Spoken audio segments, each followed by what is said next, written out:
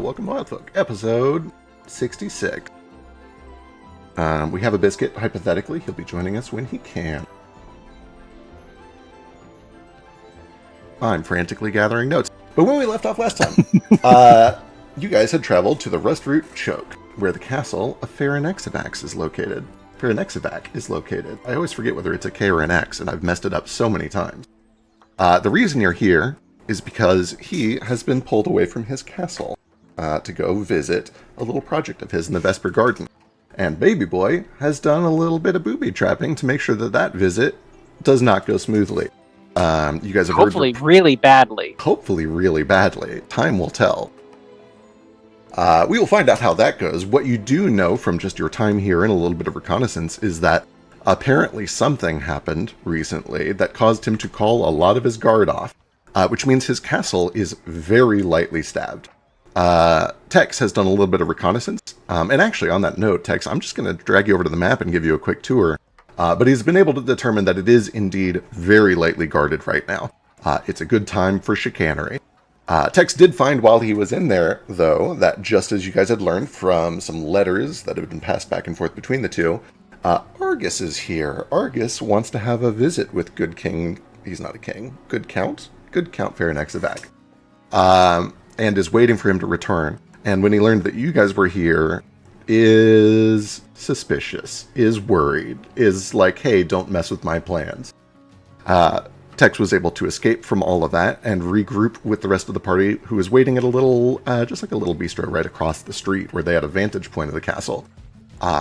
From which vantage point they saw a flash of light from the heavens as a few people teleported in, one of which was Lucian Remus, the White Wolf of Cyrillin, accompanied by a couple of Inquisitors, one mage and one Templar by the look of it, who immediately were kind of confronted by some of the guards that were on station. They talked for a couple of minutes, seemed to figure some things out and come to some sort of an understanding, and they are now headed across the bridge over to the west towards the market. You see that they went into an apothecary for a little while, and then exited just a couple of minutes later and started to go across to the market. Before they leave, I want to do something. Absolutely. What would you like to do? But if you want to go ahead and show Tex his map thing first. Yeah, let me pull it over. So while we're doing your stuff, Tex can be explored. So let me pull us over to here. This should be blank currently. Good. Currently blank. Then I'll draw Tex in. I can't see anything. Oh, can you not see anything? I can't see a thing. Not a single thing. That's crazy. Why can't I see anything? Whoa.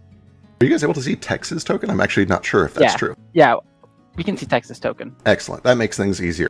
Tex, you entered through this window here into this kitchen, and were essentially able to, kind of explore mostly as you please for the better part of, an hour. So I'm just going to let you wander for a bit. I'll let you know if you run into places that are, weird or that you can't get to, while we figure out what Baby Boy is doing outside. Cool. So, Baby Boy, what are you doing outside? Well, you said there's, stalls everywhere around this area? Yeah, it's not the proper market, so it's not like there's full market stalls all over the place. But it is kind of just like the Nobles District, which means there's a little cafeteria, there's a coffee shop, there's a dyer, there's a tailor. It's some of the nicer, high-end shops. Yeah. But mostly I'm probably going to be heading to the market district real quick, but I want to make sure that I kind of, not necessarily run, literally into them, but I want to get close enough that I want to see their eyes. I want to see how beautiful their eyes are. I gotcha. So what do you currently look like? Do you look like Stretch? Oh yeah, I'm Stretch right now. Okay. And are you trying to remain unseen, or are you trying to just act casual and blend in? I think they already made eye contact with me when I was chilling, didn't they? They did. They glanced over at you once. You noticed that when he glanced over to you, Fetch and Sketch were already gone. They had already hidden. Oh yeah. Okay, perfect. So you're just kind of playing it cool then. Yeah. Then yeah, I guess go ahead and give me no, you've already done some checks. We'll let this play out with your existing checks for a little while. You walk over towards the apothecary where you have set Mare on the windowsill. And from inside, you can see that they seem to just be, buying some supplies. It appears that they're just buying some potions and some holy water. Yeah, I want to try to time it so that, I don't necessarily want it to look like I'm loitering out there. So I'm gonna kind of wait till I see the door open and kind of like start walking. Right, kind of bump in and make it look natural. Like I gotcha. don't need to see what's inside. Mer could just tell me later. Perfect. Playing out your existing deception with your +4 from your disguise, you are able to kind of walk in right as they're walking out and get a good look at their eyes. You do see that both of the people accompanying him are elves, one with kind of darker skin, one with paler skin. The paler skin has these kind of emerald green eyes. The darker skin is kind of like a chestnut brown. And then Lucian's eyes are both kind of this icy blue. Wonderful. Tex, if you're I'm heading up the gonna stairs, write I'll take that you up the floor too. I'm going to write down that I've stared deeply into their eyes. Perfect, got it. I assume that this is going to come back to bite me for something magical. I can't wait to see what it is. Really hope so.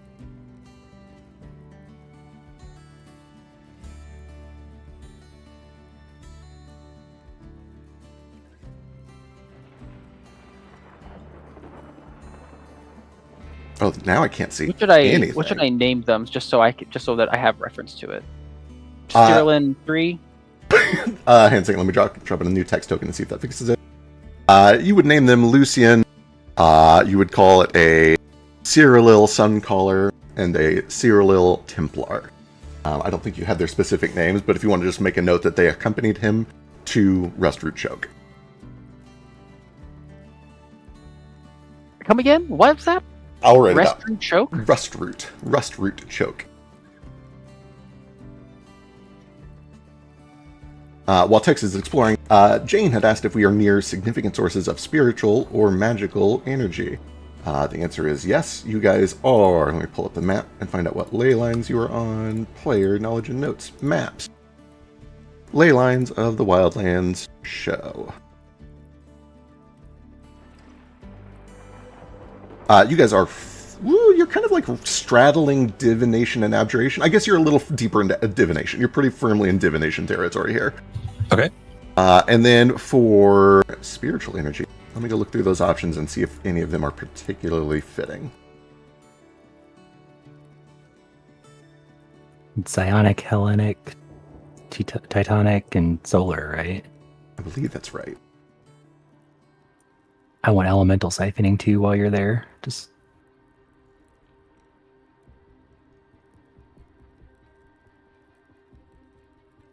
this is spirit siphoning fee, correct? Not the Correct. religious one? Okay. Yep. So options being death, fear, mischief, knowledge, peace, and love. Overwhelmingly knowledge. Especially near this castle. If you get away from the castle, it's kind of a mixed bag, but even then it's kind of just like straddling knowledge and peace. But near the castle especially, it is mostly knowledge. Lovely, thank you. And then elemental siphoning. Kind of a mixed bag. I would say it's a mixed enough bag that it would truly just be up to a die roll what you get on any given day. what about divine here? You know what, actually, I'm going to take it back. It's called the Rustroot Choke. You're at the base of the Rustroot Mountains. There are mines nearby. There is a very slight lean towards metal. Okay. And then, sorry, what was the other question? The divine siphoning. I have that too. Divine Siphoning. Psionic, Hellenic, Titanic, and Solar. That's going to be... Interesting.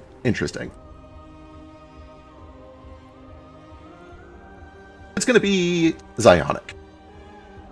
Not a super strong lean, but a little bit of a lean.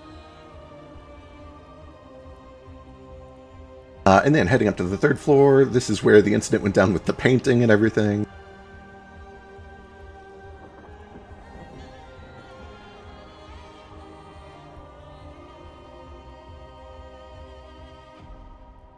The door directly in front of you at the top of the stairs is the one that was warded magically, that kind of exploded and put you into a hamster ball. The one on the left is the one that leads into Argus's room. And then the door on the right leads out to kind of like an outdoor kind of patio beer garden thing. Cool.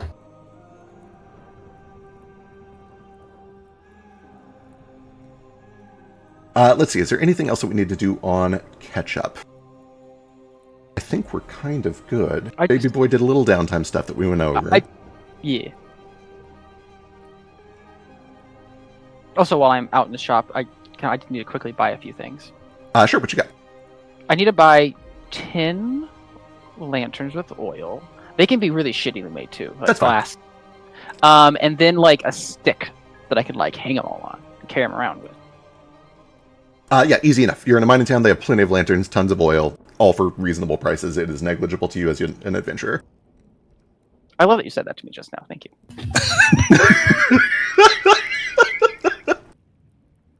You're of an age where the city's limited resources are a bigger bottleneck than your funds. This guy's going to Orion you and be like, can I get 125 mirrors? Uh-huh. Oh my! I'm gonna put them all into my bag of holding for now. Perfect. Got it. And then I'm going to, well, if after the guards have left the area, the guards being the Cyrillan ones, I'm going to acquire Mare and go back and sit down Perfect. at my spot. I reset the fog wall because I think it was showing just like a little more of the bedroom than you could really see from that window, but you did get a peek in there from the outside window there. It shows like at least a little bit of it. I know you saw the bed for sure. Yeah. Excellent. Whenever you're ready, we'll kind of put you back outside to regroup. You guys are all able to slip into an alley without being spotted. You know that he is still nearby. He's gone over to the market, it looks like, over towards the market district, after being pointed there by a couple of guards. But you have a little time to yourself. There are just gently burbling gray clouds overhead. It looks like it is threatening to drizzle at any moment, but it is still dry for the time being. It's kind of 2, 3 in the afternoon. The day is yours. It is up to you what you want to do with it. The first thing you should do is have Mayor fill us in on what he saw. Mayor got there just a little bit before you did, and essentially reports that he saw them walk in, pick up a couple of potions to buy, but it looked like it was kind of just so that they could say they were customers, and they did it to look good. They did it to look like they were not just there to like interrogate the shopkeeper and then leave. Or anything? Let's see. Give me a perception check from Mayor.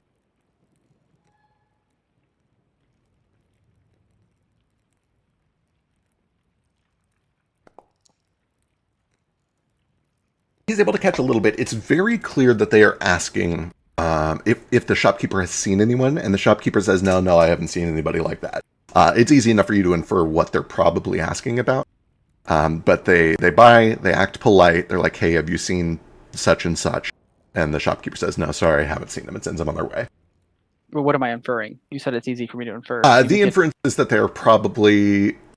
I assume that this would be an easy inference, but I guess give me I know Baby Boy a perception check. It's clear that they're looking. I mean, I know that Ruko has some business with them, so that's who I would assume.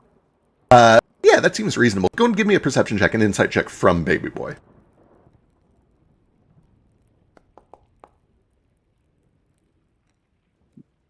Fascinating. Yeah, I don't know. I think it's just up to what the player intuits. Yeah, I mean, I think the thing is like he hasn't been around and no one's really told him anything. So That's true. You have been kind of divorced from the Lucian debacle so far. I also Certainly, haven't seen even Ruko a natural so long. one can tell that Fetch and Sketch got the fuck out of line of sight when they spotted this guy. These guys are like super racist, right?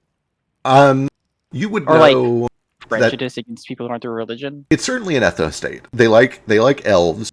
So elves number one, and then there's a very large gap, and it's any species that has a caretaker god, a creator god, and then another very large gap, and it's monstrous species. This is the same like organized religion. Oh, organized religion, yeah. Perhaps the largest organized religion. The same one that's muscled its way into Famador? Yes, correct. The one of their people is all like, off with Branch's head, and then they got an arm instead. Kind Like, of. she's- I don't know how much of this Baby Boy knows, but Meta, that was actually a local church, the god of law, Edis. Yeah, but like kind the of lady a was- little, yeah, like a little coerced by the Church of Cyrillan, but you get the sense, if you've talked to Branch about it, I don't honestly remember if you have, that was probably going to happen either way. Yeah, we talked about it the night of the murder in the cave. Oh, right, of course. But Okay. yes, you do know that this is the same religious ethno-state that is currently occupying Famador. Yeah, I mean, regardless, I'll share this information with Fetch and Sketch and Jane until Tex arrives. Jane! Jane! She's back. You have to find Hello. us first. True. I mean, I'm just gonna go back and sit. I mean, where's Jane at? Did Jane go and hide too? Jane presumably has been with you at the table unless she wants to do something else. No, I was just about to say that this whole time I've just been at the table, like not frantically, but poring over these papers and books that I found, poring over all this strange notation that seems to imply that I wrote some of this stuff. I was going to make a quick note here for the hand raise. I can't remember if I said this last time. I now have this thing that just like automatically lets me know if I'm around chronomancy, essentially. So I'll try to remind you of that, but just so you have it in mind as well, in case there's something that I don't know. Very nice. Interesting. Cool. Got it. Noted. Remind me often if you get any suspicions out of character. Yeah. And I thought at this point I'll probably share with Jane while we're waiting for the twins to arrive and text the tablet with all the markings on the maps. So we're kind of just waiting for reconnaissance, anyways. Yeah, so I watched the rest of the session after I left last time, but the situation is basically we're just all waiting outside while Tex scouts this place out, yeah? Correct, and he gets back shortly after this whole debacle with Lucien happens, but we'll kind of like rewind our way through there. And then what's the thing going on with Lucien? He just is here? He is here. He showed up, he teleported into the middle, a bunch of guards ran up and said, hey, what the hell are you guys doing? They talked it over, sorted things out, and now he seems to be looking for someone or something. Interesting. Yeah, I don't think Jane does anything about that. She keeps her head down and tries to look like some nondescript person reading a book in the coffee shop. Excellent. Tex, do you have anything else you want to see in here before I pull you out? Nope. Perfect. Then I'm going to pull you guys back out to the street, and you guys can regroup essentially in an alley. That's really suspicious. It is a little suspicious.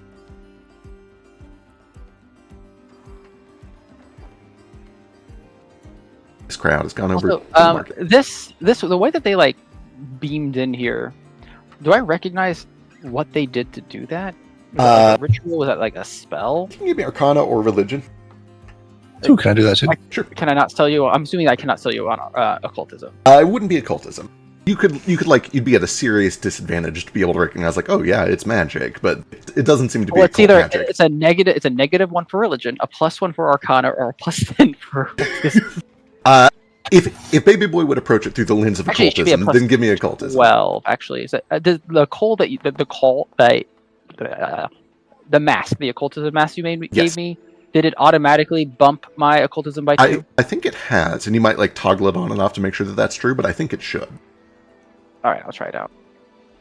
And I have a zillion feats about not messing up when I identify spells, so hopefully that works. Perfect. Yeah, because like the check isn't just is occultism and then also for rituals. But I'll toggle it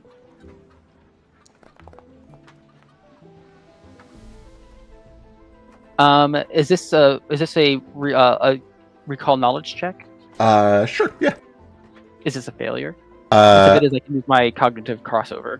I will tell you what it is, and you can decide if you want to cross over. You recognize that it is a ritual. You don't recognize exactly what spell it is. Oh, okay. It appears to be an arcane ritual. Meanwhile,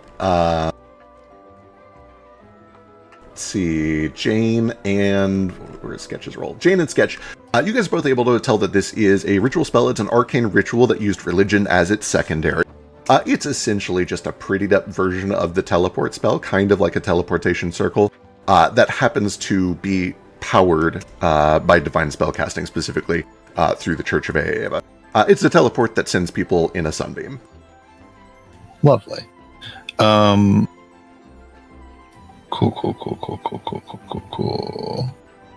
Do we hear, like, so they show up, guards start interrogating them. Do they say, like, why they're here?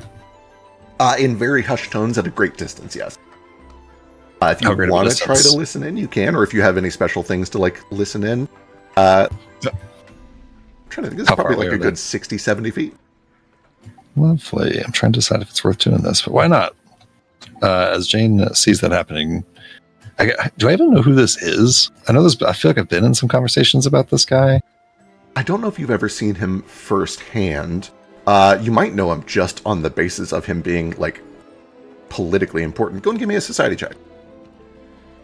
Or religion, if you're good at that. I don't remember. I am not. Society check, he's certainly Cyril. He is certainly high-ranking. I don't think you know who it is off the top of your head. He was in Texas Vision. Oh, right. He was in Texas right. Vision. That's right. Yep, around the fire. Okay, so at least know he's somebody of like some importance to us. Correct. In that case, I do think Jane. Boy, I don't want to draw attention though. So you tell me. We've talked about the fact that sometimes some spells don't have obvious manifestations if they're intended to be spells that you use in a sneaky fashion. Yes. Can I cast this spell in such a way that it is not obvious? Great question. So normally it has the subtle tag if it is meant to be cast in that way. Let me go look and see if that changed in the remaster. Lovely. So I don't want to even take the slightest chance at being like noticed by this guy if it draws attention. Right. That's what I can. Even in the remaster, this does not have the subtle trait. I'm always a fan of letting people try. If you wanted to try, you could give me an Arcana check to do this and like force the subtle trait onto it. But you'd be fishing for crits, essentially. Yep, I don't want to take a chance on it, especially since we're not supposed to be casting magic in this city and we're going to be asked for our license and shit. True. I'll save it for later. Excellent. Perfect. That being the case, as they walk off, Tex returns. You guys regroup. There's my attempt to just listen, but I assume it's no good. Yeah, from there you can definitely see them talking, but there's so much chatter and it's so far away you don't really hear anything.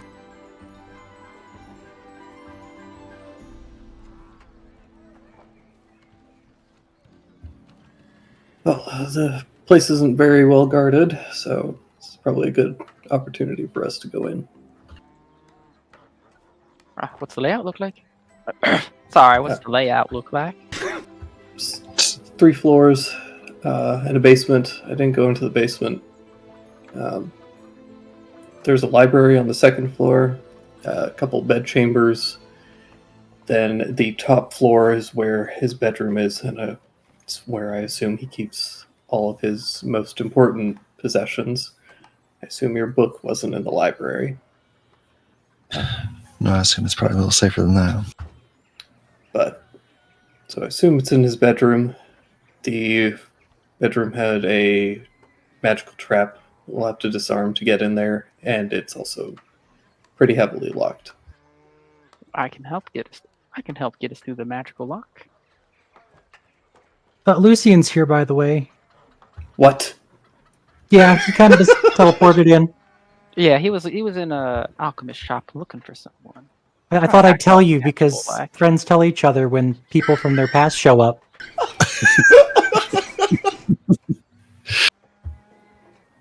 Where is he? Did He you think he went went to- shopping? Is that what you said, baby boy? He went to the market district. He says he hopped into an alchemist shop. The mayor saw him looking for someone. I start heading towards the market. Yeah, you start heading across the bridge over towards the market. Do you make any attempt to remain hidden, or are you just like brazenly going to go hunt down this fucker? Just brazenly hunt him down. Okay. Before he gets off too far, does it look like Tex is going to? Does he look like he's in like murder mode right now? Oh yeah, 100%. Hey Tex. Perhaps we can do things in a specific order. He just keeps going. Maybe we try this the smart way instead of the walk right up and get yourself killed way. I think he's gone. Sorry, I didn't realize that was that important to him. We ran away from him last time, like, immediately, so this is a little backwards. I mean, this might work for us in the end. Could be the distraction that I was hoping for. I'll be quite frank with you guys. Once we get into the keep and have acquired what we want, I plan to cause quite a bit of damage. And then we leave.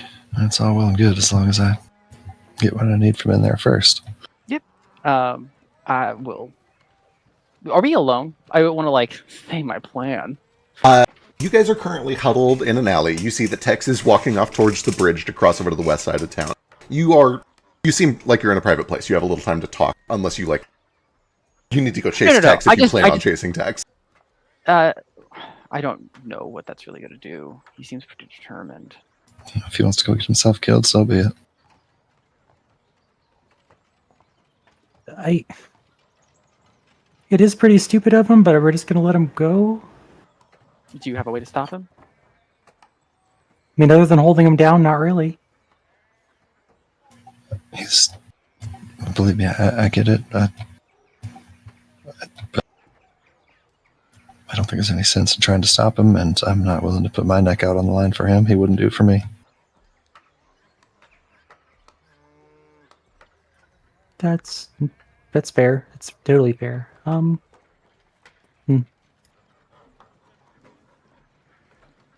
right. Should we at least stalk him from afar and I'm eat? gonna go watch at least just to make sure. Okay, perfect. Let's see. Tex, as you begin to cross the bridge over towards the little market square, you're able to spot Lucy and Remus, accompanied by a couple of Cyril guards of some sort. There's one Templar and one mage of some sort. And you can see that they are currently speaking to the... Oh, I'm trying to remember what he was. Who was the merchant that you guys were supposed to go speak to after coming in to talk about your disease and your cure? It was like a portly tabaxi, I think? That sounds about right. Sounds right. I mean, I think I was the portly tabaxi, but it's hard to say. Fair. Then yeah. Tex, from this distance, you can see that they are speaking with sort of as much politeness as they can feign. It's very clear to you that they are still behaving urgently. And this tabaxi kind of looks around almost like there's an air on him, like if he doesn't give the right answer, he's going to be in trouble, right? Like, and he knows he's not. He's in a crowded market square. You can see that there are 3 or 4 other Pyrrhic knights watching over the square that are all watching this conversation. There is presumably help nearby if something weird was to go down. But you can practically see him dabbing sweat off of his brow as he looks up at Lucian. And starts to just like look around, doesn't see whatever it is he's asking about, and shrugs. And Lucian asks another question, kind of leans in real close, and you can see that the merchant kind of like, doubles down into his shoulders, and he raises his hands, and he doesn't have the answer. He doesn't have whatever he's looking for. Shakes his head, and Lucian eventually straightens back up, and just begins to kind of storm off. Turns around back towards the bridge. Does he see you? Can I do a whatever check it is to assess their combat ability? Yes, absolutely. Give me perception. See if like warfare lore or anything like that.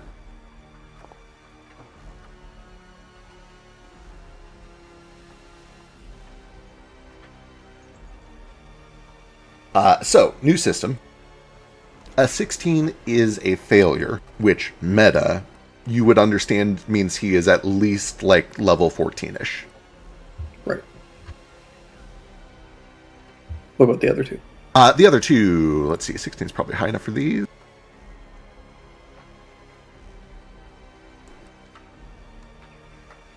Templar looks like a fairly skilled combatant, but you are better. He looks like he's probably in the level 6 range. And then the mage.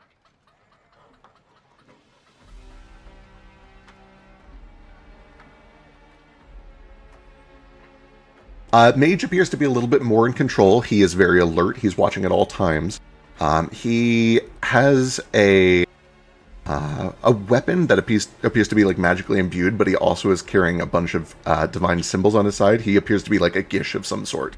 And you just kind of watch the way that he holds his posture, the way that he walks, the way that he is constantly alert. He looks like he's probably closer to 7, maybe 8-ish. Okay. Can I sneak and try and follow them until see if the Templar ever separates from them? Yeah, absolutely. Go ahead and give me a stealth check, first of all.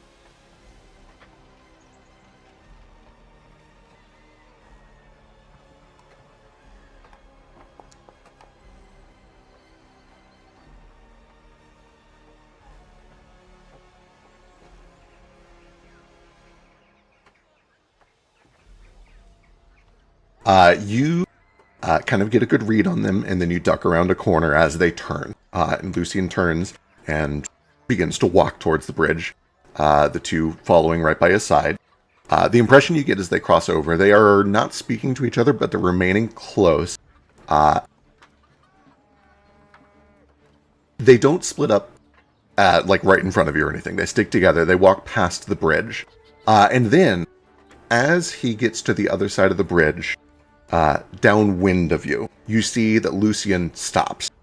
You see his nose twitches a few times, and he wheels around to where you were just standing. But on a 20 stealth check, you have moved to the other side of the pillar by that point in time. But it is very clear to you that he has very good scent and that he recognizes your scent. And he stops, holds up a hand, the other two look to him, and he begins to slowly walk back over in your direction. What do you do?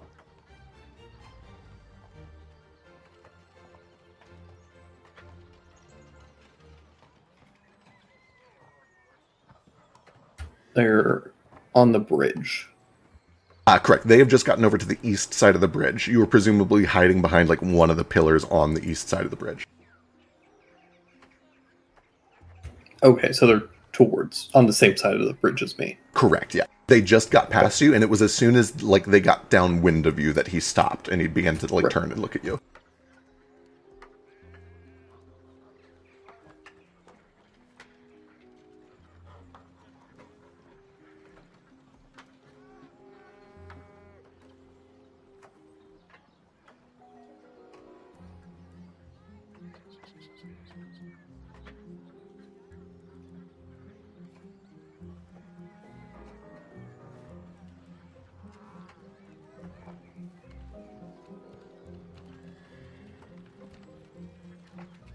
I think I'm just gonna... Oh, God.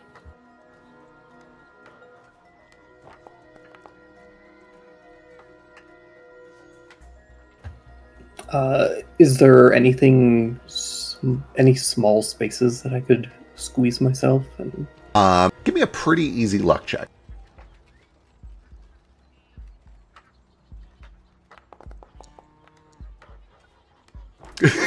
Yes, for sure. There are a couple of options. You could either get down under the bridge, but like still on the lip of it, so you're not actually in the water. There are places between the pillars. There's actually a good number of little cubbies that you could potentially slip into, yeah.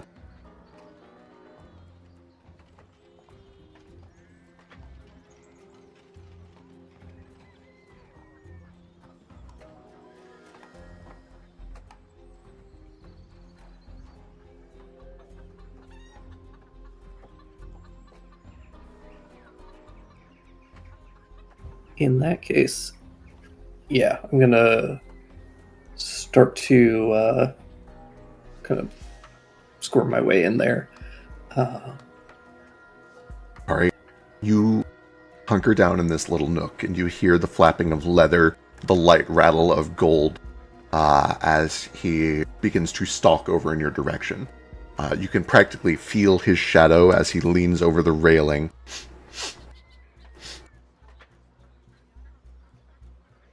It's not him, but his pet.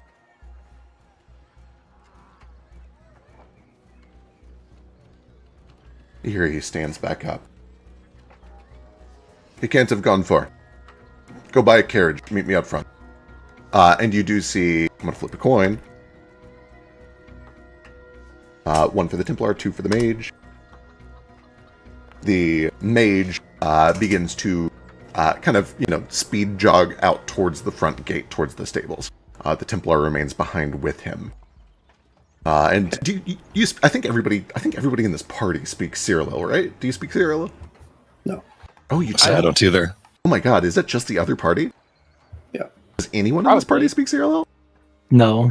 Girl, no. No. Oh my god, that's crazy. Every single person in the other party speaks Cyril, and every person in this party does not. Fascinating. I don't know if everyone in this party speaks a common language other than common. That might be true, actually. I do. Well, you and your brother don't count. So I got cheeky also. I mean, that wasn't counting cheeky. That's fine. That being the case, you begin to hear them speak in Cyrilo, and they begin to kind of discuss in a semi-urgent tone. You see the Templar begins to unfurl a map and points to a few locations on it. Lucian looks down at the map, and then he looks around, and then he motions for the two of them to go. And they go catch up with the mage, presumably to grab a carriage. They're heading towards the front gate down to the south. So they've already regrouped. The knight and Lucian are together. The mage is still alone. If you'd like to use this time to go run after one of them, you absolutely can. Yeah, I'll go after the mage. Perfect. Wonderful. You begin to skulk your way over towards the mage. The mage is essentially heading towards a stable just inside the gate. Which way are they traveling? They are traveling south towards this lower front gate here. Okay. Can I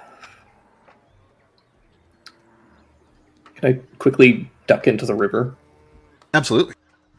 Follow from there. Are you good at swimming? What's your swimming like? Tell me about how Tech swims. This swimming's terrible, but I'm trying to mask my scent. Oh my god, that's smart. Okay, got it. Yeah. I guess just to make it official, give me an athletics check. The river is going the direction you need to go, so like you're gonna get there. It's mostly a question of how graceful it is.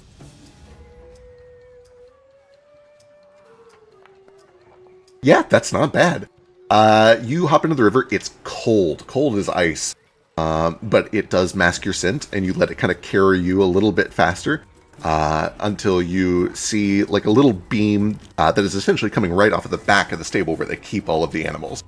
You were able to cling on and pull yourself back up, shake off the water if you would like to. What do you do when you reach the stables ahead of this mage?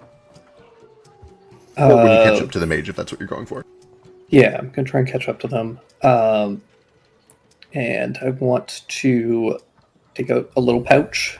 I'm going to take out my dog repellent, and I'm going to coat myself with it. That's a little... Okay, got it. Sure. Yeah, you coat yourself with this dog repellent. This smell that is like... To you, it's kind of like a weird, like, meaty, almost like the fake flavoring in a cheap, like, ramen packet. But when you pour it over yourself, you do, like, notice across the street there's a dog that just starts to kind of, like, sniff around and then whimper and, like, run inside. Mostly just trying to cover up my scent. Absolutely. It is a strong scent. And then I'm going to try and find my way into a little place where I can ambush this mage. Okay, excellent. So this is going to require another luck check, and it is going to be a harder DC here. This is like it's a main thoroughfare. There's people all around. Easy. There's guards all around. But let me see what you got. Easy. On a 7, there are places from which you could jump out suddenly, try to kill this guy, and then duck away before you're caught. There's nowhere where he is like... There's nowhere where you can Agent 47 him, right? There's nowhere that he's going to be out of view from enough people that you could kill him without immediately being spotted. Is there not a... Like... Does the stable not have a teller room where they have to go in to... Yeah, presumably he'll have to go inside to talk to somebody, yeah. Yeah, I mean, you see Yeah. there's a person in there ready to greet them, but that is about as private as it's going to get. Then yeah, I will head in there and try and find some place to hide myself. Okay, excellent. Go ahead and give me another stealth check to slip in there and hide somewhere in that room without being spotted. While you're rolling that, I'm going to cut to the rest of the party. The rest of the party has been watching, specifically from a safe enough distance that there are no stealth checks required. You guys have seen most of this go down. Let me get a perception check from anybody who is watching.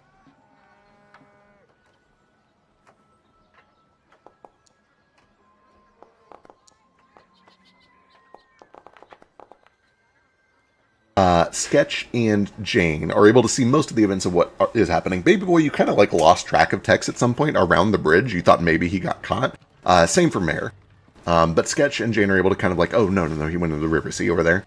And also, importantly, you are both able to pick up on the fact that Lucian has very good smell, and if you get upwind of him, he will probably, if he knows your scent, might be able to pick up on it. And Sketch, presumably, since I got pretty close to him, he probably doesn't know mine. probably not. Sketch, he has definitely met you before. Yeah.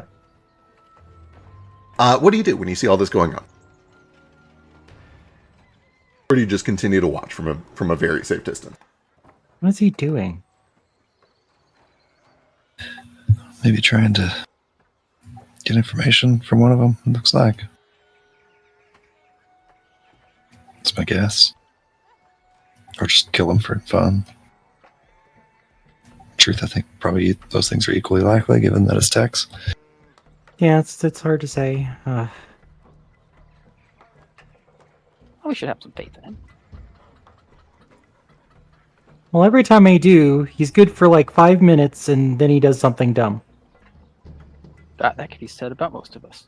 That's fair. All right. Tex on the 28, you find a perfect opportunity to slip in through the door and kind of hide under a little dresser where there's just a perfect little cat-sized shadowed cubby from which you can look out and watch all of this happen. You see that the person working the register is a woman in maybe her mid-40s, human, curly hair, brunette, kind of tired eyes, slowly nursing some coffee. And eventually you see that this serial little mage... Oh, what you got? For that, Yes. can I just kind of like exude some of my presence and try and scare this woman out of this room? If you have a special ability for it, you can do it without being seen. Otherwise, you would need to like make yourself seen. But yeah. Yeah, I'll let her see me as I walk in before I go and hide, and I'll just use my intimidating glare. Hell yeah. Give me an intimidation check. DC here is quite low.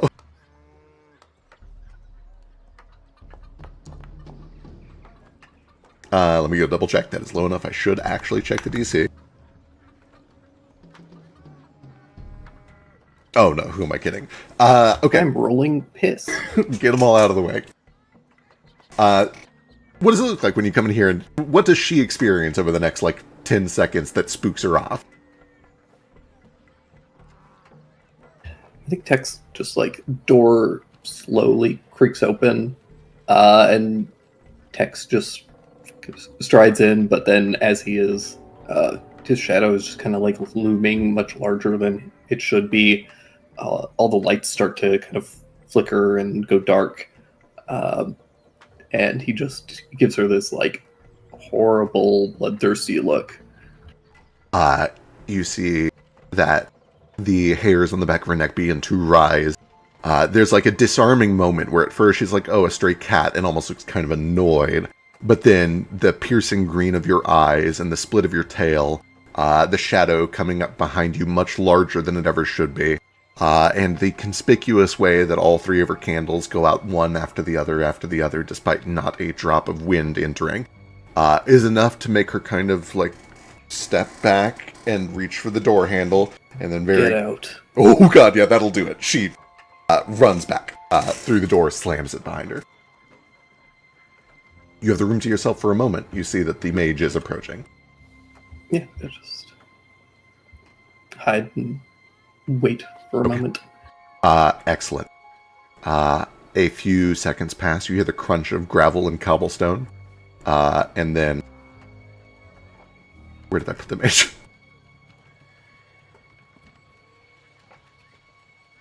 Yes, I think you accidentally deleted the mage. Sure did. So your little mage, resplendent, gold gleaming even in kind of the cloudy sky, steps in, has to lower their staff to get through the door. You do see that the edge of it is curved into like a sharpened sickle. Kind of brushes off some of the light drizzling rain that has been going on. You do see just like waves their staff and becomes magically dry. You feel the heat of the sun momentarily like bake him like he's too good to simply bask in the rain for a moment.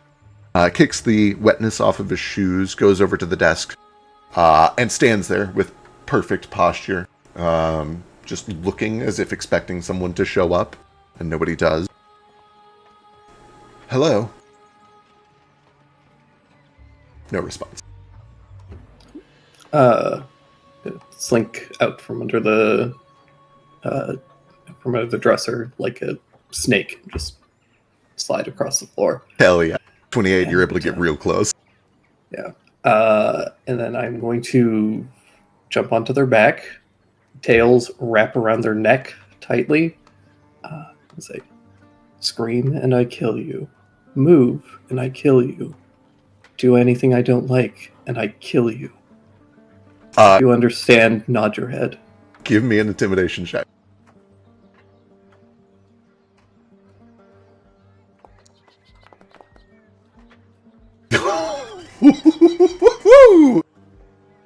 On a critical success, you see that there is an exact critical success, I will add. DC was 18.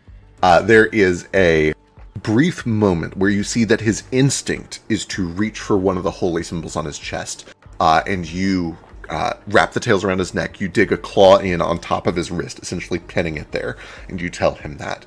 And you see that his muscles relax as much as they can, but he continues to shake almost imperceptibly under you as he feels your claws on his skin.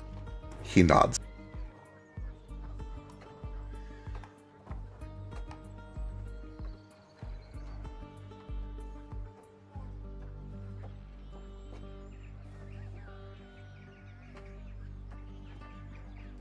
Do you know Weiss?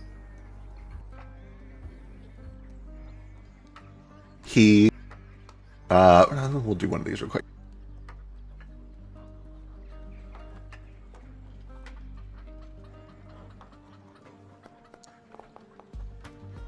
He shakes his head no.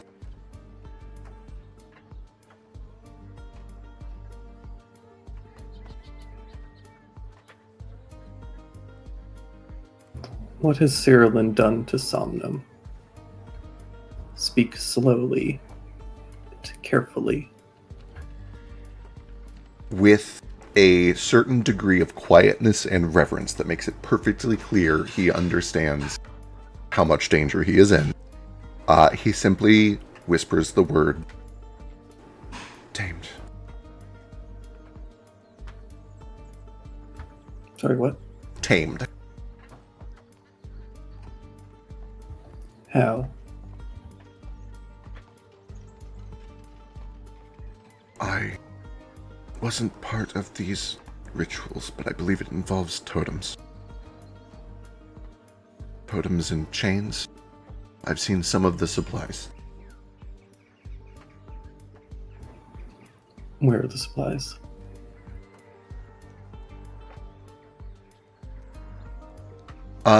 Great question. Let's see if he knows this one.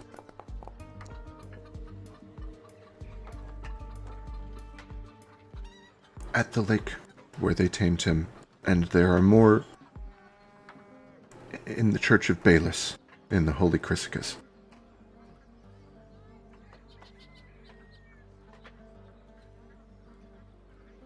What's your purpose here?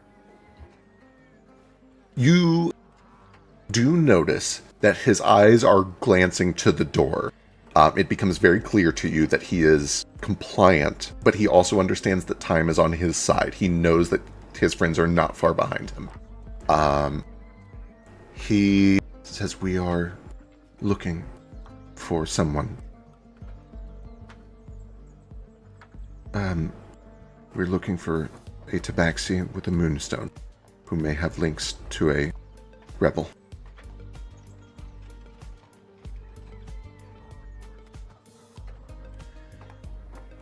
I appreciate your honesty. I'm gonna snap his neck. Hell yeah. Try to. Yeah, he's certainly not caught off guard. Go ahead and give me an attack roll. He's off guard to this. You've got him in a very advantageous position. We're essentially going to find out if he can stop the coup de grace.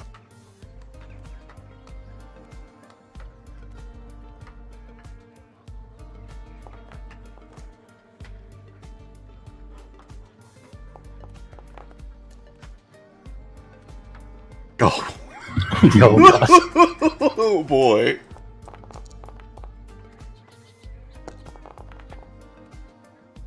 Oh my god. Wonderful. HP is an abstraction. You had this guy dead to rights and then you crit when I made you put numbers behind it. Yeah, how do you do it? Texas tails are so he currently has the constrictor tail, whatever mutagen thing. So his tail is like now actually kind of a weapon, and he fully just starts to strangle this guy. Yeah, there's a few struggled moments. where you see that he reaches for a holy symbol and he begins to try to like put it far enough towards the window to see the sky. But he begins to gurgle. Blood begins to trickle down the sides of his mouth. And before he is able to resist enough, there is a snap and he drops limped. And I think it is probably at about this point that you hear the scream of a woman peeking through the back door. Loud enough to get the attention of people on the street outside. What do you do? I am going to very calmly walk out the front door.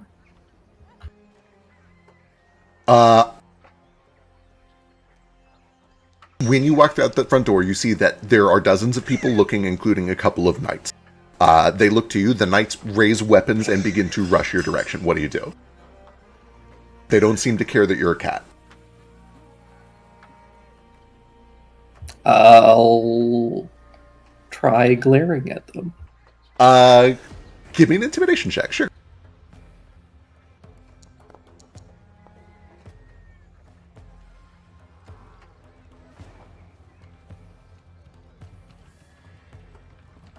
That is enough for a regular success, except that these knights reduce the frightened value by 1 back down to 0. They seem not... Ooh, what you got? Do I know, would a +2 make that a crit? +2 would not make that a crit. Damn. You see that these are trained knights who are expected to go into battle even when battle is scary, and they continue to run in your direction. Let's see. I don't know if we want to jump all the way into initiative here, but I'm going to say that when you turn and glare at them, you make it clear that you are an opponent and not just a cat. That kind of like solidifies in their mind that this is the time for action. A couple of them run, and it's going to take them like a full turn to get over to you. But one does lower this huge crossbow and is going to fire it at you. Does A. No. Well, I think it does. I think indeed that it might. For max damage too, oh my god. Yeah, this knight lowers a crossbow in your direction, and there is thum, and then a thunk as you feel metal embed itself somewhere into your shoulder. 22 points of piercing damage. Some of your like green blood begins to trickle out.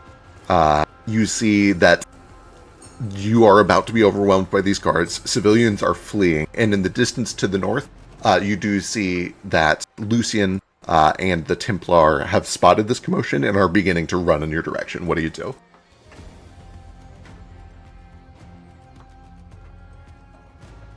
I don't want to do this. Well, if this is the consequences of my actions. We're about the same thing. I only get this once a day. I'll cast invisibility and then I'll stealth away. Okay. You cast invisibility.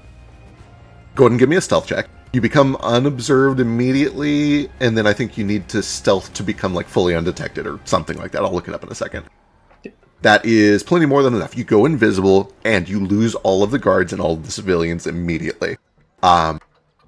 You see that Lucian watches you go invisibility, and immediately he pulls his hood off, raises his nose into the air, and continues to run in your direction while sniffing. What do you do?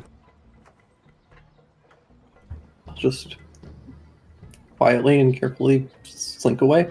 I'll leave the last of the dog repellent on the ground and head out. Hell yeah. I'm going to roll a check for him. He's going to suffer a big disadvantage from the repellent. Jump in the water. Wash your hands. Wash yourself in the water.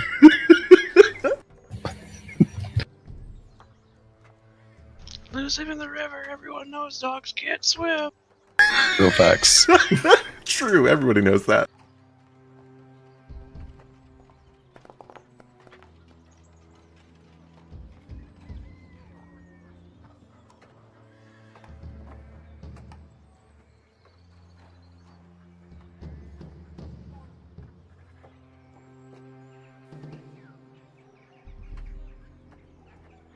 You begin to slink away, and you see that he stops. He loses your scent for a moment, but then eventually starts to drift in your direction. He does not have an exact location on you, but he has enough to start following you. What do you do?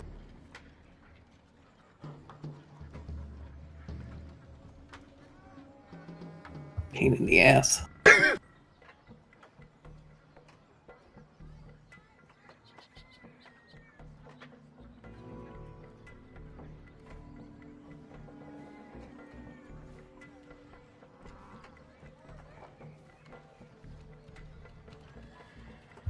Yeah, I'm just gonna try and find a place that I can kind of lose him. Probably try and find a large crowd, something with a lot of smells, something that'll like. There's a. We're outside a stable. I'm gonna go hide in the barn. Love it, love it, love it, love it. You go in there, That'll stink. even to your cat senses, it stinks. It stinks like animal. There are 100 competing smells that are overwhelming for your attention. Go ahead and give me another stealth check.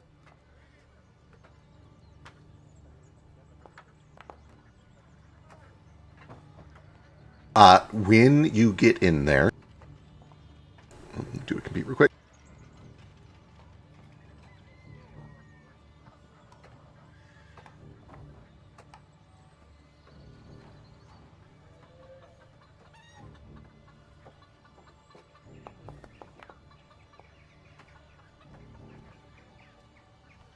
When you get in there, the very first thing that happens is a couple of dogs, just retrievers that have been set up, begin to freak out and whine and whimper and pull against their leashes, scratching at the nearby door.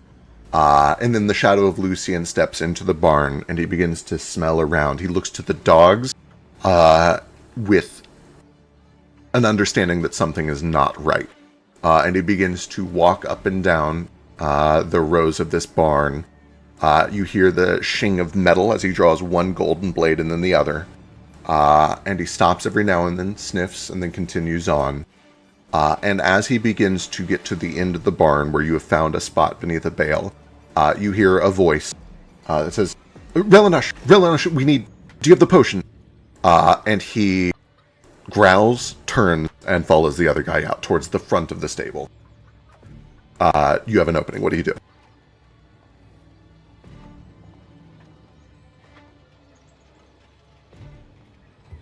I go and yeah, I'll try and I think I'll try and bolt. Okay, at this point you just bolt. You're still fully invisible. How fast are you? You're very fast, right? I'm quite fast. I have fleet. Okay, you have fleet.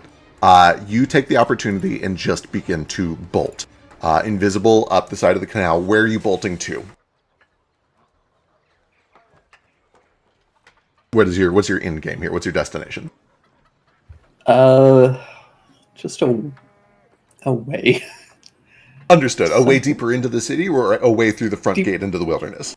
Deeper into the city, somewhere where there's going to be a lot of smells and it's going to be harder to track. Lots of alleyways and little places that I can sneak into. Perfect. Excellent. You bolt, and you hear the commotion get quieter and quieter behind you. You see behind you Lucian is pulled over into the front of the stables where you assassinated the guy. You see a couple of flashes of sunlight, beams from the heavens that seem to just like illuminate that one building. You don't really know what they're doing. There's more than one attempt, but you're not sure what exactly is happening in there. But nobody comes after you. They have lost sight of you. Guards continue to gather out front. And you are free, at least for the moment. Nobody seems to be tracking you. We have hand raises from the rest of the party. What are you doing? Yeah. So the moment that I hear a commotion and guards rushing that way, I'm gonna turn to our group and be like, "Looks like that's our cue," and I'm gonna start heading towards Fairnex's keep. Hell yeah! Hoping that this pulled even more guards from the keep. How did you know exactly what I was going to say with my hand raise? Hey, Because Jake. I don't know. I'll say before we got to the city today, if I can rec on something since I wasn't here, I did want to cast this spell on myself. Veil of privacy to counteract all detection, revelation, and scrying effects. Okay, wonderful. Cantrip is first rank. Perfect. Yes, can do. Yep, it's just on me for the day, and I will, I'll nod at Lush, or not at Lush, to Baby Boy, and I baby. Actually, I'm Stretch. I'll nod at Stretch, and start heading with him towards the castle, while we have a nice diversion. Okay, I'm perfect. glad that my friends care so much about my safety. Yeah, he did until you snuck off and put yourself in danger. Right, no communication or plan or anything. I was concerned about your safety, which is why I told you about Lucian, and then you immediately did the opposite of what I thought you would do. So Amazing. Fantastic. I didn't have my make me angry totem when we met Lucian last time. fair. I don't even know what that means. Wonderful. Then I'm going to pull you guys over to the map. Tex, presumably. Also, I don't have the perception to know where the fuck you even are right now. I I assume was you're going to dead. say, he's fully invisible. I assume you guys lose track of him. Yeah. We lost track of you at the bridge, and you're like, yeah. So you ran away from us. Sure. I get out some cat trees. Get good. Let's see. When you guys begin to head towards the castle, what you find... let me pull Tex's token up.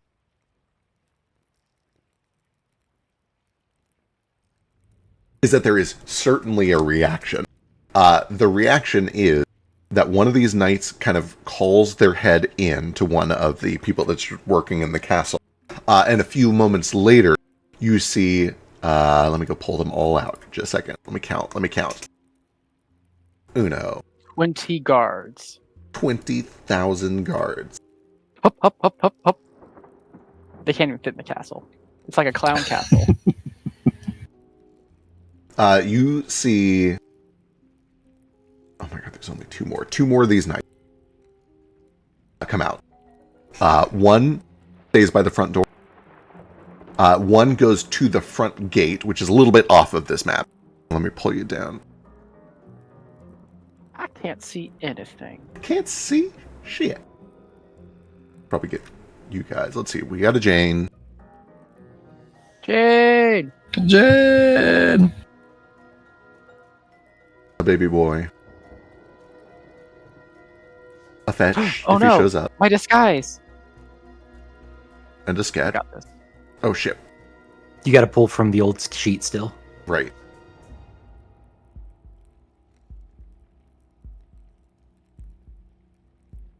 Ooh, a wall. How high is this wall? It's like a good 10 foot or so. So, from here, you guys are able to see all of this happening as you approach. There are 4 guards standing out in front. One stays by the front door, one goes to the front gate. One goes back inside, and the other begins to patrol. Briskly. He's doing kind of like a mall jog in a circle around here with his weapons drawn. They are on full alert. This seems to be happening in response to the commotion. It does. It seems that the response is not, oh, we need to go onto the street and help those people. It is, oh, we need to be on high alert for the castle. Yeah. I have some questions. Some mathematical questions for the most famous Pythagoras. Yes, Can I, from this angle, see into any window? almost certainly. This is a 3-story castle. You would probably have to, take, a step back. That's fine. It just needs to be within 70 feet of me. Do Great I feel question. like I can get within roughly 70 feet of a window and cast the spell without being extremely obvious? Let me go give you some options. On the second floor... Maybe even like timing it with the guards patrol. Right. Presumably somebody gives you a boost so that you can see over the wall and see when he is patrolling past. Or just someone sees it. I don't need to be the one on the wall. Right. As long as I can see into the window. Did someone say time their patrol? Whoa! Excellent. You have a couple of options here. Let me do the math here. I'm pretty sure that this is all going to be good. Listen, breaking in and out of places is literally my favorite thing to do. I got this, guys. Unless I roll horribly and then I don't got this. I believe it too.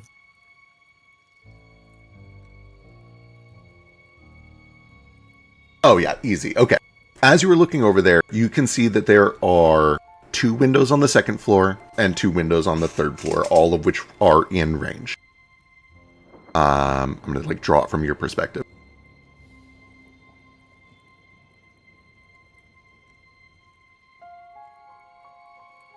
Jesus Christ, pencil.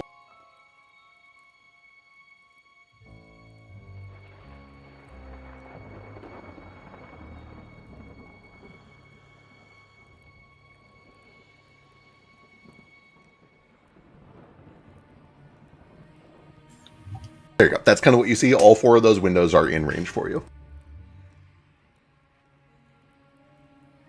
Cool. Which window? I'm assuming one of the bottom windows I can be the furthest from the area, which means it would give me the least chance of getting heard. Correct? So if I chose a bottom window by Pythagoras' theorem, I could be further away from the window. Oh, I see what being you're further saying. away from the guard patrol, meaning me casting a spell won't be. It's more likely to not be heard. Theoretically, yeah. I see what you're Can saying. I stand? Yes. Can I stand near the? Can I stand near this waterfall and have it drown out me casting the spell? Ooh, great question. Let's see. Ruler. That's not a ruler.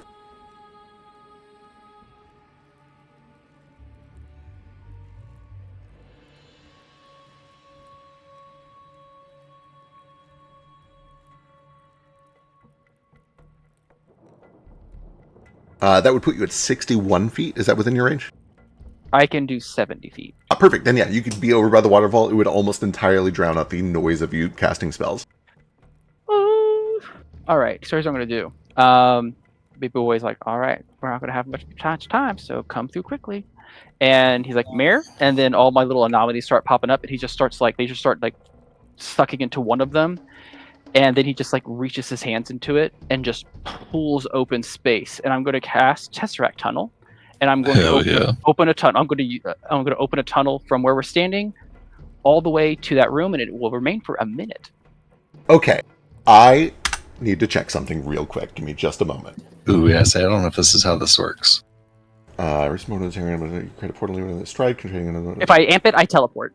So if I teleport to this yeah, it is destination, amp. This moment is when connect the 2 points in space. You simply create a tunnel that ends in a square with range equal to your speed. Choose to immediately teleport space at the far. Oh wait, maybe this one's my speed. That doesn't double my speed. Yeah, it is a range equal to your I'm sorry. speed. I think I'm combining this with my warp space. Got it. Which doubles my speed. This does change things. Okay, is there a way I could? I guess it would be then 25 feet, unless. I'm assuming that I can't you can split up movement, right? You can split up movement, yeah.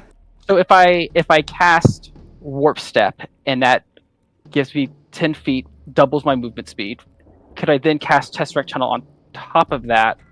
Does warp speed last for the full next round? Warp step. Let me just warp step until the end of your current turn. Yeah, so the problem is mine's a little bit different. Mine would be amped. I gotcha. Also have I can teleport with it, but also I get 10 feet instead of 5. It'd be I cast it plus 10 feet, double, and it would double, so I can do a 2 strides with it.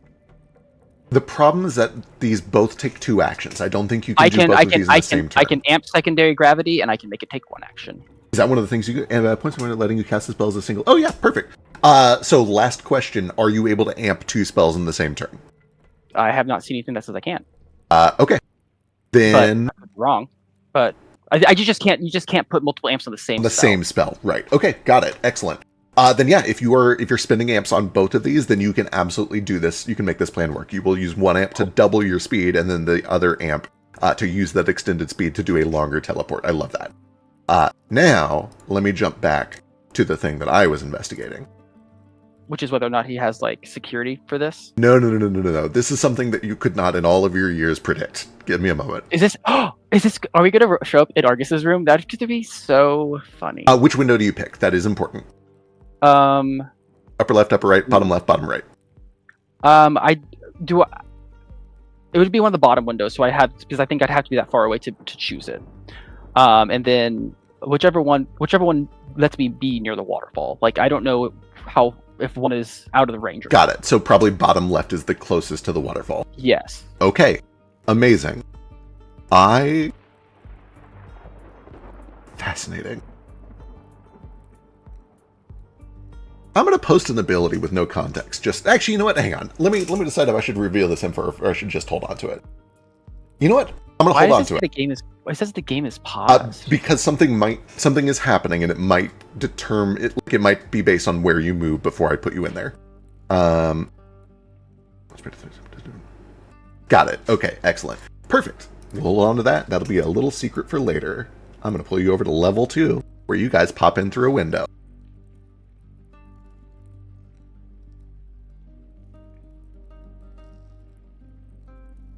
I'm going to reset Fog because none of you have been in here.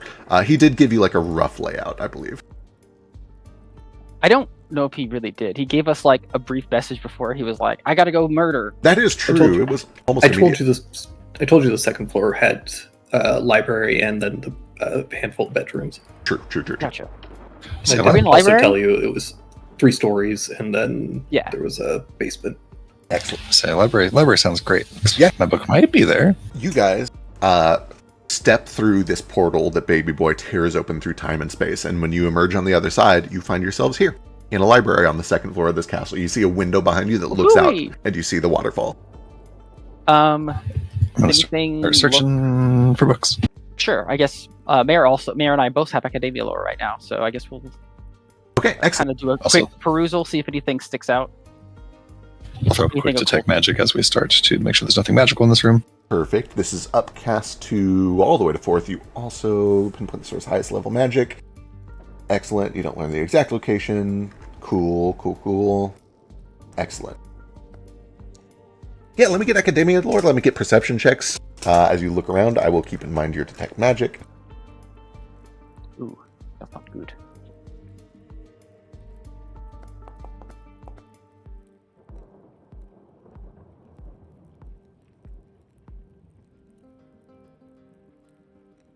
And I'm obviously specifically looking for the book that I'm looking for, but also just anything related to chronomancy. Or I'm looking for anything of interest. But I'm looking for any rare books.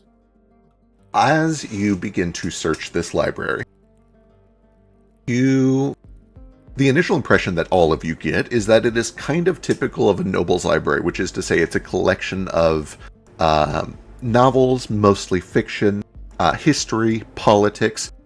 It actually stands out even on your 10, but especially to Jane with the 22. There's not a lot that is related to magic here, which perhaps is almost so conspicuous that it is conspicuous. You know that this guy is apparently a wizard or an arcanist of some sort. You know, he's studying chronomancy, and there is not a drop of that content in this library. It is Jane, however, who does spot a book on the 22 Academia that is fake. It is hollow. It is an entirely fake book that has been, it's essentially carved from a block of wood.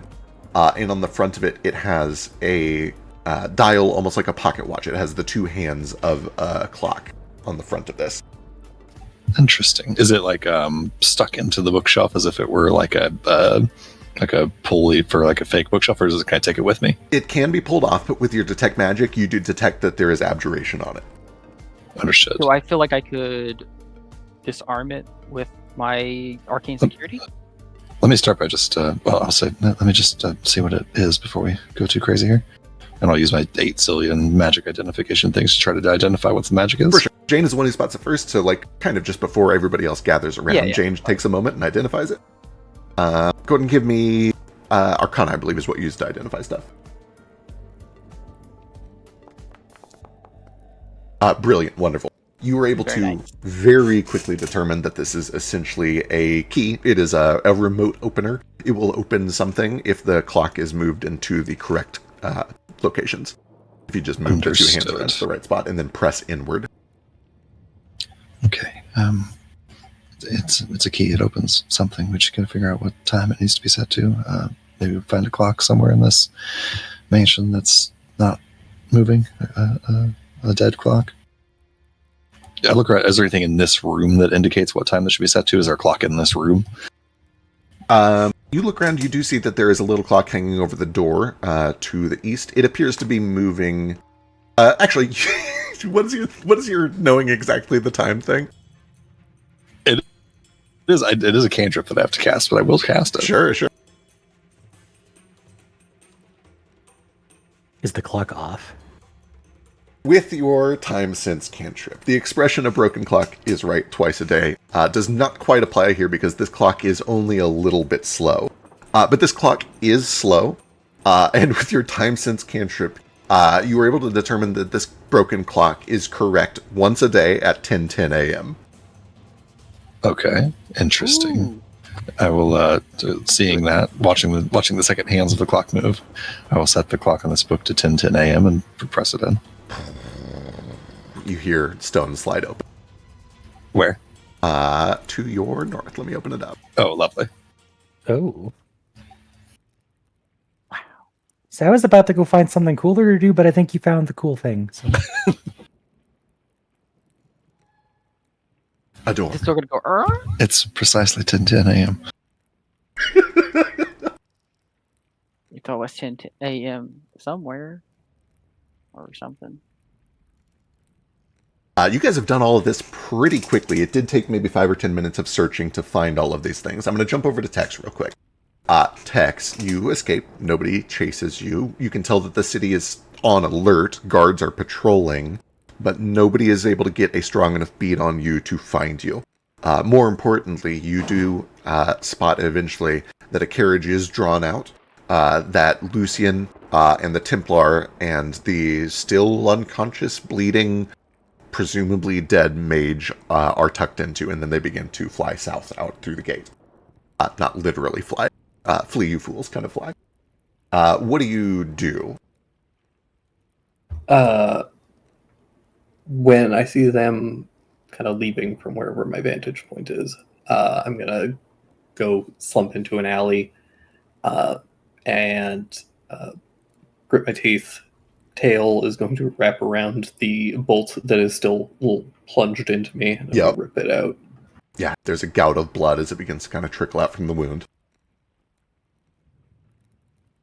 And then I will go up and try and find the rest of the party. Okay, excellent. I guess give me limping as I do. like a perception check to see if you can figure out where they've gone.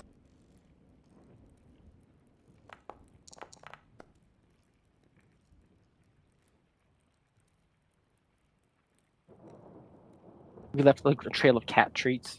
Yeah, so I will kind of ask the party here. Did you I guys do take... also have keen scent, so Okay, excellent. That does help. Did you guys do anything in particular to No. make it easier or harder for him to find you?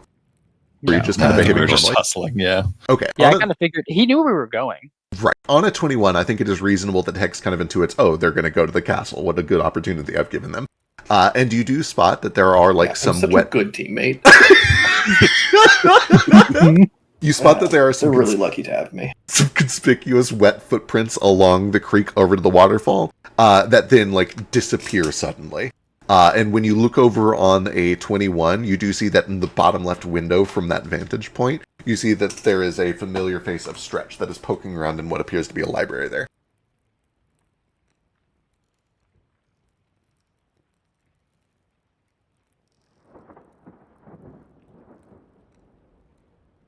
He can see us in the window.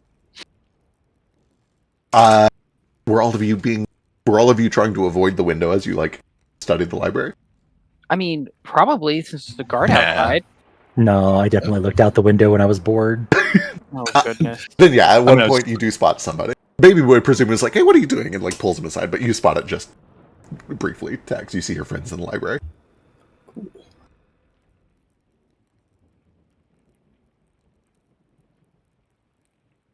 With that said, go ahead. I'm out of invisibility, and people are upset with me. So I'm gonna try and God, I need to get in there before them. Little late for that. How do I? You said the guards are patrolling a lot more frequently now, right? Kind of. There's one that is doing a circle out on the campus, just kind of like circling around the ground. There's one station by the front gate. There's one station by the front door. One is inside, although I don't think you were there when that happened, so you don't know that. So you see one by the gate, one by the door, and one circling around the castle. Is the one that's circling one of the ones that I saw previously? Oh boy. They all kind of look like Dragonborn in armor. I guess they would have some identifying features. Give me a perception check.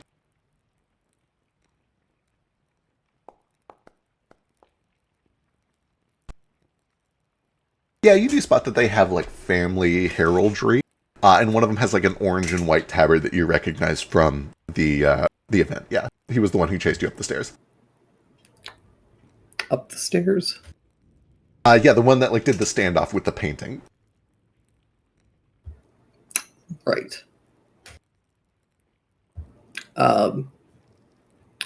Then I am going to step out in front of him, and just kind of limp and look real sad. Aw. He looks in your direction and then keeps going. He ignores you. I am the VIP cat, you piece of shit. He seems to have higher priorities right now. All right, well, in that case, then I'll just walk in looking sad. You walk in looking sad, just through the front door. The front door is closed and there's a guard standing in front of it. Do I recognize that guard? Give me another perception check. I'm trying to find somebody that knows that I'm Argus's pet, and you saw this one while you were like scouting around, but this one didn't interact with you. He has kind of been by this front door all day. Okay. I'll just see if I can walk in. The door is currently closed, and when you come up, he doesn't open it for you. He doesn't seem to mind you, but he certainly doesn't open the door for this random cat. Scratch at it for the next 5 minutes and it'll eventually game. I have I a. start scratching at it. And Does Tex have his like whole backpack on and everything? oh, yeah. Oh, that is true. You certainly don't look like just a cat. 2 tails.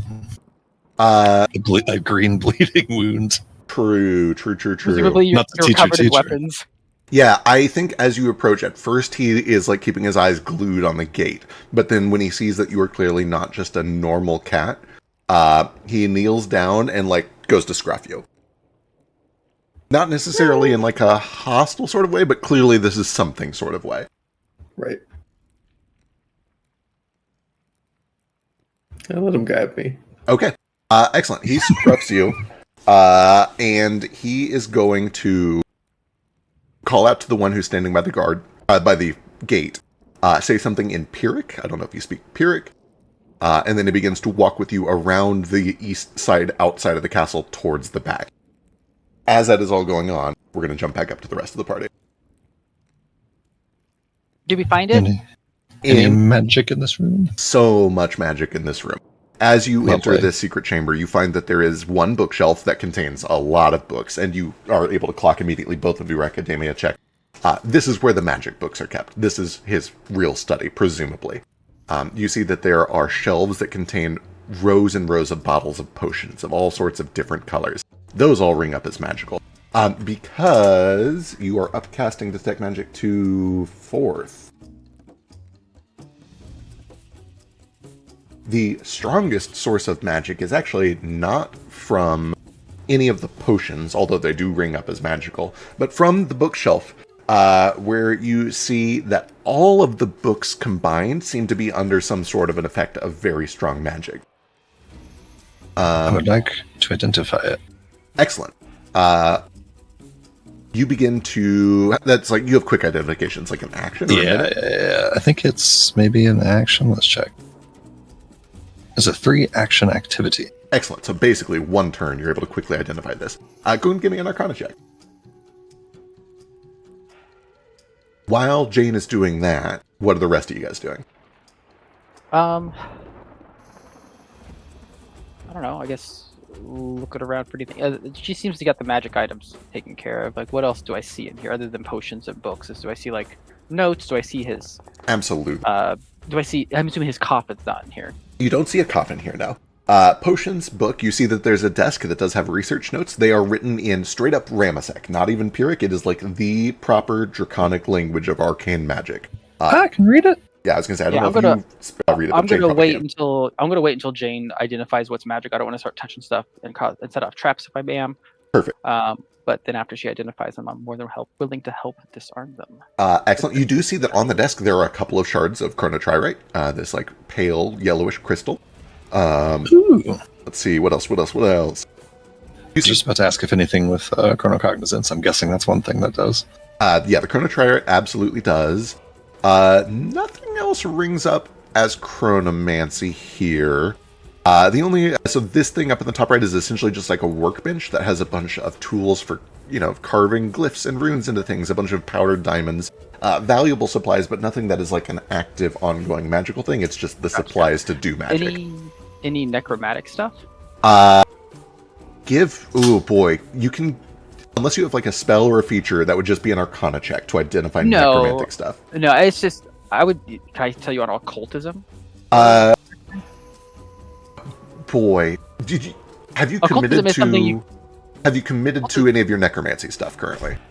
I know raise undead, and it is, you can't use occultism for it. I'll let you do occultism. But I haven't taken any like, feats and stuff for it. For sure. You'll probably won't get as precise results just because even though these people are doing necromancy, they're doing it in a different way. But I'll still let you slant it, yeah. While he is doing that, Nia, what are you doing? Sketch.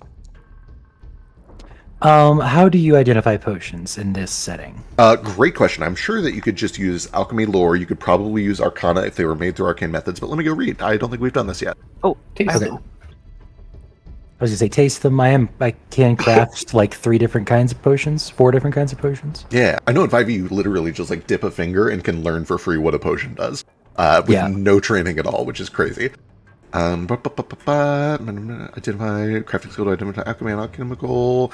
Perfect. Crafting skill would be the default. I would also allow Arcana because they were presumably made with magic or arcane magic. Okay. Do you have anything related to alchemy? I have alchemical crafting, the feat. Oh my god, amazing. Normally this is 10 minutes an item. I would let you do it in like 1 minute per item. Let me make sure it's alchemical crafting, just to double check.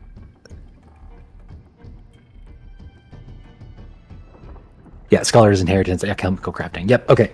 Yeah, I have it. So you said what do I do to identify? Crafting check.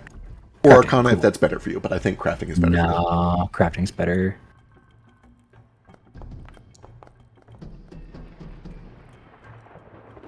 This is so much fun. It's so much fun when things go well for the party. At nearly identical times as you guys are doing these cautious studies, Baby Boy deliberately not touching anything because he doesn't want to set off traps, Sketch deliberately identifying potions, Jane deliberately identifying books. Sketch and Jane at almost the exact same time come to similar realizations. Jane, the bookshelf is a golem. It is a vellum golem. It will attack if you disturb anything in this room. The paper will come out of it, it will form a monster, and it will attack you. It has multiple forms. Those different forms are equipped for different kinds of tasks. Sketch, the potions are all oozes. None of them are magical potions. They will attack if you disturb anything in this room. They will come out of their potions, form a slurry, swarm around you, and try to attack. Intriguing. Don't touch the potions. They're not potions. They're oozes. Yep. Same with the books. This whole room might be like a decoy or something. Can I tell? Like, are the books actually real books? Like, if this, They are real books, and what sets you off as you're identifying them is that each one of these books has like a few blank pages in weird spots that don't belong. And those pages would essentially rip themselves free to form the golem if you were to trigger anything in this room. What you see, both of you, as you study this room, and to a certain degree, even Baby Boy, because of your arcane security, is the real workspace with real notes and real books that is simply booby-trapped to hell. This is the workspace of a paranoid wizard. Intriguing. Makes So a all lot of these, I look through like the titles of the books and stuff. These all seem to be essentially just like decoys. None of these books are No, actual books of value. They are real books of value. They have the golem tucked away in it, but they're real books of real value. They're advanced studies in arcane magic and especially chronomancy. Some of them might even be of interest to you. None of them are the tome that you're looking for, but they Understood. are real books with real valuable content in them. Some of them probably expensive. Is there any way to, I guess, get this stuff without setting off the trap? Both of you guys succeeded on your identification. You think that there is enough of a little bit of like fake intelligence baked into these golems and oozes, a little bit of animism magic, where if Pharonexavac was to come in here and say stand down, they would stand down. Shy of that, the impression you get is that if you disturb anything, they attack on sight. Is this an effect that could be dispelled, or I'm assuming I can't dispel a creature into non-existence? I believe that is correct. My understanding, and I'll double check this to be sure, but typically you could use it to like stun them or slow them, but it wouldn't be like an instant kill. It would essentially apply the slowed or the stunned effect depending on their roll. Understood. I think seeing that none of these books, though they are very enticing and make my mouth water, are the books that I'm looking for. I want to go over to the actual workbench and without touching anything, see if I see a book over there. Yeah. Go ahead and give me a perception check. Does it seem like this workstation that I'm looking at with her does it seem booby trapped, or just those two?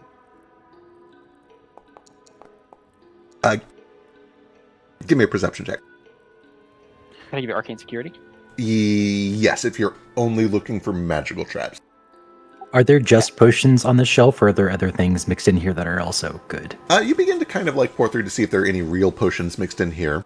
What'd you roll? 20? You do. You see that there are a couple of potions of healing. There's a couple of potions of like life extension. There's a potion of invisibility. There are a I few feel like if I freshly made oils of unlife, as if to heal undead people. Those appear to be like at the very newest parts of the shelf, like they were made recently. A potion of mind like there's a mix. There are real potions in addition to fake ones. do I feel like if I took any of the real potions, I would get attacked by the oozes? Yeah, instantly. Okay. Yep. Okay. Big boy, you look over the desk. And with a 25 in arcane security, the desk itself is not trapped in a dangerous or violent way. But you see that there is a mirror that is kind of tucked way back in the back of the desk at the like inside wall, like as you're looking into one of the shelves. And you notice that as you study it closely, that mirror keeps like a faint after image. In other words, it is almost certainly recording what it sees and can be played back by the mage that made it. Is it, I know that I don't know about this right now, but is that something that is counteracted by Veil of Privacy? Great question. Yes, above the board meta, you will not show up on these recordings because of that. I do have to try to counteract it because it's not automatic. Oh, fair. Go ahead, Unless it's lower level. then yeah, go ahead and give me your Arcana check. Is this an elemental sentinel? An elemental sentinel. Oh no, sorry. It's a ritual. Gotcha. You can put literally you put like a little element into like a mirror and then it can literally report back to you. Right. No, this seems to be like a magic item that was made to do a similar function, but not that same ritual. If that fails, I'm willing to spend resources to improve it. Excellent. Double checking the level of this thing. That is a failure. And this is all kind of happening unbeknownst to Jane, but you can spend meta resources to improve it. I'd love to, thank you. I'll just use this one for now.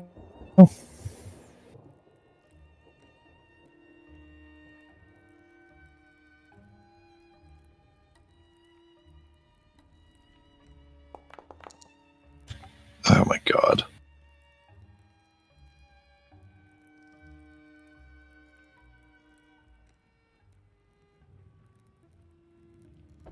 Wonderful. Okay, noted. And then you were checking the notes themselves, is that correct? Looking for the book too. Yeah, I'm just saying if the book happens to be sitting over here. The Chrono Triad, she looks at it and calls her name, but we just got a bunch of that already, so she knows not to touch that. Yeah. Do I feel like I could touch the book without setting off these animals or these creatures, or is it just touching anything, or is it taking something? It's disturbing this in any way, physically touching or trying to remove or damage. You get the sense, obviously because you're already doing it, looking is not enough to trigger whatever these things have been programmed to do. But you get the sense that if you were to start moving things around or touching them, it would set them off. As of now, he knows what. Excuse me, my accent messed up. As of now, this mirror is recording what we're doing. It is. Yes. So if we want to make sure that we remain anonymous, we're going to have to get rid of it. Do I know if casting a dispel magic spell on that mirror would trigger the beasties to attack us? Another great question. Let me go see.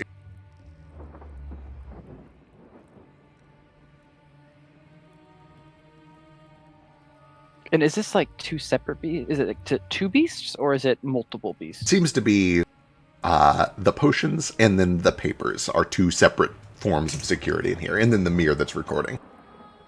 Okay. Jane, the I might impression have a way around this. The impression you get, Jane, from your identification of the Vellum Golem, it would be intelligent enough to recognize a dispel magic as disrupting what is in here. It would react to that. Yes. I suppose it also doesn't matter because only temporarily unmagic the item. We need to take or destroy it, I suppose. Sketch, on your identification, the oozes you think are probably not that intelligent, but if they see the golem fight, they join the fight. Okay. So does that mean if we trick the golem, the oozers won't attack? Theoretically, yes. Probably. I have a way. I think I have a way around that. Oh yeah.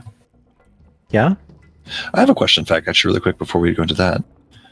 Does my veil of privacy, this may be a stretch, does my veil of privacy counteract whatever magic the golem is using to know if I have touched things in this room?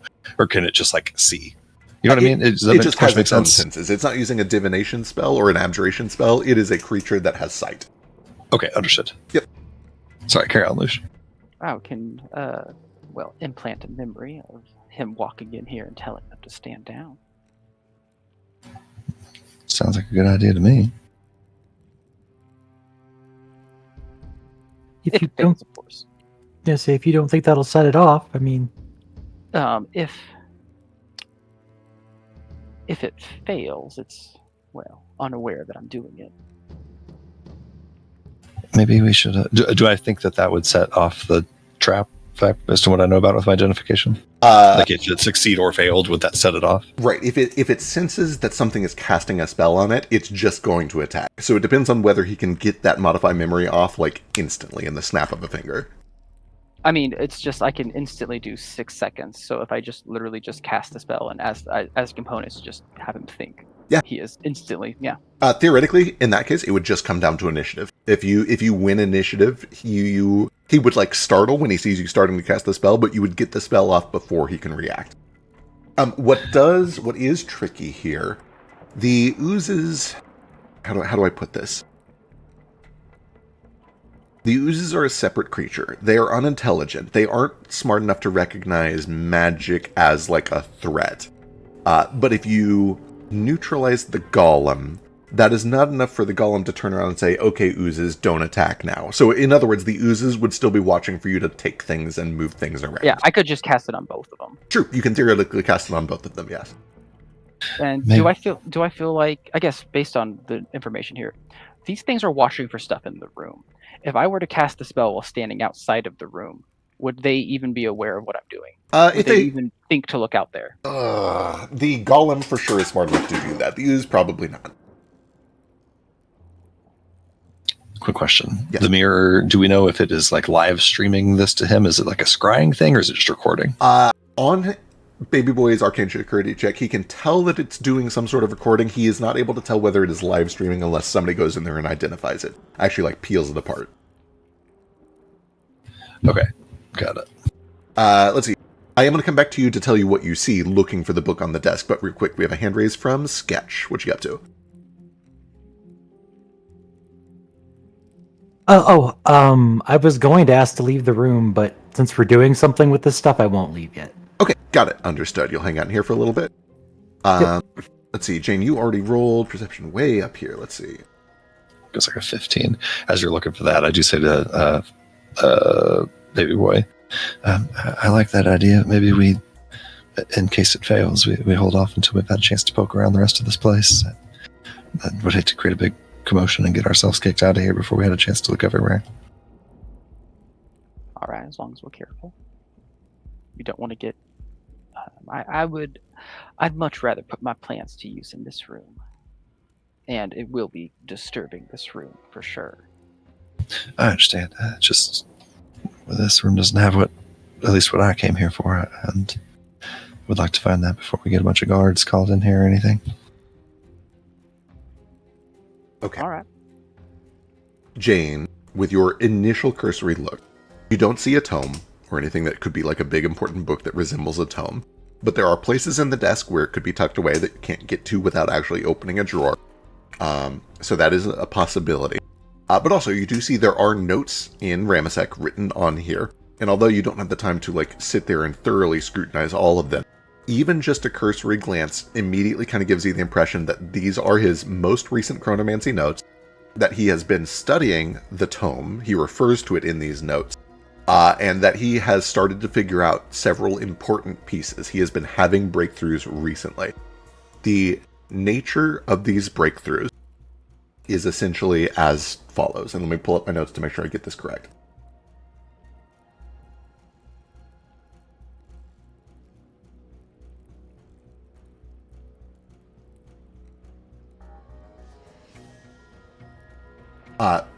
Many years ago, there was a terrible dragon called the Echo Tyrant, who mastered the art of chronomancy with the help of his god, Ozias. Used that to go way back in time to essentially the creation of the world because he wanted to shape the world in a different way that would be better to his liking. In doing so, he caused a number of paradoxes to happen, which he kind of expected, but didn't know what the result would be, and quickly discovered something called the Nowhere. This otherworldly realm, possibly even a dimension like the dimension of time or causality, something that is a little bit more separated than merely a plane or a planet, where creatures are seeded out into reality to scrub up paradoxes, to make sure that those paradoxes are cleaned up. It is a place where all of the things that cannot be and cannot have ever been are taken, so that they don't mess with the real world. There are plenty more notes below that you cannot make out without actually diving in there and digging through them. But you can see from the cursory notes that in order to use the lessons that the Echo Tyrant learned and put into his tome, the rituals have to be done in the Nowhere. And that was kind of his next step. He has the ritual, now he needs to get to the Nowhere to do it. Okay. Is there any indication of what the ritual he's trying to do is? Like, what is like the function of his ritual? He essentially wants to do a display of chronomancy that is large enough that it cannot be ignored, so that he can prove his heritage and his connection to the Echo Tyrant and rightfully claim the throne. Which kind of comes with the side effect of like, oh, chronomancy is the strongest magic, obviously. So if anybody says no, he just goes back in time and murders them as an infant or whatever. Like, right. It's essentially domination of avarice, but presumably the world beyond that. Like, it would be an insane amount of power. Understood. Okay.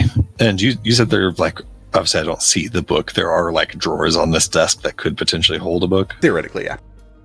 I want to open them so bad. I will give you this. You used a upcast detect magic, which reveals the most powerful magic in the area. It gave you the bookshelf, which you determined was the golem. It seems reasonable to believe that this tome is probably more powerful magic than that golem. Understood. And detect magic in this game works through cover. Like, if I would detect magic within these drawers if there was any. Great question. I Oh, great question, actually. 30-foot emanation? Because I've kind of always disagreed with the interpretation of even 5e's detect magic. I think it should work. It should and does work through cover, but that's neither here nor there. Let's find out.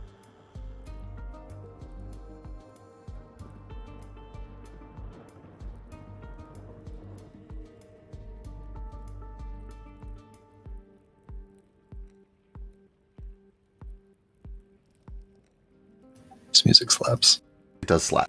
I may have misspoke. I think it is blocked by cover, but I've already kind of tipped my hand here. I'll just say that, like, you would have gotten a... If this thing is powerful magic, you would have gotten a whiff of it.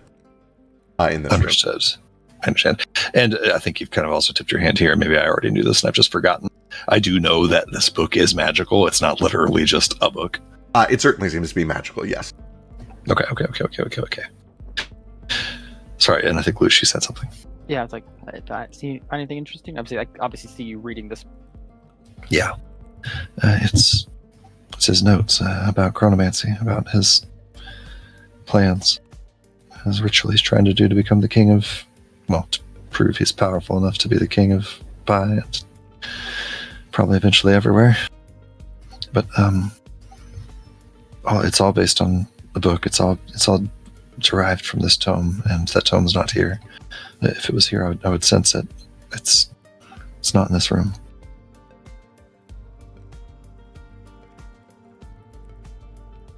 I'm going to cut real quick back down to the ground floor while you guys are looking through here. This text is trying to get in here quickly. He's just being dragged around. He's being dragged around. This knight has scruffed him, brings him around to the back. To another one of the knights.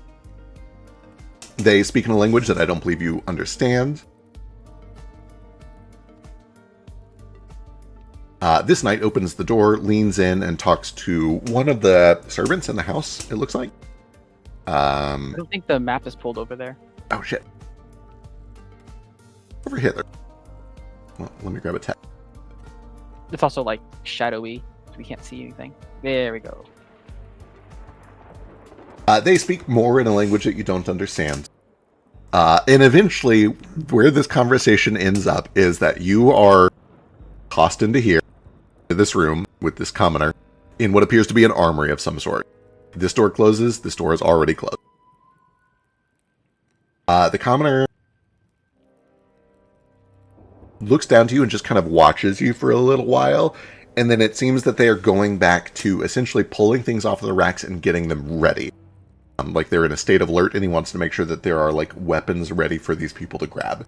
You do see that he looks moderately well built, but he's probably like a butler or a servant. He's not a trained knight. But nonetheless, he is throwing on a gambeson. He is putting a little bucket helm over himself. He is being called on to defend if need be. I'm gonna go claw at the door. Yeah, you start clawing at the door, and he just says, no.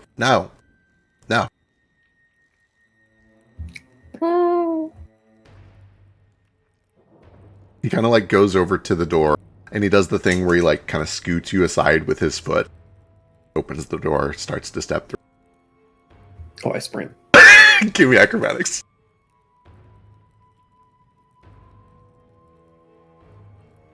Played this game before. I have also played this game before. It is a losing game. Oh, maybe not actually. What is his reflex DC? Hell yeah. No, he sees you're about to dart for it, and he pulls the door closed real quick. He says, no, and he starts to like really kind of push you away with his ankle.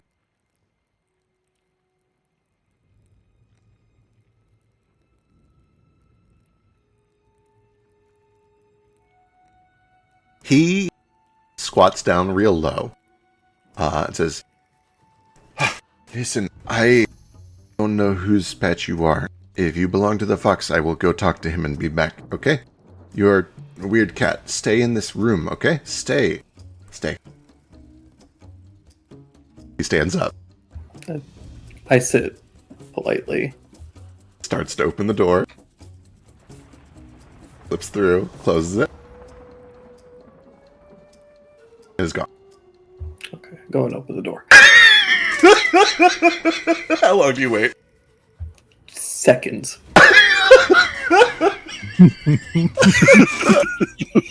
Yeah, you open the door. It's role playing a cat.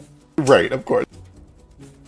Open the door, and you hear footsteps on the stairs stop, and then, like, turn around and shuffle, and you hear, like, the clinking of metal, as this man, like, scrambles to keep his bucket helm on his head. He's like, no, stay. Lunges for the door. What do you do? I'm gonna jump on his head and then tear up the stairs. Amazing. Give me another acrobatics check.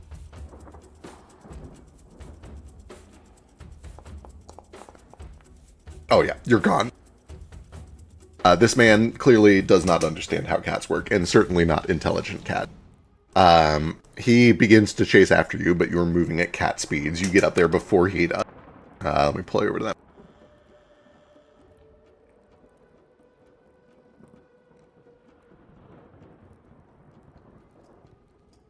Top of the stairs, you hear he's chasing. What do you do?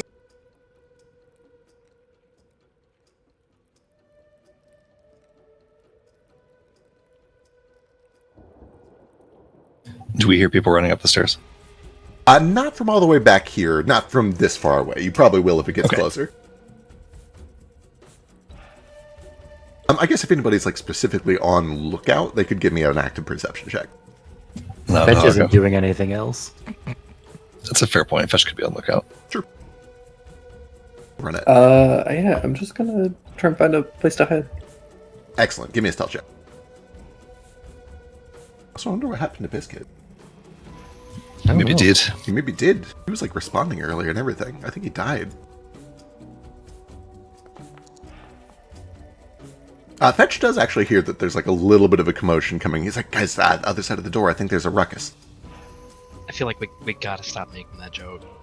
One of these days it's going to be true and it's going to Yeah. be very sad. Right. Hearing that there's a ruckus coming, I think I'm gonna go over and just close the door that we came through to this room that we're in. Okay. Perfect.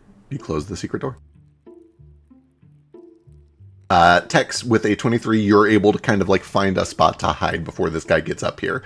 And you see that he gives up looking for you and instead goes up the stairs towards Argus's room. Okay. Just gonna wait for him to leave. Yeah, he goes up the stairs. You hear the knocking on the door a few times. No response. Mr. Foxglove. Hello? And he knocks some more. No response. Ugh. Eventually, he gives up, comes down the stairs, walks past wherever you're hiding, and goes back down to the armory.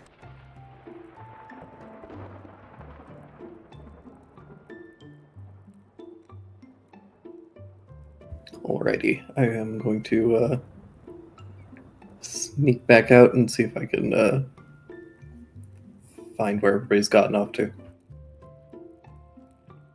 All right, last you saw, they were over in the library, which is coming on the west side.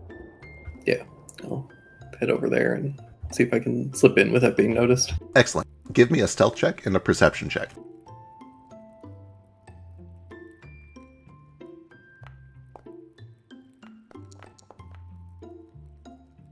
He's so sneaky.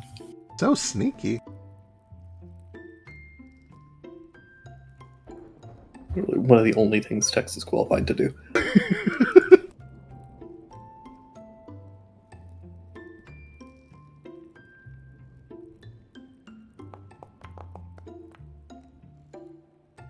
I love this game. Yeah, you are able to slink by. You do notice that, like, right as you come around a corner, one of the servants just kind of like steps out of this room, closes the door behind, goes over to the next room, goes in and starts cleaning in there. You're able to avoid being spotted and make your way over to the library. The door is initially closed, but you have a mage hand. You can open it if you want. I am gonna send you a thing. Just Absolutely. so that you're aware.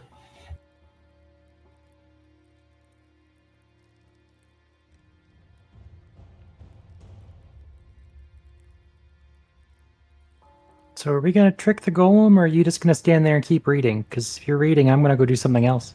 I was waiting on Tex to finish his thing. I think we should maybe wait till the commotion's gone. Do you still hear him out there, Fetch?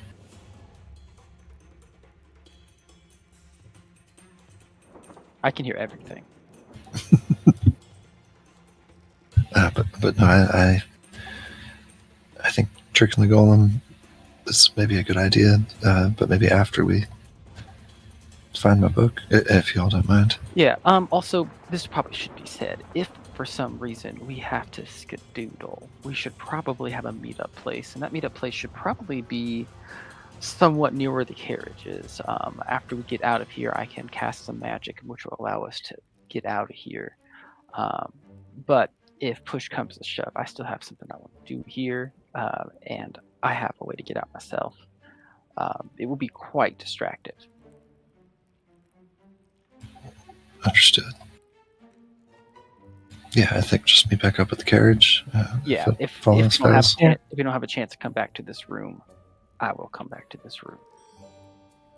She nods. If you, if it comes to that, she looks down at the notes. Grab those for me, would you? Oh, I planned on it. Figured. Try to grab everything I can. But yes, we should make our way to a. He said there was something about his bedroom being magically locked on the 3rd floor. She nods. If Fetch no longer hears a loud commotion out there, I'll open up this door. Great, excellent. we head out, Before, yeah, go ahead. I'm going to cast a spell on myself, just to help. Yeah, I'm going to cast this on myself.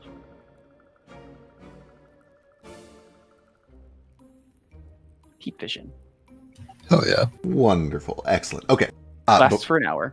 Before you guys open, make sure to remind me as you enter your room, so I'll probably forget. Before you guys open the door, let's code over to Tex. Tex, you make your way over. You open the door. You start to head in, and then I appreciate your reminder.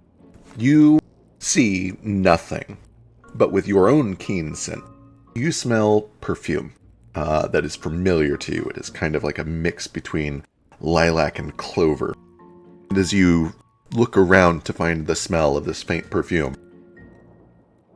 you don't find it beside you, but up, sitting on top of one of these bookshelves, hunched down low so as not to be spotted, clearly watching the wall as if something was going on with the wall that he was very intrigued with. You see that there is a fox,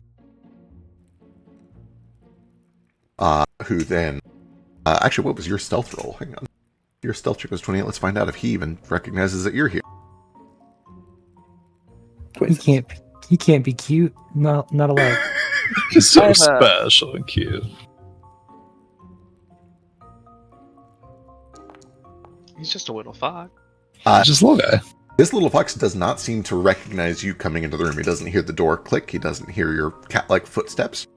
You see that there is a little fox sitting on the top of one of these bookshelves, looking down at a spot at the wall, like a cat staring at a ghost.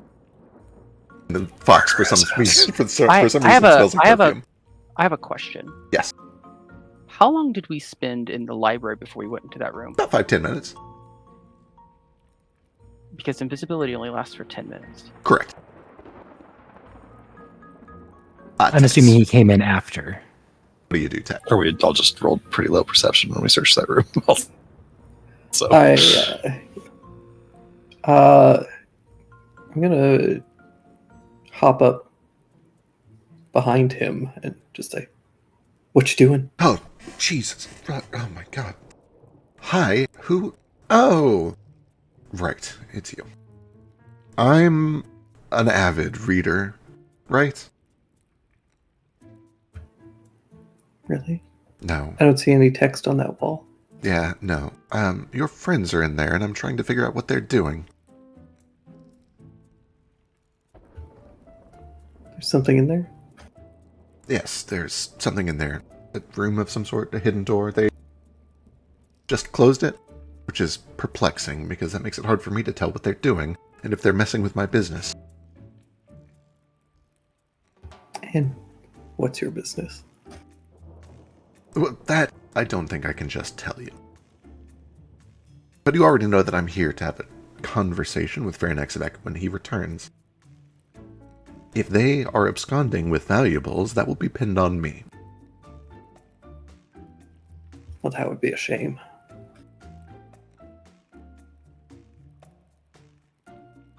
I agree. So perhaps you can talk to them, work things out. Sure. And then you can help me get into that room upstairs. You see he kind of like puts a paw on his forehead. Right, okay, whatever. Yes, I'll help you get into the room upstairs. I'm not particularly good at picking locks. I can maybe try to suppress the magic if you'd like. That'd be enough. Fine then, go tell your friends to stop messing with things in there. All right. I'll hop down and I'll just start scratching at the wall like a cat that wants in. Amazing. Jumping back, we are essentially all on the same timeline now. You guys are heading towards the door, about to open it, when you hear a cat scratching on the other side of the door. Yeah, I guess we assume it's text. And let's open the door as we were already planning to. Well, that's good timing. Cool, I'm sick of this room. It's tiny. I'm going to pause this real quick. Who walks out first? I assume I opened the door. Actually, I have a much better question. Who's there? Let's see. Baby boy. Baby boy, I need you to give me a will save, please. Okay. Quick question: is this a mental magic effect? It is a non-mental magical effect. Okay. Really quick before you roll it, don't roll yet. Okay. Is he? I don't know what's happening right now. Is Baby Boy being targeted by an obvious threat? I have to answer that question carefully. Let me go read a thing real quick. Also, sorry, I have a spell that requires me to see somebody getting targeted by an obvious threat. Right. Also, I assume that this causes magic to manifest. This is an effect with the subtle trait. There is no obvious spellcasting happening. Okay, I can do nothing.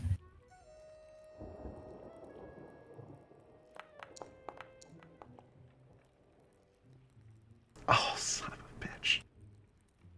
Another question: Yes. do I see him with my heat vision? Yes, almost immediately. But let me parse through things here real quick.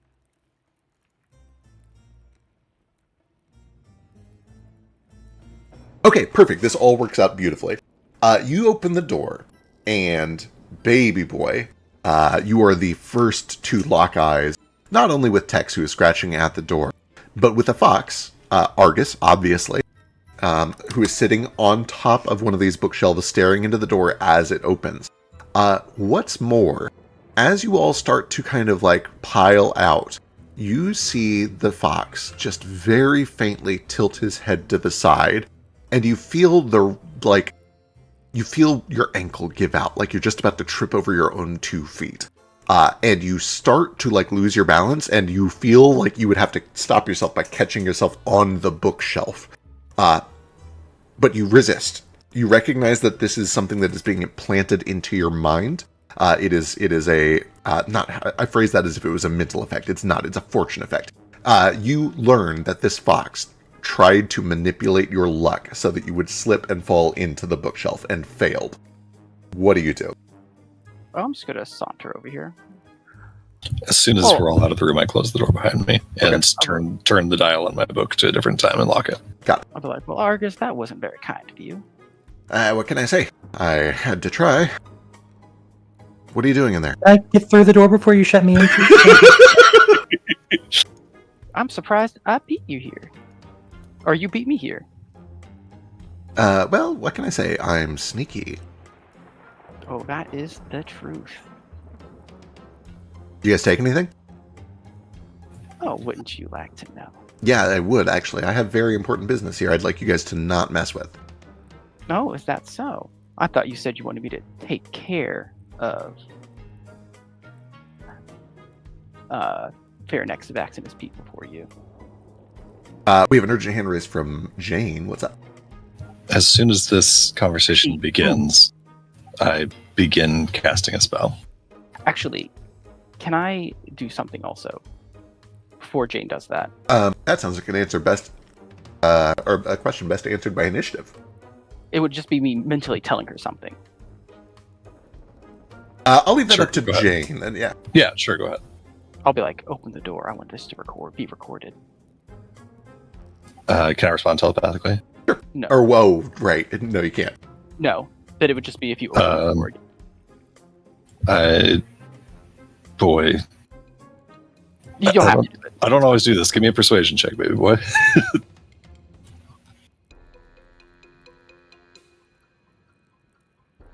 Or diplomacy, I guess it is these days. Diplomacy. Okay, yeah. Yep.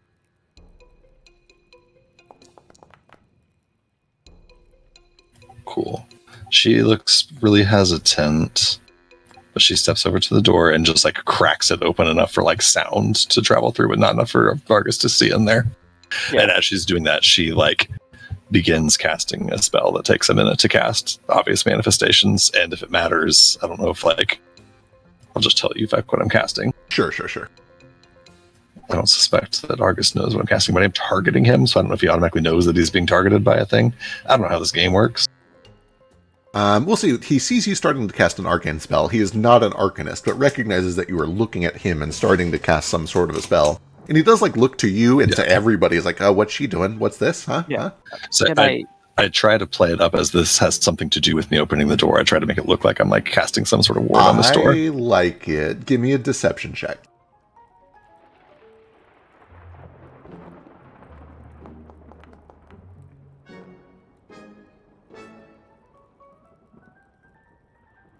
Oh, okay. Well, then I guess I'll just leave, and that'll be fine then. And you see he starts to like bound over to the other bookshelf. Does he not respond what I said to what I said? Sorry. What did you say?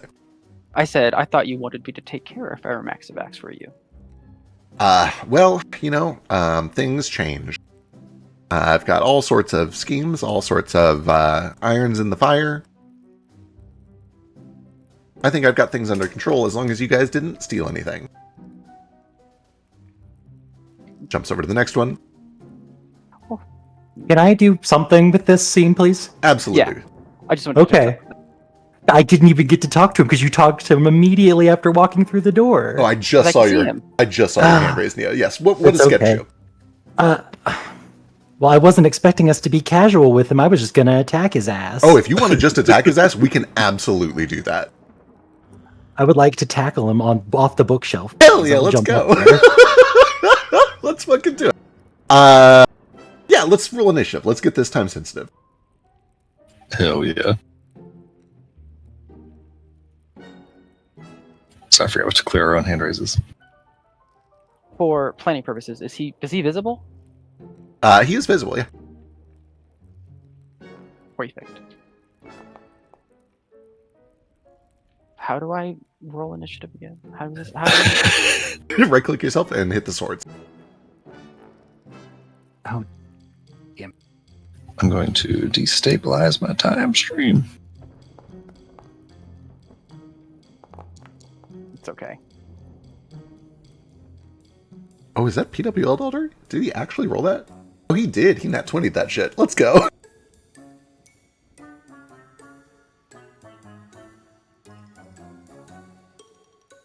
How the fuck do Why I did do the music this? I get don't so remember. whimsical all of a sudden? Did. Oh my god, that is also a high roll. Oh, thank God.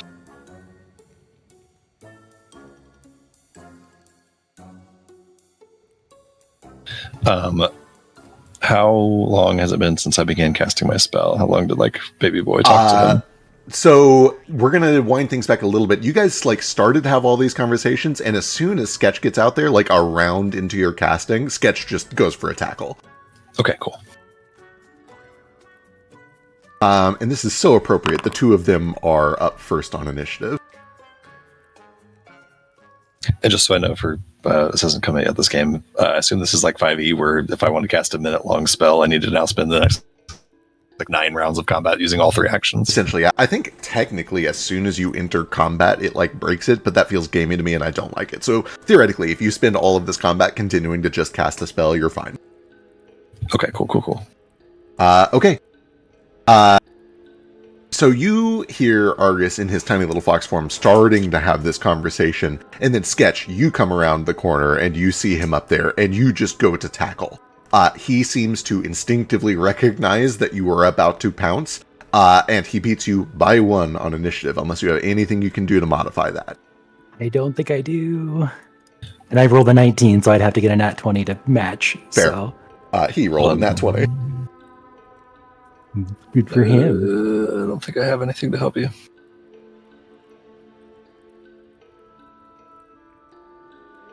I have questions.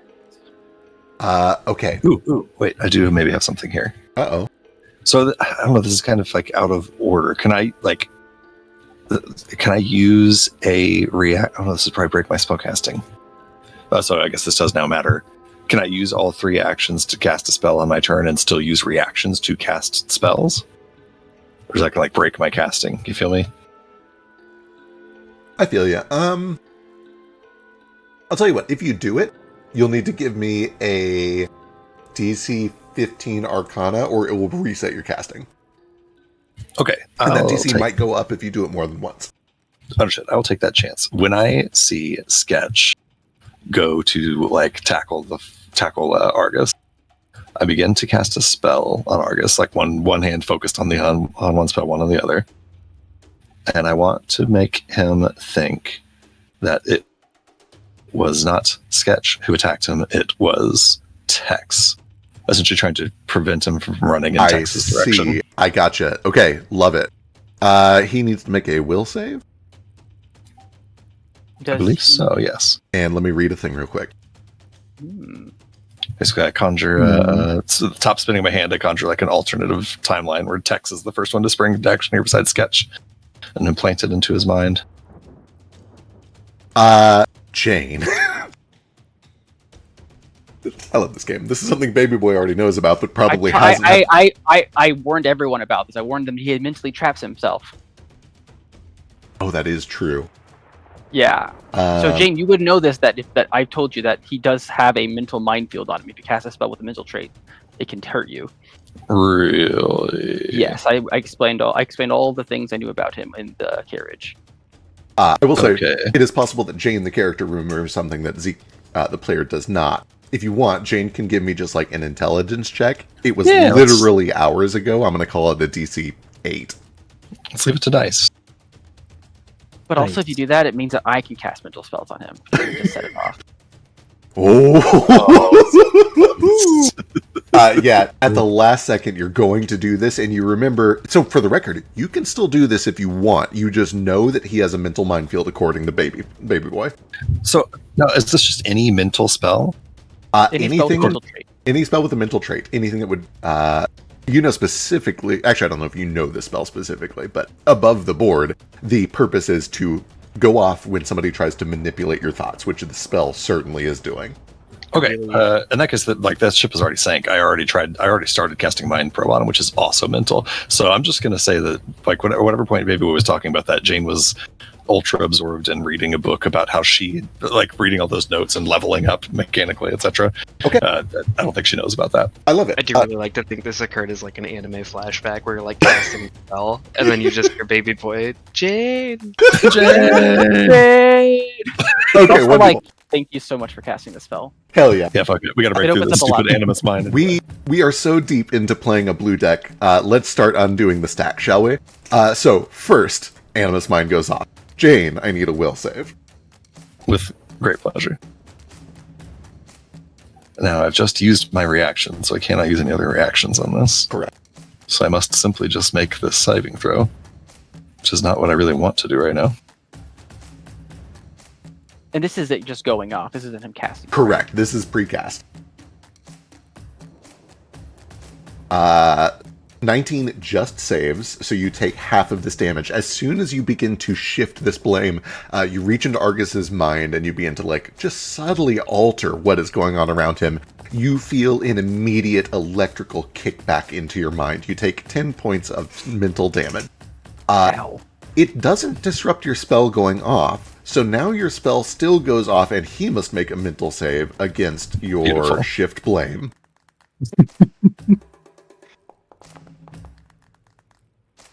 which he fails.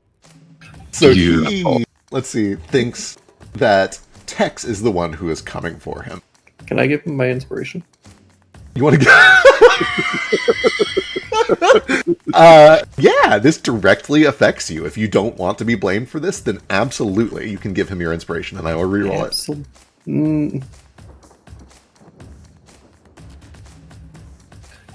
Can I counter his inspiration with my inspiration? Ooh. I'm just kidding. I'm totally fucking around. Do we get our second round of hero points though? It is after 10, yes. Lovely.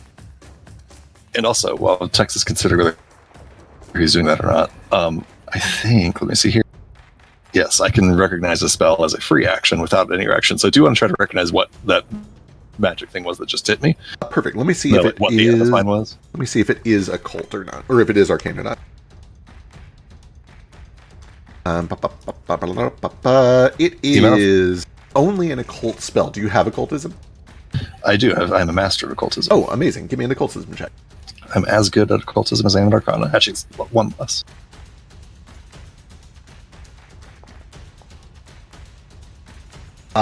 Yes, you recognize it as the Animus Mind spell. You can see everything it does where I just posted it up there. It essentially automatically goes off if targeted by a mental spell. Lovely. And does it end once it goes off? I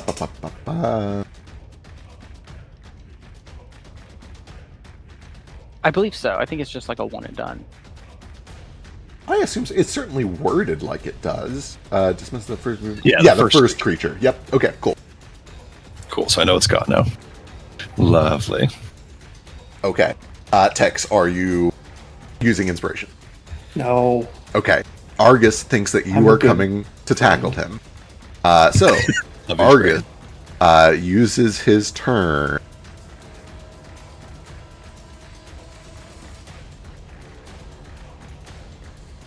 to... Oh, man. That's tricky. He's trapped. You're by the door. He doesn't want to be trapped.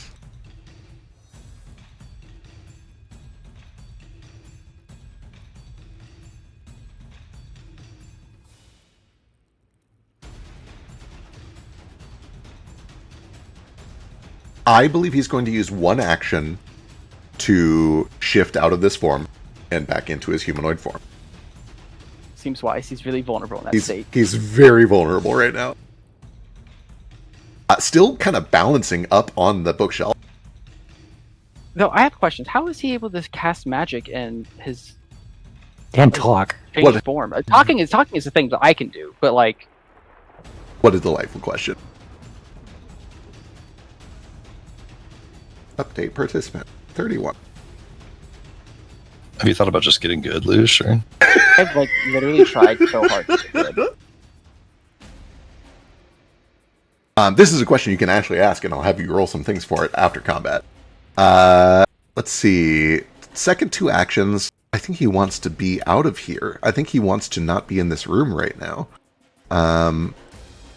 But also, he kind of wants to do some other stuff. Yeah.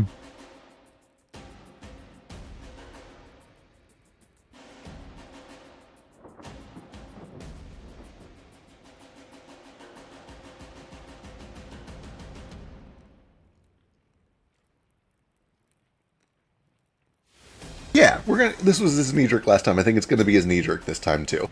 With his second and third actions, he's going to cast the Hypnotize spell. He casts a hand up into the air around him, and there is a brilliant burst of mesmerizing colors. I need Is this mental or I forget?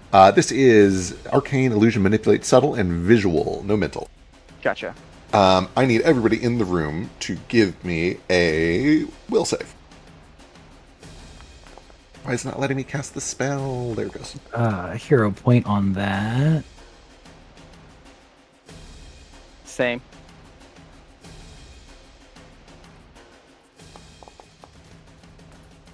Oh no. God damn it, I hate this fucking game! Oh no. Let's see. I get to do anything. On a failure, you are fascinated by the cloud. Here's what that means. You are forced to focus on the cloud. You have a -2 penalty to do any perception or skill checks. You can't use any actions that have the concentrate tag unless they are directly related to the cloud. Not to Argus, but to the cloud itself. It ends if a creature uses hostile actions against you. Notably, and this is an important lesson that Baby Boy learned, you can move out of the cloud if you can get out of the cloud. Is 22 good? 22 is good. The DC was 18. Okay, lovely. Burnt a hero point as well. Perfect. 10-foot burst. Let me drop that so we see what it does. I believe it should fill basically the whole room.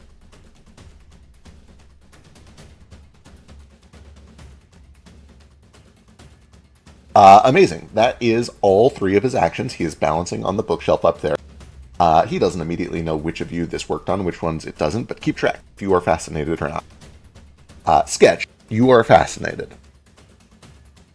What does that do? Fascinated essentially means you have a -2 penalty to perception checks and skill checks, and you can't use any actions that have the concentrate tag unless they're targeted at the cloud itself. Okay. But otherwise, I'm fine. Otherwise, fine. You can move normally. I need to double check and see if an attack roll counts as a skill check. I don't think it does.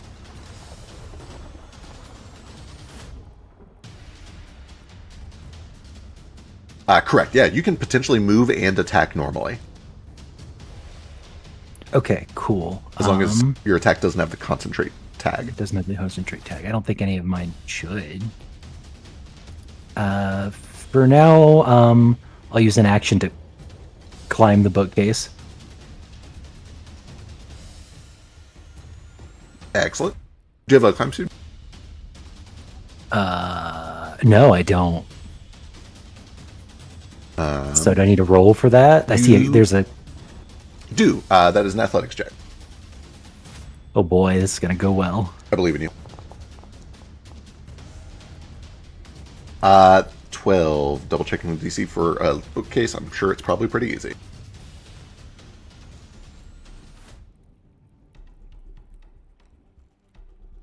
Yes, it is quite easy. 12 is enough to climb the bookshelf.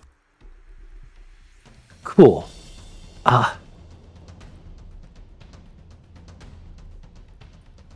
I've been thinking about what to say to you for a long time, and I'm not sure it fucking matters. I'm just gonna run up and...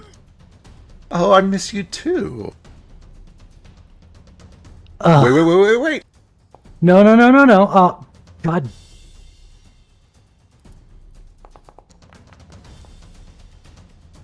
Oh my god, the dice hate you. What's wrong? What's Having happening? the worst day ever. You have no fucking clue. Oh no. Yeah, unfortunately, he just kind of does a couple of dances. He jumps over the first strike and then he ducks low beneath the second strike. You guys are kind of doing a little swashbuckling thing up there, but neither of those is able to land. Anything else? I think that's all 3. That's all 3. All right, that brings us over to Jane. Okay, this dazzle is a bummer. Because if I stay in it, I'm going to have to keep saving against it, and if I take an action to move, I can't keep my spell up. So I'm going to have to use one action to step out of this dazzle. That's going to cause me to lose that spell that I had started casting. Piddly action, open the door. The rest of that was already open, wasn't it? Yes, you guys just open it. I say, actually, everyone's already doing it with it. I don't say anything. I will. Oh, thank Christ. Sorry, I just realized you did exactly what he needed. Amazing. Give me a second. You open the door, you begin to step back into that room. He looks at you stepping back into the room, and he tilts his head. I need you to give me a will save, please. You recognize that he is looking at you and altering your fate. He chooses the first option here. Lovely. Let me see here if I have anything to buff this. Advance. Meta, do I know his DC? Meta, you will be able to feel that it's a 25, yeah. 25? Jesus fuck. Oh, hang on. Did I play PWL when I pulled out his Yeah, no, token? you did not. Oh, there we go. So 18. It's 18. Okay, that seems far more reasonable. Okay. Sorry, yeah, I forgot I swapped tokens and I forgot to reapply it. Okay. All right. Doesn't actually change anything. I'm just going to roll the saving throw. Come on, Bobby. Come on, Bobo. I love this I'm game. going to spend my final hero point. Good luck. Actually, wait. I have something else to do. Sorry, gang. There's so much shit. While he is rolling, Sketch, you watch this happen and you think back to when you first met Argus, and the reason that you met him is because by a stroke of luck, a tree branch fell out from under you and you kind of hurt your leg. You think back to when you were with Ruko at his house, and as he was leaving, Ruko slipped and fell down the step of his stair and into his arms as he was trying to convince him to join the circus. This guy's a brat bastard. I hate this fucker. As Jane gets a brief glimpse into her future and sees herself starting to fall backwards into this bookshelf, I'm going to spend one of my hero points. Jane's faceplate is going to split open into quarters and reveal the clockwork underneath. I will use overclock. And I have this thing that lets me do it on saving throws. Amazing. So try again with a +2. Good luck.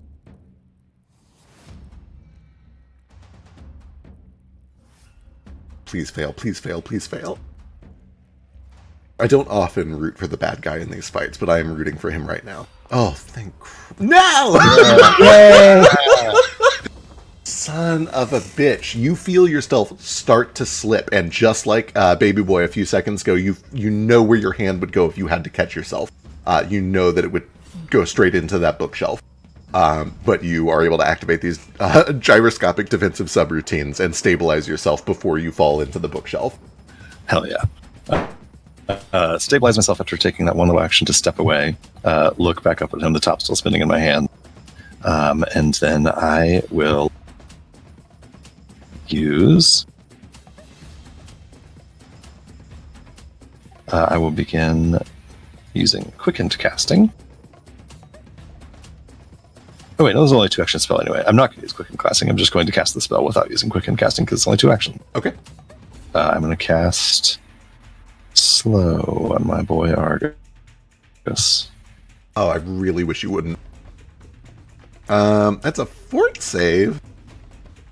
But that's his Sure worst is. save. Oh no, is he bad at those? He's so bad at fort saves. It's okay. He's going to roll a natural 20. Watch this. Check this out. Check this out. Oh, 19. Close enough. Close enough. Stupid. Still slowed by 1. Cool. God, I forgot they're so slowed 1 on a success. What a cool spell. Hell yeah. All right. That's my 3 actions. It's my turn. That brings us over to text. Yeah.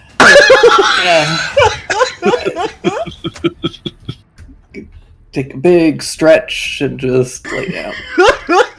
God. That makes so much sense. I just kind of watching the fight happen. Pretty much. I am holding my... I'm gonna hold my turn. Amazing. Perfect. Tex holds. Baby Boy. Yes, I am Baby Boy. Well, probably should get out of this area. It's bad there. See, how does it work? It's like if you end your turn there, Uh-huh. or is it Yeah. is it also if you enter it? If you enter it on your turn or end your turn there, yeah. I need to make a save again. Oh, yeah, true.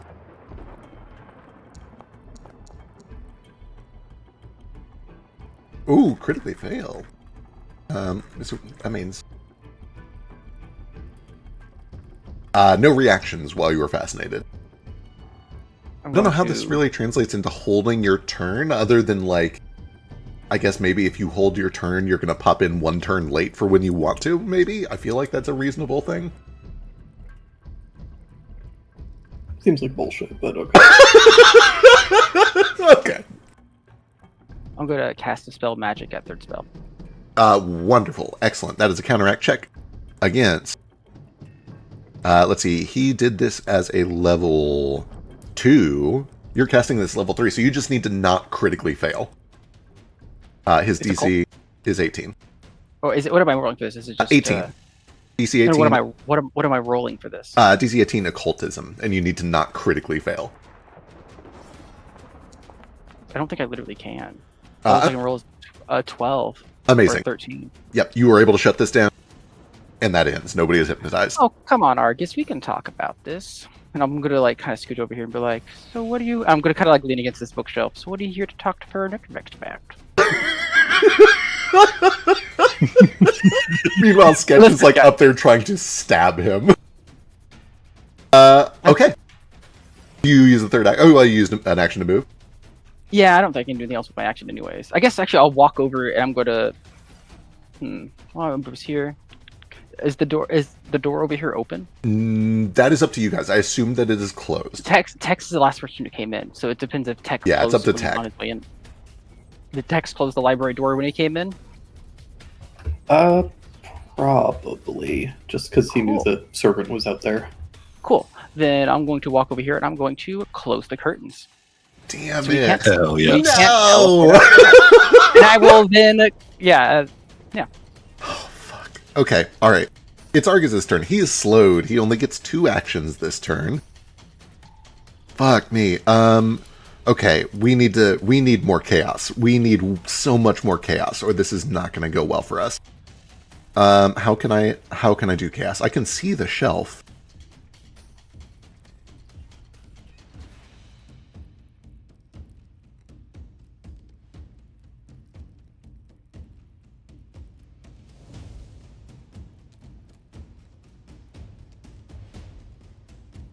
He sees it. Okay, you guys don't have any of that.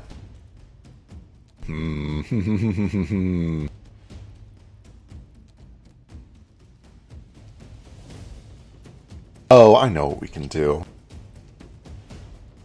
Oh, never mind, that's -1.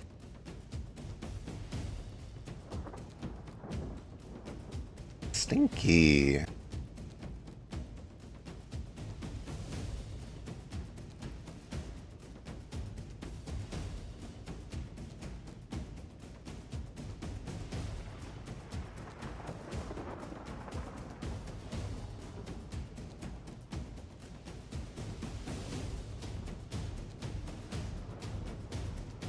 I need you to understand how bad it is that you just closed that window.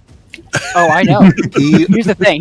The moment you told me that he and I have very similar abilities, I'm like, I know what I'm weak against, Yeah. and I know that he just wants to run away like the little bitch he is. correct. And until he gets Correct. 5th level spells, he can't use translocate to go places he can't Ooh, see. you don't have 2-level spells. Yes, Okay. he does. I do. I think he is going to start panicking a little bit. We're going to cause a little chaos. He looks at you, Sketch, and says, "Come on, can't we just talk?" And he begins to babble. And as he babbles, you feel your fur begin to stand on end. It'll be like old times. Remember? We had so much fun together. But there's laced behind all these words occult whispers. It's like he's speaking 4 different things at a time. And all of you else hear these whispers begin to pick up and pick up and pick up. Is this You're mental? It is auditory, not mental. And at first it's just kind of this unease, like his voice is warbling in and out of pitch, but over time this unease turns into a strange occult dissonance. You feel it starting to cause pain in your chests. I need everyone in a 10-foot burst, which I think... Let me see if I can get Jane with that. Totally. You'd have to miss Tex, I think. I'd have to miss Tex to get Jane. So everybody except Tex. You know what? I think everybody except Tex. Yeah, Tex can keep sleeping. He's fine. Everybody except for Tex, I need a fortitude saving throw, please. But I'm also Fortitude. bad at those. First of all, how dare you?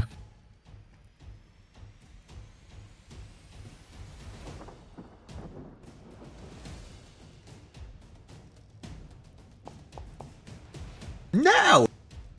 Hey. But you're the one who's slow on me. Sketch saves and takes some persistent void damage. Nothing happens immediately. It is you can feel this burning, just gnawing sensation in your chest. Your heart is beating too fast. You feel like you're having the early stages of a heart attack or something like that. You take 2d8 persistent void, which will happen on your turn. Jane critically succeeds and takes none of that. I need baby boy. Yeah, sorry. I had some weird pop-ups, so just make sure. You're good. That is a failure. Yeah, hold on. Let me see. At least I want to use my my hero point on this. Yep. What does drain do? Yeah, I don't want that. That sounds bad. So I'll use my last hero point.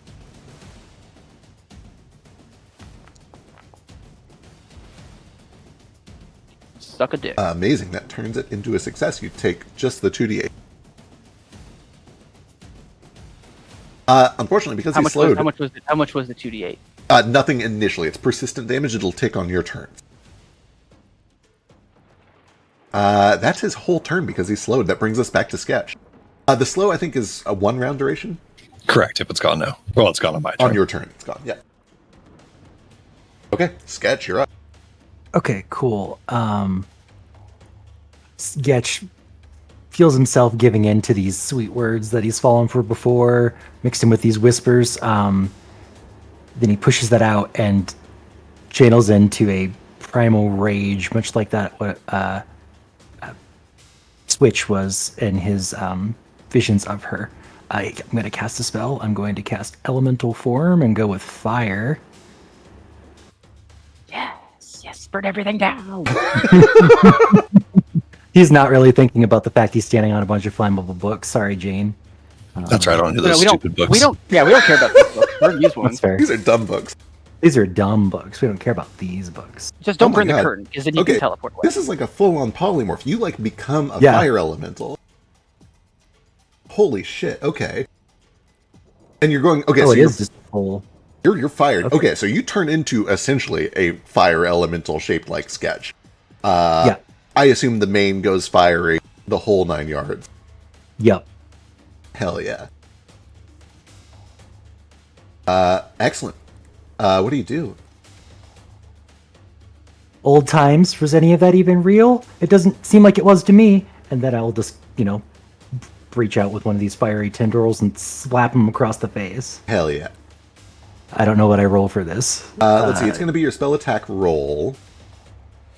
It is an attack roll, so if you get sneak on it, you do get that.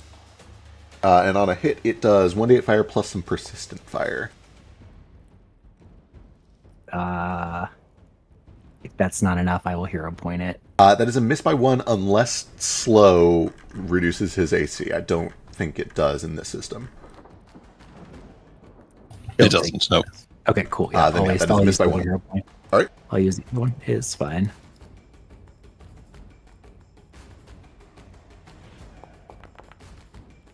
Oh, now we're talking. There we go. That's better. 25 is a hit. Go ahead and roll me 1d8 immediately, and then he will take some persistent fire damage. Okay, I also need to add- take my void damage, but... True, it should do that automatically at the end of your turn. Okay, if it's at the end, okay. Yep.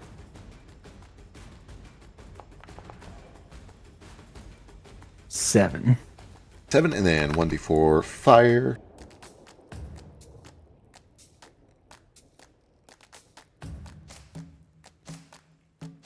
And then do you have the spell sneak thing where you apply sneak attack to your spell attacks? Let me see if I still have that. I know you you recently rebuilt a bit.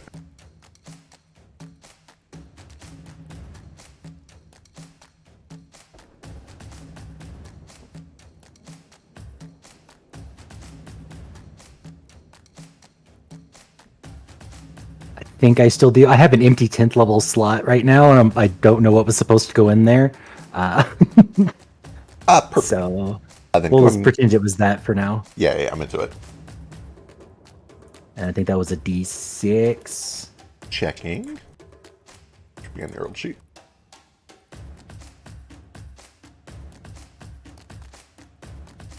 I'm so proud of him. Same. As your rogue level increases, so do the damage dice. Yes, it'll be 2d6. Okay, cool. 6 more. Wonderful. All right, excellent. I think that is 2 actions to transform, 1 to swing. Is that true? Yes, that's true. Amazing. That brings us to Jane. Lovely. Oh, there's your, you feel your weird heart attack thing. You take 10 and then can roll to see if you recover. Okay. Nice. No! Hell yeah. Get it. Pikmin sound. Gets me every time. I love it. Okay. I have a zillion things I want to do, but I'm just going to do some of them because of how this game works. Jane sees Sketch up there as a big fire elemental tearing the sky to bits. Forget. I'm starting to anyway. Her top begins to sort of like hover in her hand and kind of twitch forward and backwards, like it can't quite decide if it wants to go forward or backwards. As I begin to cast a spell, and Argus starts to see different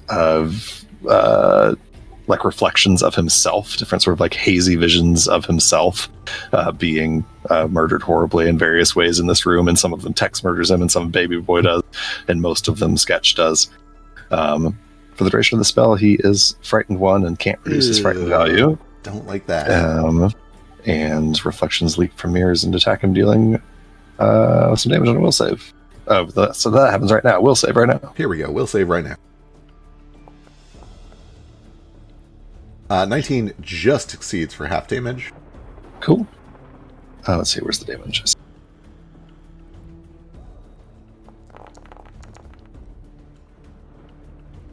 Jesus. 15 damage even on a save, and then we'll read here. If the target succeeds at any will save it attempts against the mere malefactors, the illusory matters shatter and the spell ends. Okay, so that spell just ends immediately. Got That part is stupid. Sure is. That is 2 actions. I will then go ahead and quicken a spell. Now actually spending my quicken spell to use 1 action to cast slow again. No! Stop it. And as I cast slow, I am also going to cast expel as a reaction. Oh, son of a bitch. Where'd it go? There it is. As Jane's top is like twitching in her hands, and as the spell breaks, the top starts to spin very quickly, and she gets a brief glimpse into the future of Argus about 5 or 6 seconds from now, moving very slowly and sluggishly. I predict that he is going to fail this saving throw. Okay. That causes him to take a -1 penalty to the saving throw. Got it. And if he does actually fail it, there's also some more effects. Got it. So let's see if he fails with a -1. I can't believe of all people, he doesn't have a thing to protect himself from fortune effects. What have you done, Argus? This. Got cocky, that's what -1. happened.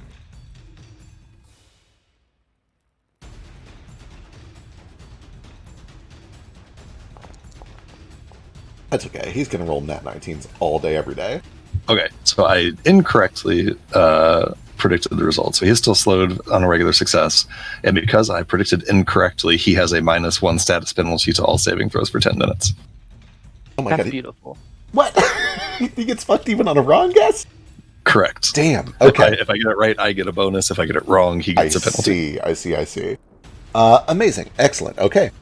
He's slowed again, which is a nightmare. That brings us over to Tex, who is still kind of holding his turn. You just let me know when you want to jump in, if you want to jump in. Mm-hmm. That'll bring us to Baby Boy. I have a quick question. 'Cause I Yes. have 2 different things I could do right now. The item that I have that has a spell on it, what is the spell DC for that? It would be your class, or whatever your normal spellcasting DC is. Even if I pass a spell from an item? I believe that is correct. Wow. I'll double check that, but I'm Wow. almost positive that that is true. If it wasn't true before, it would be after PWL anyway. Wow. That's pretty cool. All right. Well, I thought that this would make it much easier to decide. You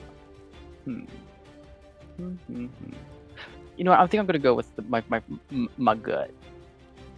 So I kind of just like sit there and I kind of like poke my finger on my chin, thinking like, remember the good times, eh? And I'm going to cast this spell. Spiritual No. Intimacy. I don't know if this counts on him because many other extraplanar creatures, I know he's kind of immortal. but he's going to be bombarded by memories. Spiritual anamnesis. Memories of past life seem real. Undead creatures that have lived a previous life. Celestial being monitored, blah, blah. Such creatures with critical success, they get extended. Okay, reduces it by 1. Okay. Let's roll his will save and go from there. He has a -1 from Jane. Sure does. You're welcome. Out of curiosity, how does, like, if he's already slowed 1 and he gets another slowed 1, does it turn to slowed 2? I'll double No, check and see it if just it's it just replaces. It just think replaces. it- I looked yeah. it up. It doesn't accumulate. Got it. Perfect. Yeah, it's like bleed. Ooh, hell yeah. 3 fails. That's a fail. Does it become a critical failure by any chance? Now that is the important question: is does he have? Oh wait, what am I talking? Yeah, of course it does. Yeah, this. So let me read here. Especially disorienting for undead and creatures that have lived a previous life. If they roll a failure, they get a critical failure instead. He gets a critical failure. So sexy. He is also stunned 3, which means my he God. loses his next turn. Mm. Not a dick. Hang You're on. welcome. You're gonna sketch. Get him. That's Hang all I'm on. saying. Oh, it doesn't matter if this is incapacitate. You guys are higher level than him. Oh my god. Argus goes slack-jawed, and like starts to tumble off the side of the bookshelf. He is fully stunned. He will lose his entire upcoming turn. Do you have a third action, baby boy? I didn't really think this would work, honestly.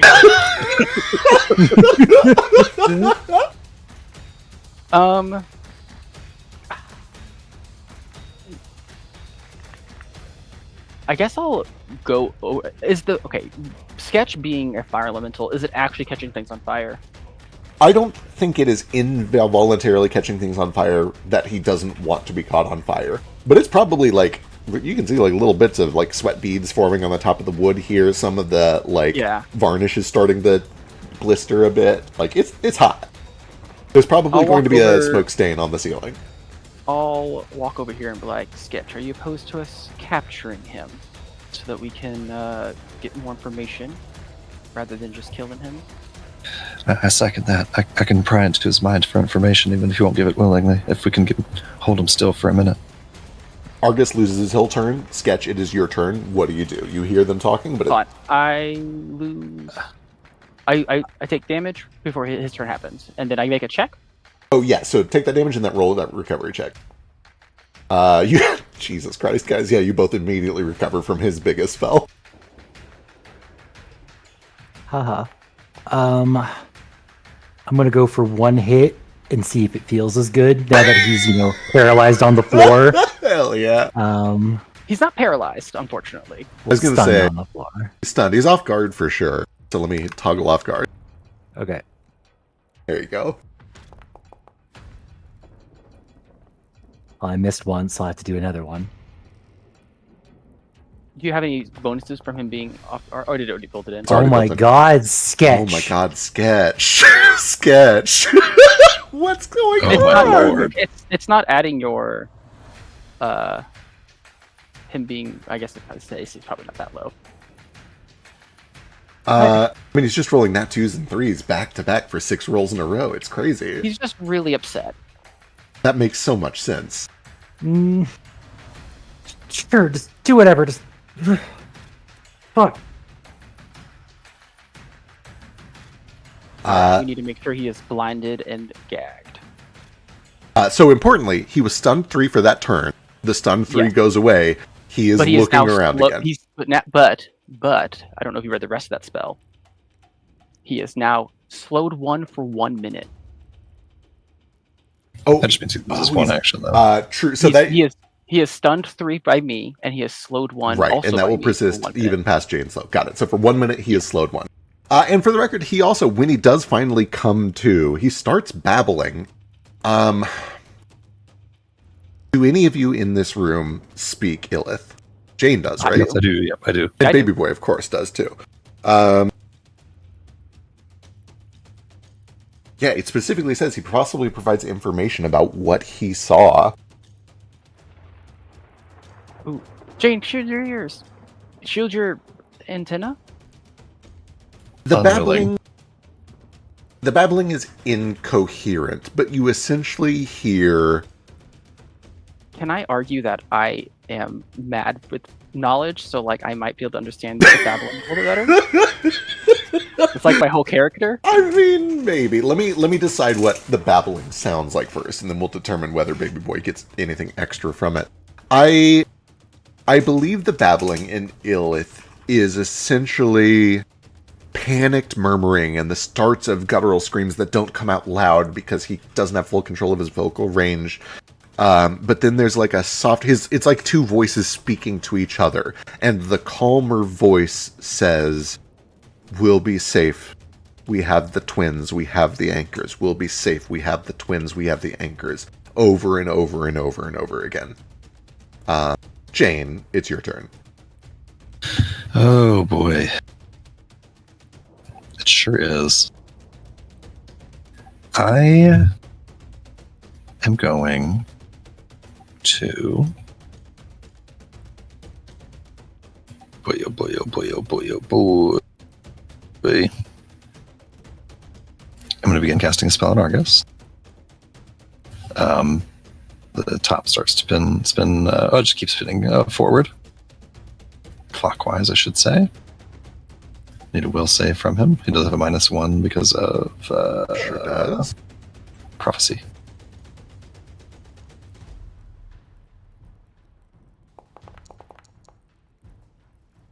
That is a fail. All right. Whatever he does on his next turn, he has to try to do it again on the following turn.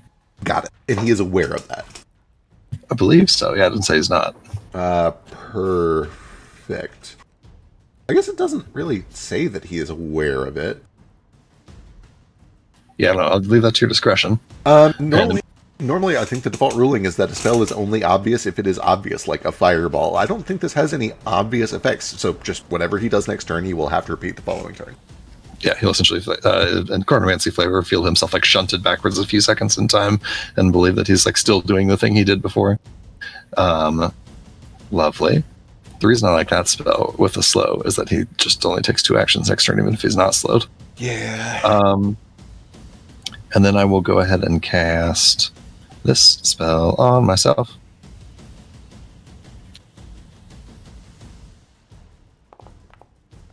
I've got a hot 7 on deck if I need it. Hell yeah, excellent. Woo. Baby boy. Cool. I'm going to use the other spell, but I just want to see how it returns. I don't know how to cast it from the item, though, is the problem. You need to make a. I want to do that. That's even said what you have to do. It's fine. He was going to say I had to do something. Wait, I can create. Maybe I created an item. I might have been doing the exact same thing that he was telling me to do. No, Sorry, husband song. we're not married anymore. True, it's official. I'm so proud of you both. Is You it, guys actually did it? Oh my god. I actually did it. it said it created Wow. an item, but I don't know what happened to it. Okay, He just needs to make it will save throw. How about that? right, I was going to say, you're just casting it from the mask, right? I'll just add it to my spell list. There we go. Will save. I love the spell so much. It's a good spell. You skipped me. Oh, yeah, you can jump in at the end of anyone's turn if you'd like. What would you like to do? Yeah, I roll over onto my back and show my belly. Fucking guy. Amazing, love it. There we go. So here we go. Perfect, he rolls a 14 and fails. 13 and fails, actually. 13 and it fails. So he's immediately off guard. Awesome. On the second round, he becomes frightened 2. Finally, on the third round, he also becomes stunned 1. Oh my god. And at the end of the third round, he takes full damage. Beautiful. I'll wait. I'll wait to roll the damage. Okay. Or should I roll? I'll wait. Wait until it actually happens, for sure. Alright, anything else? 2 actions. I'm probably actually going to step... Well, I don't... Can I try to grapple him? I mean, I know that I'm weak, but he doesn't seem like a very strong person. Absolutely, you could try to grapple him. I'll double check, I think it's against his fort DC, which is bad. Let me see. It's okay. I have no arms. PF2. My Grab. athletics is -2. Grapple. Athletics against his fort DC. His fort DC is currently 14 because of Jane's thing.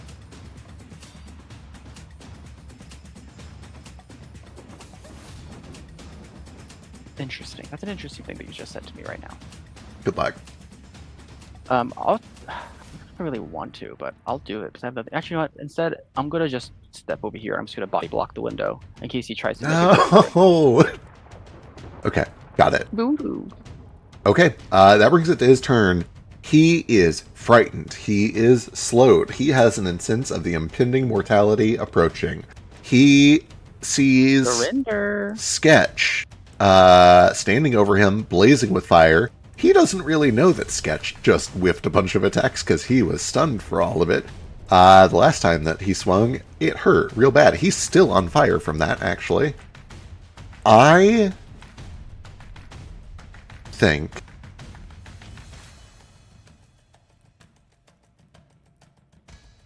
Yeah. Yeah. Yep.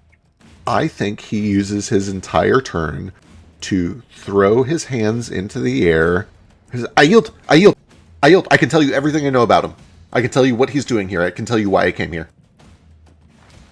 If you yield, you're coming with us as a prisoner. Yeah, that's what yield means. Yeah.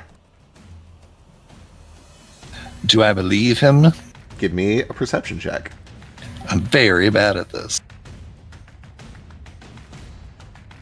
I'll throw one in there too, but I mean, I already just don't believe he's going to be. I mean, I don't need to.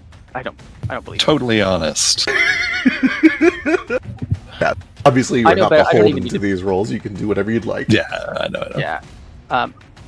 I guess I'll make a check to see if I get any extra things from it, but I already know that he's going to try to escape the first second he gets. Yeah. You believe whatever you would like to believe. I'll have Mayor second this. Sure. That's okay.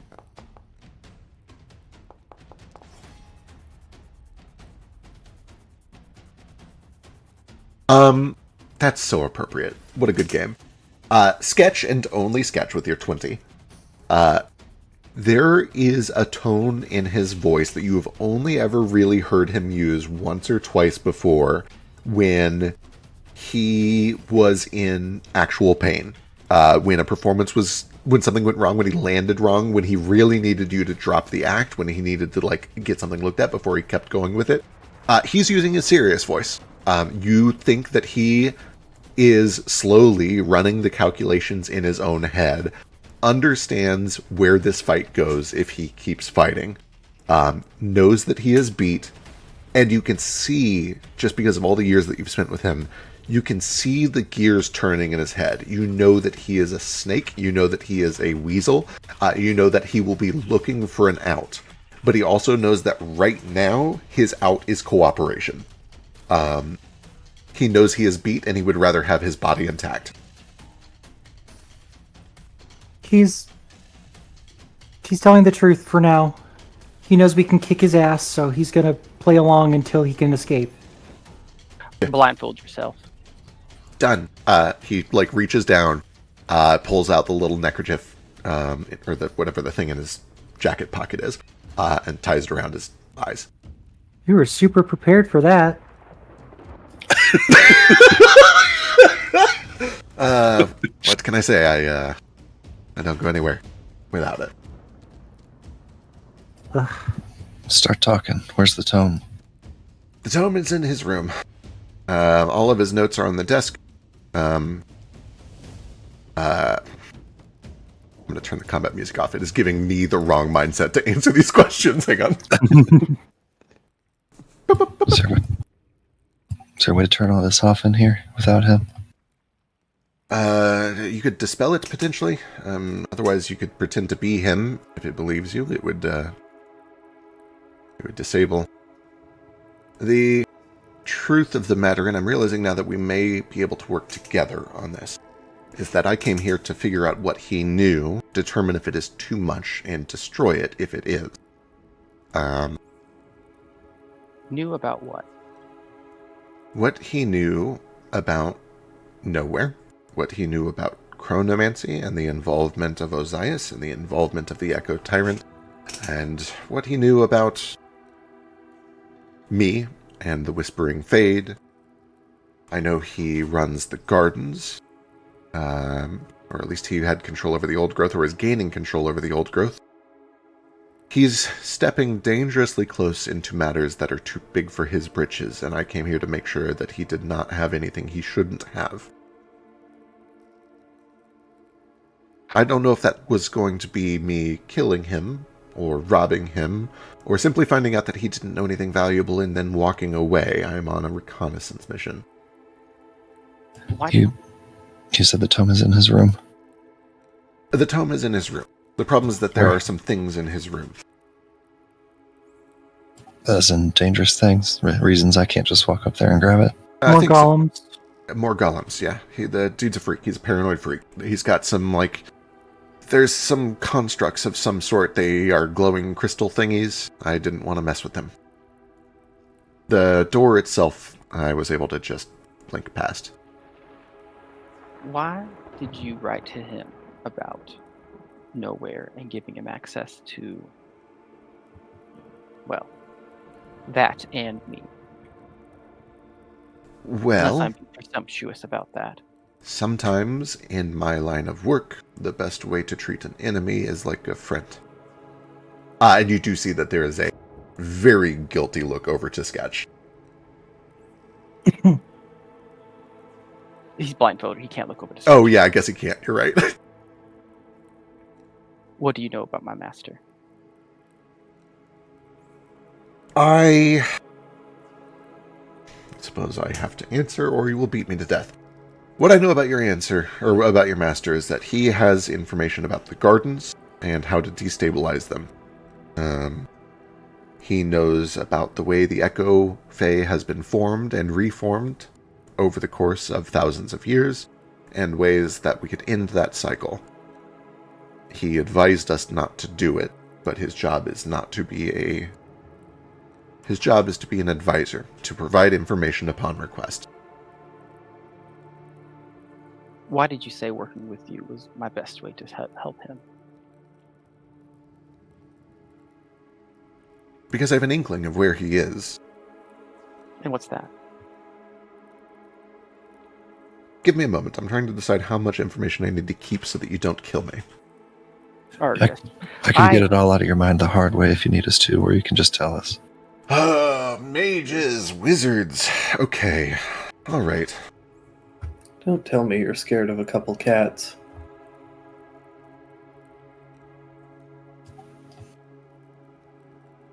I am a little scared of a couple cats and a wizard and whatever you are. Oh, I'm baby boy. Not you. Oh, are you talking about him? Yeah. He's Sorry, blind. Disappointing. I just needed to get my line in there. Well, this guy's paranoia is probably pretty justified since 6 people are trying to rob him at the same time. Yeah, that lives of the rich and the famous. I would never want it for myself. Yes, but can we get back to the topic at hand? Your librarian, your master, as you call him, disappeared. From your perspective, it would probably feel like a few months ago, which coincides with a very large egress of echoes down in Wexisas and over in Patakak. Yeah, we've seen some of those. Believe it is reasonable that your librarian, although it is not his duty to protect this world, has taken it upon himself to do so anyway. He knows that if too many echoes get free too quickly, they will run rampant. It's happened before, it could happen again. It would not be the first time that intelligent life on this planet was exterminated because somebody shared too much eldritch knowledge. That begs another question you mentioned from my perspective. How much do you know about the time differentiation between nowhere and the material plane? It's complicated. I know it exists. I know roughly how to figure out how much time has passed, but it's not something I can just do in my head. Well, what's this rough formula then? As I'm sure you're quite aware. I'm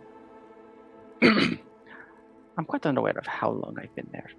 I'm quite curious. Fluctuates, it oscillates, but if I had to guess based on when I first met you, which I assume was shortly after you joined, you're probably originally from maybe 300, 400 years ago? Oh, I met you 2 years ago? Right, yes, time dilation. Wait, Yeah. how old are you? Oh, me? Oh, he's really old. Did you not know that? He puts like a hand to his chest, like, oh, me? Oh, moi? You want to know how old I am? And you do see that even behind the blindfold and with bruises and as he's putting out little bits of singed fur, old enough. Thank God, I guess. Fuck. You suck. I hate you. All right. Sketch. Argus- I really did enjoy our time together. If you're done Yeah. cradle robbing, let's get upstairs. Hey, wait. Yeah, and did it felt like what? 10 seconds to you? Do you not enjoy an ice cream when you eat it quickly? Argus, we're not here to ruffle feathers. What does Watch your mouth. Sketch say? Eat it too quickly and you'll get brain freeze. It was delicious. It was worthwhile. Ugh. I he just walks off. Not gonna kill him. Not yet. Well, we can't kill him. We have to get information out of him. Sketch. And then even then, I Sketch. can't fucking hit him, Sketch. so what does it Sketch. matter? Don't What? Leave the room. Don't leave the room. There are guards. I'll just There's tell no him I'm guards out sleeping with the fox and it'll be fine. All right. I'm gonna, I don't know, bind Argus's hand and gag him. Sure. And I'm gonna make sure that the actual blindfold is actually blindfolding him, and not that he just put it on there. Actually, I'm just gonna take it off and I'm gonna re-blindfold him. Yeah, absolutely. Because I don't trust his blindfold at all. You take Actually, some time. can I just put a bag over his head? Sure. Do you have a bag? Presumably. If you have a bag, you can put it over his head, yeah. Yeah, I'll put a bag over his head. Say if you need one, I've got like a bedroll I can take out of the bag. You take some time, you tie him up. Whoever's the best at tying rope, give me a check. We all know it's Fetch That's probably true. Or me. or Sketch, but Fetch is gonna say he's the best at it. True. You're a little. Yeah, let's just shake it right now. I feel like this could be like either crafting or survival. The survival thievery? of it is okay. Here, I could do it. Just shut up. I'm not emotionally unstable. Wow. He's not emotionally unstable, he says, doing perfect shibari in 2 minutes. Wonderful. But yeah, you tie him up real tight. You get him blindfolded, you put a sack over his head. You say you also gag him? Yeah, I don't think he doesn't need to use verbal components, but I want to make sure that he has as little access to his magic as possible. Understood. And presumably he does need to see for, I think, because I have his spells. I don't think he can do any teleportation without seeing where he's going yet.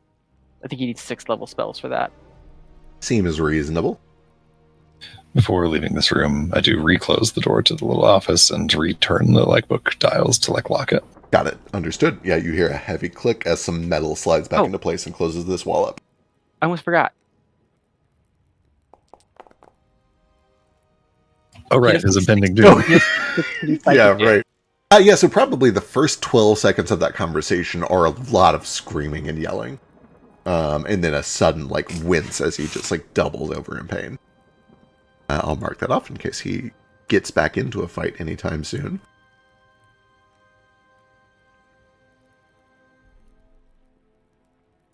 I'm gonna telepathically contact Jane and be like, I hope you have some way of I don't know, disabling him. He's pretty slippery. Only for a few seconds at a time, but might be all we need. I foresee that he will escape from this quite soon, unless we completely knock him unconscious. If it comes to it, we can do that. If he's not lying and the book is up there, I have what I need from him. This is up to what you and Sketch. I can't even respond to you telepathically, can I? No. But I can also just like whisper to you. We can just like whisper to I each other. suppose. What you all do with him is up to you. Apparently, Tex doesn't give a fuck what we do with him. Hi. Yeah, thanks for all your help, Tex. I hope your nap's been nice. God, you're bitchy. You're I not very offered to help kill the fox, and then you told me that you didn't want help. That is true. That is true, but I mean, hitting him is Just different because than you're killing him. incompetent doesn't mean that you have to get mad at me about it.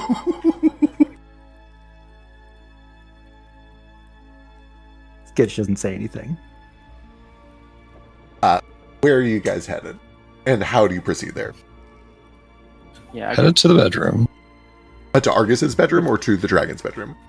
Wherever I guess the they're both book upstairs. We'll start was. heading up the stairs. Yeah. The problem is going to be is if he screams for help. You gagged him. You can still scream while being gagged. Okay. This would cost me quite a lot of magic, but I Wait. could turn most of us invisible. Sketch, could you choke him out? I guess I could. Does that help? Like a sleep and hold? I've heard about those. I don't know if I have the muscles for that. I could try. Could be like knock him unconscious. Didn't you say there are guards around here? I'm more concerned about walking around with their guest of honor in this condition than I am about him getting away or getting attention. All right. That's just my 2 cents. I don't know. All right. Well, then let's go. If we want to, I can turn 4 of us invisible. It costs me quite a lot of magic, but I don't know. I also have the ability to turn some of us invisible. I'm limited on my higher spells that I would need to trick some golems with. Well, I suppose I'll just start with myself.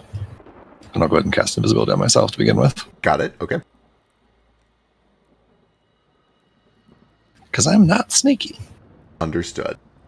Anybody who is not doing some sort of invisibility or some sort of trick, if you want to try to get up these stairs quickly without being spotted, let me get a stealth check here. Well, before they do that, just being invisible, can I just like go scout a little bit and see if there's any guards like out here? Certainly, absolutely.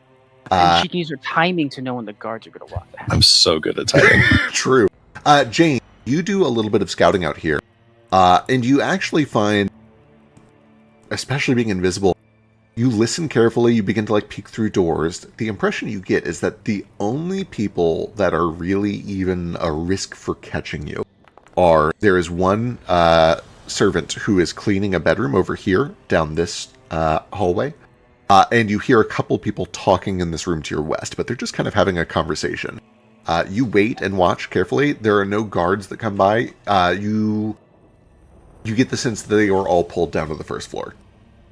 Okay, is that true also as I go up the stairs a little bit and look upstairs? Yeah, you poke your head upstairs, and you don't hear anyone up there. Give me a perception check.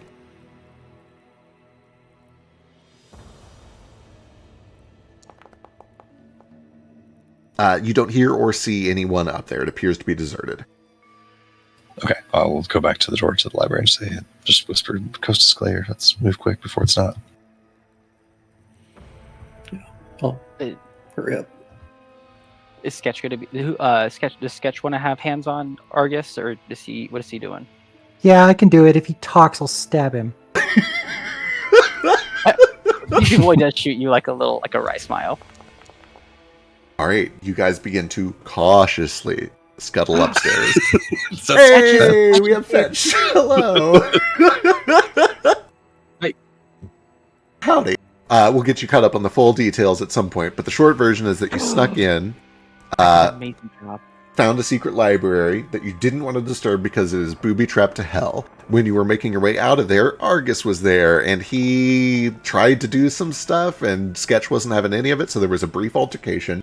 You quickly beat the shit out of him, and he surrendered, and you now have him tied up, gagged, blinded, and under a sack. And you're taking him upstairs, where he has kind of agreed to cooperate with you if you don't kill him. Okay, I'm A, proud of this. Also, B, extremely disappointed with this. Why is he in a sack and not rolled up in a row? There are traditions, people. Rolled up in a- because he has Well, information. if You know we this roll, thing. Sorry, Sketch. Go ahead. if we roll him up, then we have to carry him, and I don't want him to get that pleasure. He has to walk. He'd No, like it too fair much. Let's see. Also, we'd have to move all the bookshelves to get the rug out from underneath them, and that seems like a pain in the butt. True, that would be Wait, a real pain. I might be the strongest one of us. Can I carry the sack, and then also I'll carry it up the stairs, and it'll just be like a bonk, bonk, bonk, bonk, bonk. He just has a sack. He just has a sack on his head. He doesn't like in a full sack. Yeah, you guys just Oh. have like a potato sack over his head. In addition to a blindfold and a gag. And his hands are tied. And his hands. We are tied. love the timeout bag. He's in the timeout sack. He's fine. Sorry. Question. Could I have instructed Sketch in a way to tie these knots so that even if he transformed into his fox form, he wouldn't have been able to get out of it? Yeah, on his natural 20, I think Sketch is already, Okay. Sketch kind of already thought of it, having seen him transform, but you can definitely give him additional guidance that helps. Yeah. If it's already. No, I'm doing it. Don't worry about it. Very good job. Sketch. Okay. Thanks. It's amazing what a little bit of rage will do. I'll put like a. Except I for don't know, make you miss a lot. Put like a comforting pat on his shoulder. That's true. I did leave that out of the report for Biscuit. Sketch rolled abysmally, 8 rolls in a row. He essentially missed 8 times in a row. It was hard to watch. It was so bad. It was very difficult to watch. Relax, you're not the only one who didn't get the kill they wanted. Oh, you didn't get to kill the dog. No. Sad. Well, I don't know what to tell you guys. Just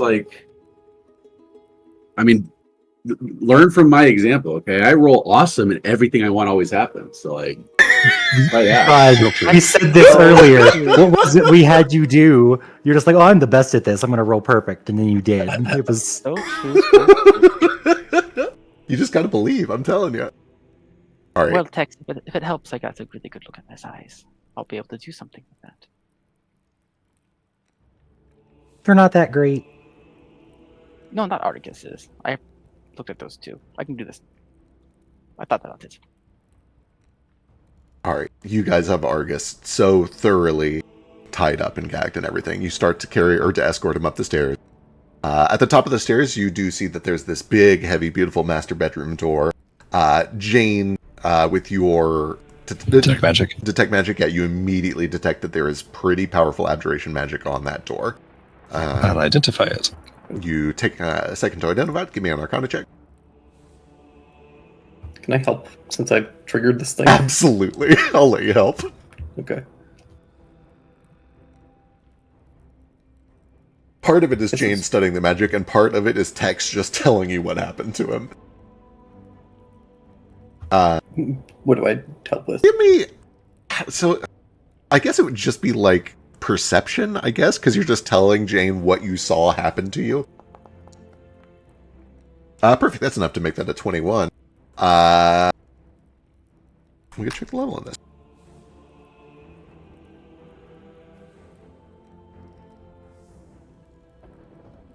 Perfect. Beautiful. Jane, you learned that this is essentially a containment spell that is tied into a glyph of warding. If anybody touches the door or attempts to unlock it or attempts to open it without speaking a password, it casts the containment spell on them, which it basically makes a hamster ball around them, and then that goes bouncing down the stairs. Understood. Dispellable? Yes, very dispellable. Would a 4th level... I don't remember how dispel magic works in this game. Would a 4th be an automatic success, or what kind of roll would it require? Containment is also level 4, so you would need a regular success. If you were to upcast it 1 level to a 5th, you could do it on anything but a crit fail. I Question. unfortunately cannot upcast, but Before she uses spells, since I have arcane security, could I use that to bypass it without using spells? You could use Arcane Security in lieu of a disarm check, which is normally Thievery or sometimes Arcana. So you could certainly try with your Arcane Security. It's not going to be just a straight-up dispel. But essentially, So assuming what would it do then? essentially you would get to roll an Arcane Security check against the normal DC for disabling this trap. So I could disable the magic trap with it, Correct. and then but just temporarily. Correct. Yes. And Do I know what that would look like? Before, if it's going to be easier for me to do that versus Jane spending resources. right, that would failing trigger it. Let me go double check. Because I'd love to not spend the spell slot, but Did you say you'd love to spend your spell slot? no, I'd She love to just not spend the loves spell slot. casting spells. She loves it, guys. I love time. She loves time and casting spells. I I mean, don't know. honestly, that's kind of. I accidentally blew all of my spells on that fight just now, so need to save some.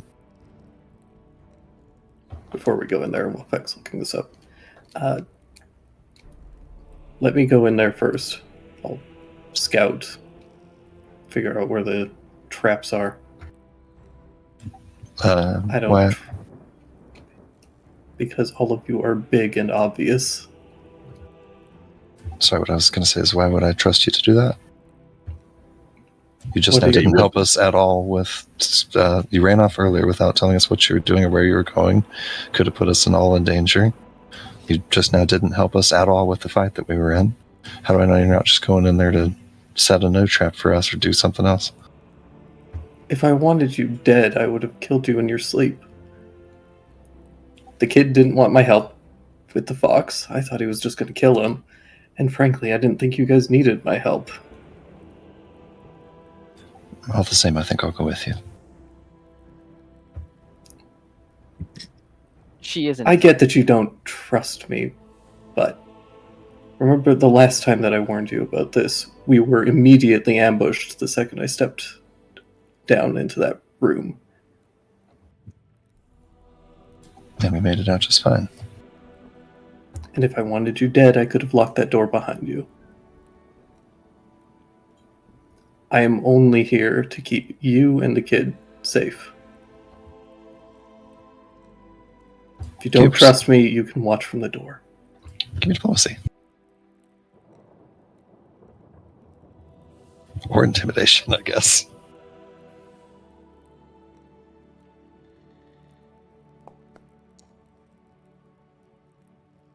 Jeez, oh Pete. Yeah. She remembers back to that room where at the time it was also frantic that she didn't quite like compute that like truly you could have just murdered us all by just closing that door behind you. So fine then. I'll watch from the door. Whether you believe it or not, I need you two alive. Which two is that? I assume it's Sketch and her. Yeah, not you, not me, and not any of my family. That one. I don't think anyone. I don't think honestly anyone really needs to be alive. Wait, am I not your family? You're that one. Oh, okay. Sketch, you have a hand raised. Can I take Argus not in the middle of a staircase? Yes, I assume that you guys are not actually chilling in the middle of the staircase. Okay. You pass by this door. Do you immediately try to deal with this door, or do you duck somewhere first? Which door? This one? The top middle door is the one that goes into the master bedroom. The room to Argus is on the left. There's an outdoor patio on the right, and then there's like a little piano and a seating room down here on the balcony. Not really balcony, loft. I'll take him to his room if I know that's his room. Tex kind of gave you a rough layout. Yeah. And you find out quickly when you get in there because the whole room smells like him. Like the first thing he did when he walked in here is spray perfume everywhere.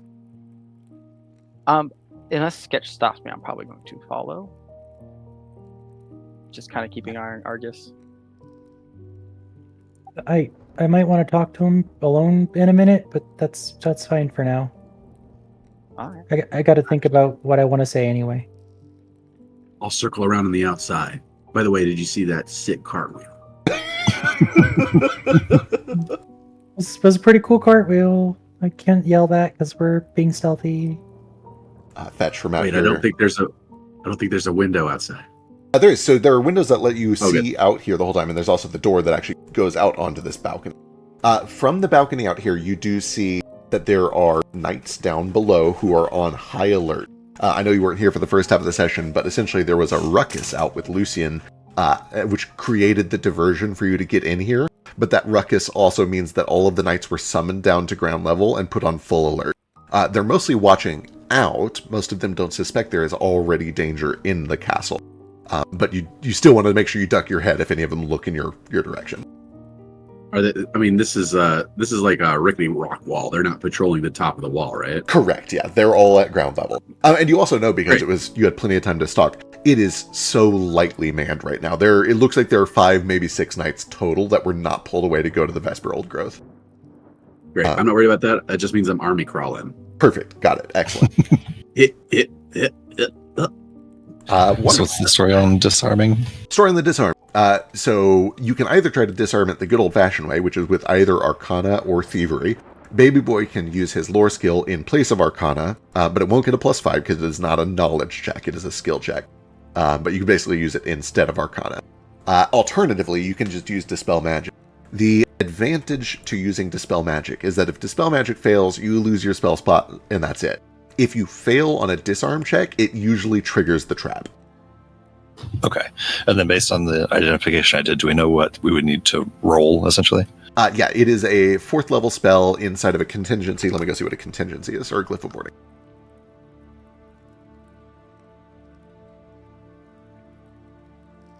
Wonderful, even lower. So the lowest level here is 4. The DC to dispel it would be 18. And you need a regular success unless you upcast. What do you add to your arcane security roll there, big boy? 7. So you need an 11 or higher. Boy, oh boy, oh boy. I could give you essentially advantage on it. Do we get another round of hero points? You already got it. Yeah. We just get the 1? We don't get all, but there's 3 slots. You get one at the start of session and one at 10. And then, like, if somebody does something super creative, I sometimes throw a 3rd. Did you not see that cartwheel? Can I have one for attacking Argus on sight? You know what? I've done this with Branch recently. I do specifically give it out for doing dumb decisions that play into your character's flaws. You can have one for attacking Argus on sight, and Tex can have one for chasing Lucian down. Both of which were kind of objectively rash decisions done in character. So, with this glyph, let's say Baby Boy triggers it accidentally while trying to disarm it. It puts him in a hamster ball. We know that's going to happen. Could I then just dispel the hamster ball? Theoretically, Tex. So this is where Tex's help comes in. Tex knows that when that hamster ball landed, there was a loud noise, and the guards were like immediately alerted to it. Can we just pull some? Can we just get some pillows from this bed and blankets and just make it so that if it does happen, it just lands on them? Theoretically, right? Or can I just hold a dispel that if it shows up, I just dispel it before it has a chance to land, sort of thing? That is also valid. The big thing is it is invisible. But like, if you know it's happening, you can still try to dispel it right after the trap activates. Also, if you're gonna hold it, it's just I mean, I do really want to try it because I have the skill. Yeah, I think you should go for it. What I will do is you're going over there to start getting ready to attempt it, as I will begin to cast a spell on you. I'll be like, all right, and I'll just kind of like look at Sketch, like, I'll be back. I'll knock. Okay. Top starts to spin super fast, and you start getting glimpses into your work trying to disarm this thing. Little spots where maybe you messed it up. I'm gonna do this. Yeah, and I don't know if it will help to get out my little notebook, but at least thematically wise, you'll see him pull out this. I think he's pulled it out before. It looks like it's made out of, like, I don't know, weird aberration skin leather. It looks like a really creepy, like, occult book. He just starts like flipping through it. At some points, he's like spinning the book upside down, just kind of like around in circles, trying to like understand what he's reading. Well, I only got a 10, so I did not get it for you. So you're going to have to roll yourself. Because you said you had 7, right? Yeah. You said it's 18? Yeah. Looking for an 18. Yep. Ooh, oh, wait. Wait. I think I can make that an 11 with my pocket watch. Can I use that to give a +1 to that check? You sure can. It's a +1 item bonus to the check. If it is chronomancy related, which it is, you're using Diviner Sight, which means you have an 11 on deck, essentially. So do I have to take that, or can I still roll to see if I do it Yeah, or not? So you can try to roll better, but if you just have the 11 if you want to. Do I have to okay, but I can just, if I roll bad, I can still take the 11. Double Yeah, checking. it's Okay. I think so, actually. Hold on. You do have to decide if you're using the 11 before you do your own roll. Oh, yeah, you're right. I'm sorry. Yeah, so you do have to just use that 11. So I use the 11 or I use my own roll. Correct. Right, but if you roll shitty, then it fails. So if I use that, then I don't roll at all. Correct. Correct, you just succeed. Is there levels of success for this? Nope. It is either success or failure. Oh well, I'm gonna roll to chase the rabbit, but I guess I'll just do the smart thing and take The, Sorry, I should have let you roll the d20. Let me make sure I inform your opinion. Success means the trap is disarmed. Failure means the trap goes off and you suffer its effects. Critical failure means the trap goes off and you critically fail against its success or its effects. Cool. Yes, and if I take her 11, I just succeed. Correct. So I'm doing that, but I'm going to roll just so. Yeah, you can chase I the rabbit. know. Yeah, That's what I'm doing. yeah, chase the rabbit. Let's see it.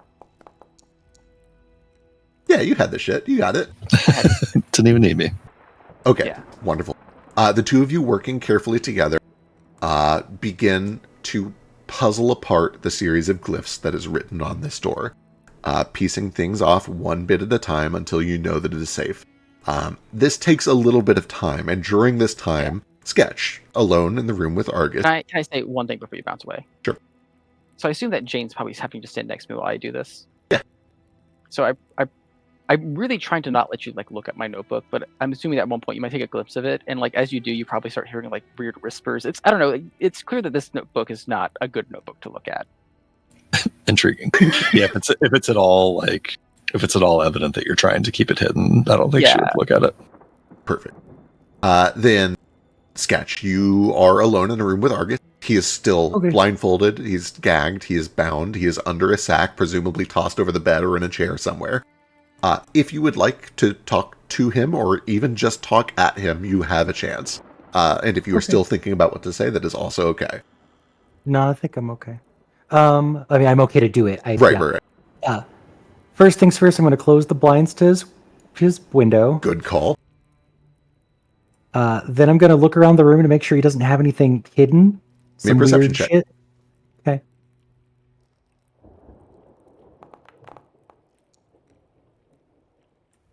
$25.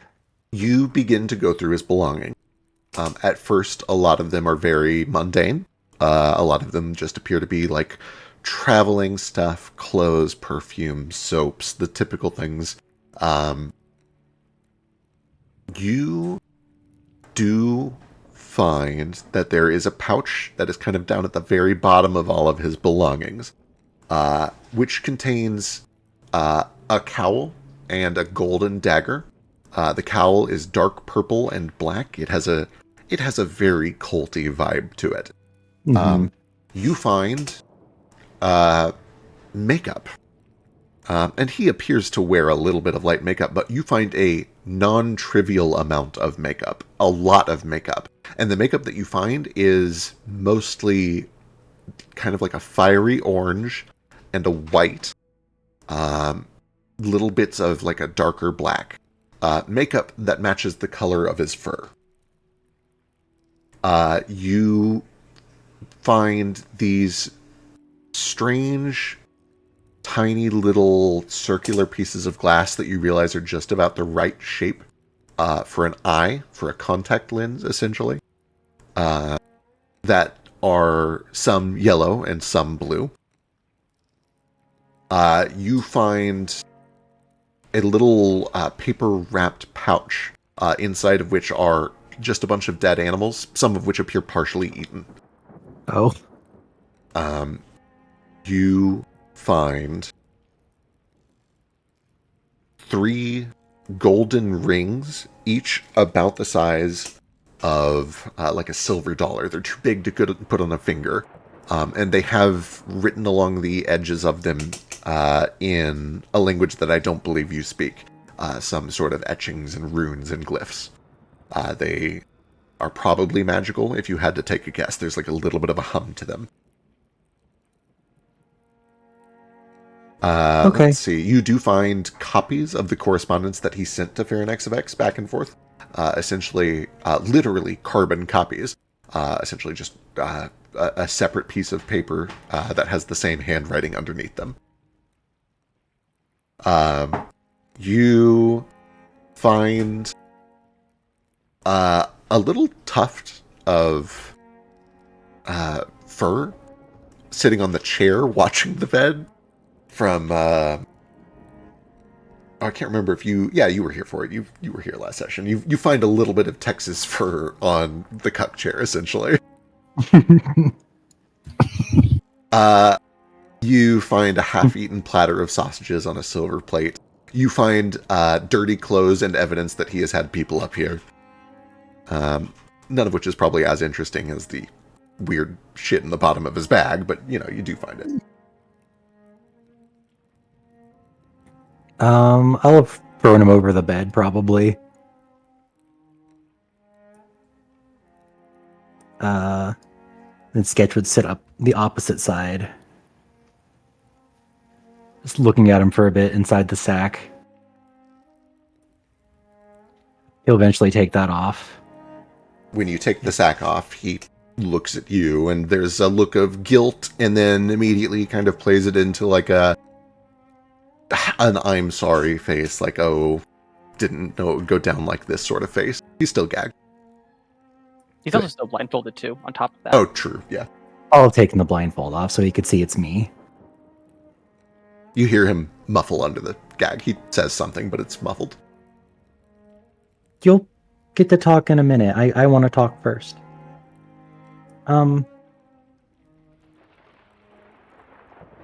Sorry to attack you on sight like that. I don't know if you know how much you hurt me. It's not just about, the sex and stuff like that, although that is kind of a big thing because it was kind of a big deal to me. But you were also the first friend that I had made by myself. Typically when, I make friends, it's my brother's there too. And sometimes I feel like he carries the weight in talking, and I wonder if they're my friend or if I'm just kind of, a friend by association. I don't know, it's stupid, just... I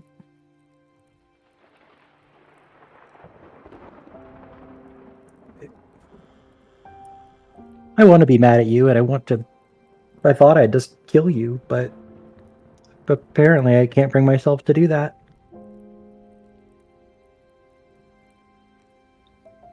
You're weird, and I'm sure you have your reasons. You also have some weird shit in your bag. I went through all of your things, just so you know. He shrugs. Like a guilty shrug. I want to reach up and try to, wipe off his face. Does the makeup come off? Or... So you have no challenges here. You have all the time that you need. Yeah. Not at first rub, no. But when you work at it, and you work at it for a while, maybe even, grab some alcohol or something like that, you do see that bits of orange begin to come away, and beneath the makeup, there is fully gray fur. Gray skin. Gray lips. Huh. Does it remind me of the Echoes? Absolutely, yeah. Well, that explains a little bit. I'm gonna ungag you now, but if you try anything funny, he'll pull out his dagger and stab it into the footboard of the bed. He nods. Okay, and he will undo the gag, but nothing else currently. For a long time, he simply sits there, kind of quiet. But eventually, he looks up and says, "Why did the chicken cross the road?"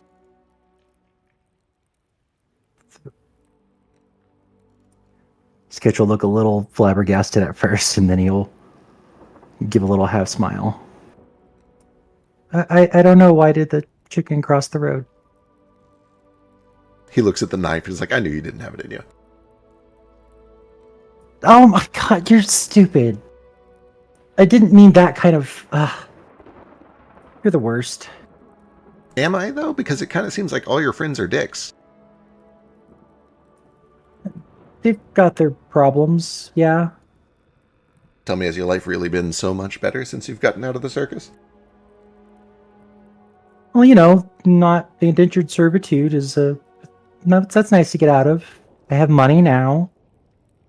Not sleeping with a guy who lies to me all the time that I don't know anything about, who technically owned me, which makes things a little weird. Still does. Well, you technically murder people, right? We all do weird things to survive. Listen, the truth of all of this is that I'm just trying to protect my family, just as I'm sure you're trying to protect yours. You have a shit way of going about it. It's actually been quite effective until I met you. I have to admit, I'm impressed. Yeah? With that big a pain in the ass? I seem to remember it being the other way around, but, Shut up. Oh my god. Put a pillow on his head. If you're going to kill me, do it quickly. Take the pillow off. So No, if I kill you, everyone's gonna get mad at me. So they're saving me from you.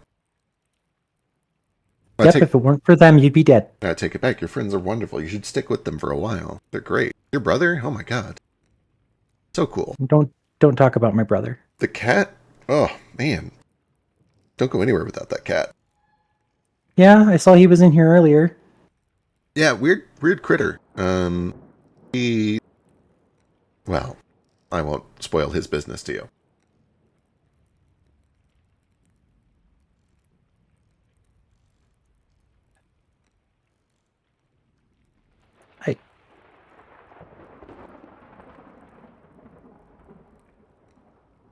I don't know what to do now. I said what I needed to say. I am not in a position to be making bargains or pleas. I'm glad to be alive. I'm glad to cooperate. I'm beginning to realize that maybe we might be more on the same team here than I thought. Bat for the same team. He smiles. And as that happens, back outside, there is as the last of the magic dissipates, you see some of the chalk begin to come down off of the door. The lights go out. You've dispelled the trap. All right. About time to go check up on Sketch now. Yeah, real quick, we do also have a hand raise from Biscuit. What's Fetch up to? Sneaking up to the window to scout. Love it. Give me a perception check. And a stealth check if you're going that far out. And also, do you have a climb speed? Because that's technically like a little bit of getting out onto a windowsill. Thank you for asking. Indeed, I do. Excellent. Perfect.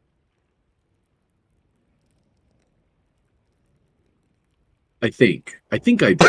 I'm pretty sure I do. You did. If you missed it, but Tex would have told you what he saw out there too. Oh, yeah, but I would do this anyway. I don't believe Tex. That's fair. Yeah, I assume. Admittedly, I think you were also getting a slightly better vantage into there too. It was pretty certain that I did, but I can't. Yeah, you do. I see it. It's on your. It's on the front page. Okay, great. You're good. So yeah, go and give me perception itself. Okay. Watch me roll 20. And we will come back to you here in just a second, yeah. Okay. I'm in on the stealth. That's going to be 20. Right, of course.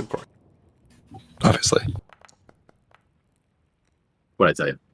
All right. You start to step out there, and you notice that you hear the heavy clack of iron as one of the knights is coming around to do the patrol. You pull back and wait for him to go past. And then after he passes, you go back out and look through the window. You're not able to get like an amazing view at first, but the second pass, when you're able to get all the way into the sill, you can essentially see all the way into the room here. I think if I move your token up, does that look in here? No, it doesn't. Why is it not working? I can see it. Oh, you can see it? Weird. Why can't stream see it? From exactly there. Yeah, I don't know. Interesting. Anyway, I'll pull the camera over there so that they can see what you see. You see a bedroom. You see exactly what you see on screen. There's a large master bed. There's a ton of empty space on the side of the room closest to you. You can see a desk in the far corner and a door that probably leads to a closet. But then also, most prominently, you see that there are some weird critters that are just standing around the door doing nothing. They look like golems or something like that. Sex toy constructs. Some sex toy constructs. Yep. Especially that one. I'm not going to ping the one, but you know. I know, I know the one. Thanks, Zeke. You're welcome. Super happy to help. So the hand raise from Sketch is urgent. I'm going to jump over there. What's Sketch up to? Okay. I just I forgot that I had this minor boon of Korik that I've had forever. You do, yeah. And the third option is Seal and Blood. I can make a handshake agreement with somebody, and I know the instant they break it. Oh my god. Okay.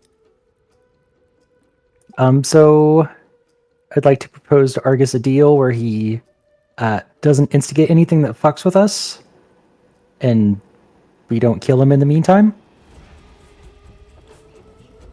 I love this so much. Oh my god. So yeah, of course he agrees. You have him dead to rights, tied up. He says, sure, I'll take that deal. I don't think I have much of a choice in the matter, do I? No, not really. So he'll just go ahead and cut his hand.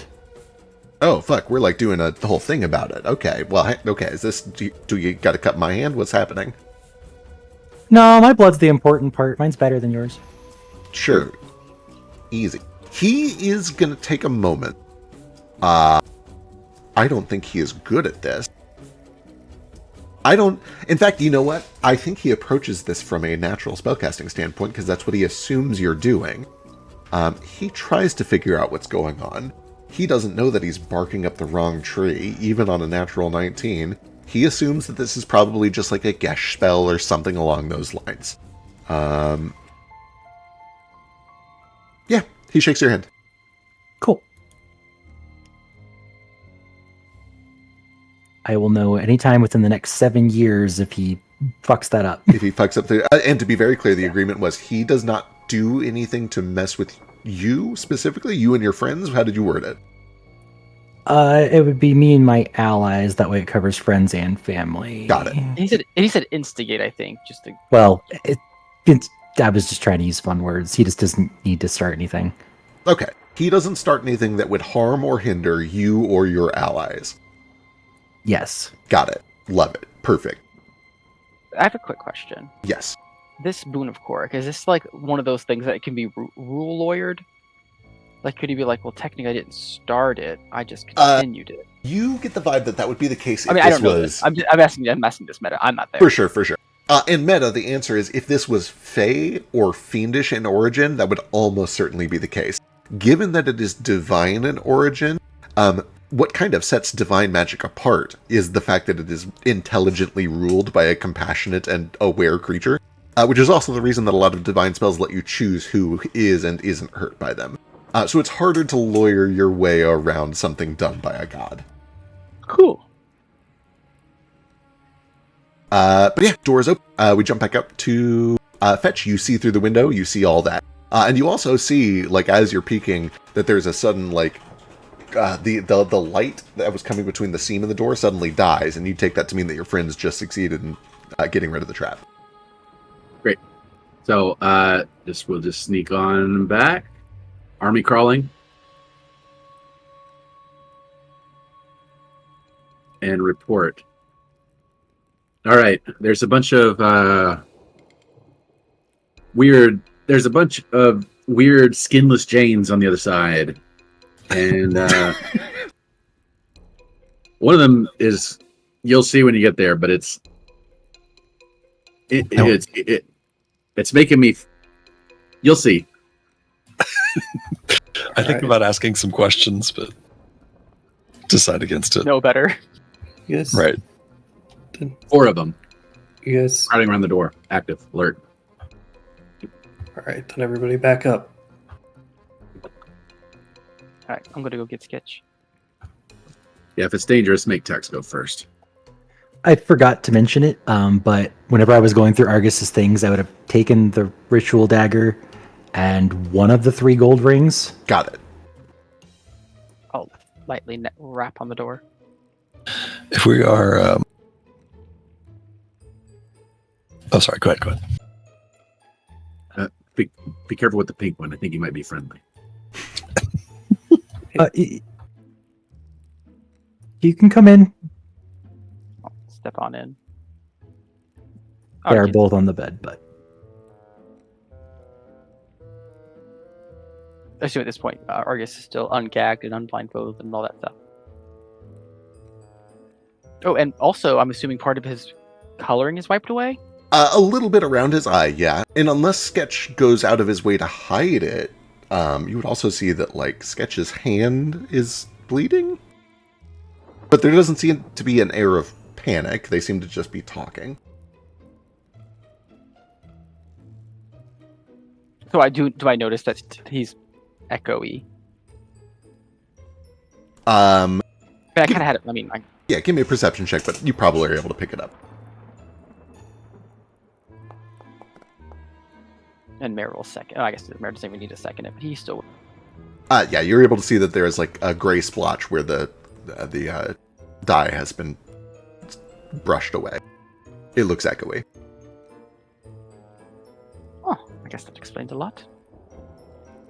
Sorry, I guess that explains a lot. Sorry, I got my accent there for a second. I like tip my hat. it's okay. I forget my voice all the time.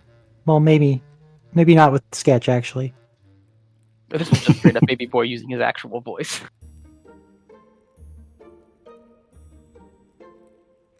Well, looks like we disabled the trap.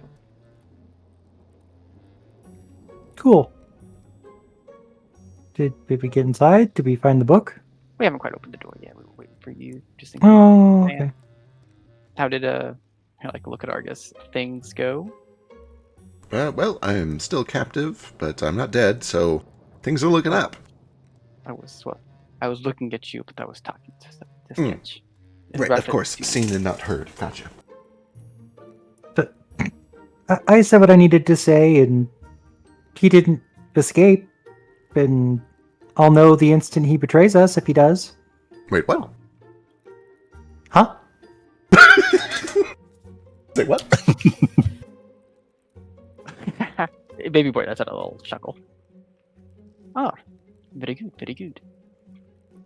Are we gonna regag him and take him with us, or? Well, that was the plan. Okay.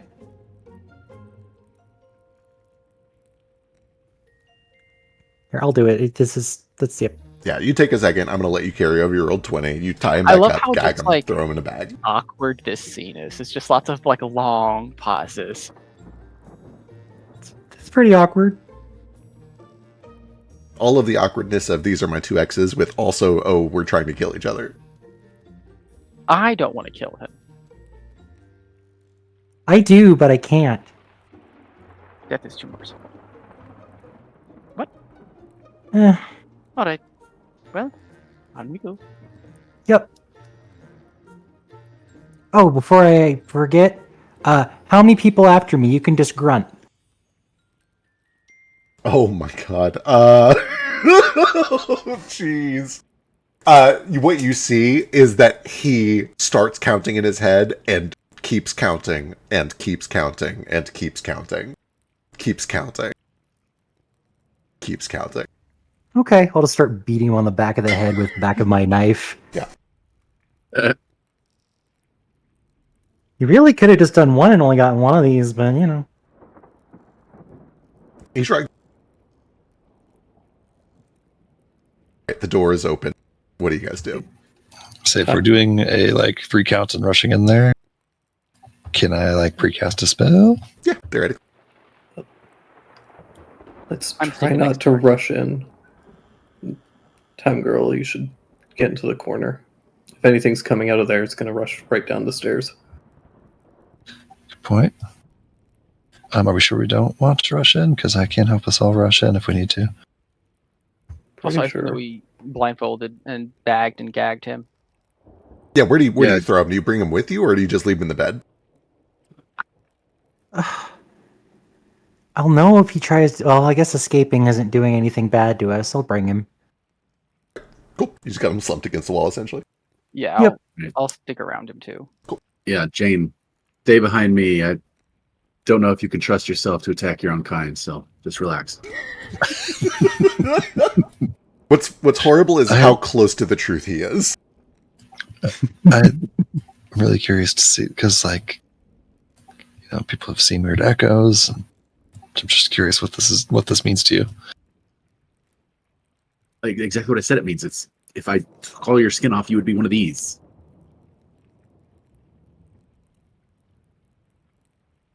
All echoes are weird. There's a kind of attractive.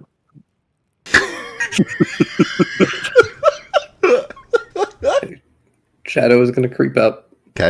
I'm going to slowly open the door. I'm staying pressed Got it. against the wall so that I'm out of sight. Understood. The only thing that is visible going towards the door is my shadow. Got it. You open it.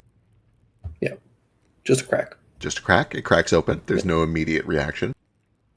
Can I see the sex bot? Yeah, you kind of open it wide enough to be able to look through, and you are able to see inside. And what's more, it's cracked enough that these things surely must be able to sense that the door is open, and there's no reaction. I am going to crack the door open a little bit more. Yeah. I'm going to step out. Yep. I'm not stepping into the room, but Into their stepping line of sight, to here, essentially. Yeah. into their line of sight. Yep. They See see what you, they and do. there's no reaction. And I'm going to slowly push a paw in towards the room. As you step in, they Just- follow you with whatever these weird head shapes are. They're aware of you. They're tracking your movement, but not reacting. Okay. I'm not going to step in yet. I'm just going to take a look around the room, check if I can see any other traps. Give me a perception check. And do you have smell, right? Smell and that other thing. Well, it's piss. I'm actually going to burn one of my hero points on that. Got it. Not much better. Looking around, you see what you see. Let me go double check what the other thing is. I think it is what I think I'm thinking. Hang on. Scrolling, found it. Just for invisible things. Invisible things. Perfect. Excellent. With your... We'll do the smell first because it's funnier, even though that's not what you would notice first. As you step in, you see with your eyes what you see. You smell with your nose that there's kind of a sharp, acrid, chemically smell, not quite as pungent as formaldehyde, but down the same alley, that seems to be coming from within the room, and especially from the east side of the room. With your ability to see invisible things, you see that there is a fifth one of these critters who is invisible. And behind all of them, there is another very large invisible thing. Jesus. Curled into this large empty space on the far side of the room. Notably, with your perception check of 16, not breathing, eyes closed, and the source of the chemical smell. Okay. Fuck. Oh, I see. All right. Can I see where precious things would be stored in this room? Oh, right. See invisibility. You do see that... I don't fully see invisibility, but I can detect things. You can detect but not make out exact shapes. Got it. There is a closet door over to the northwest side of the room. There is a desk that seems to have some expensive looking books and stuff on it in the southwest. There's a dresser that probably has clothes and things in it. And then, there is kind of like a recessed stone pit that this body is currently in, which is... There's potentially room for other things in there. It's just mostly filled with that giant dragon body. Okay. I don't see the moonstone. You don't see the moonstone. I don't see the book. And you don't see the book.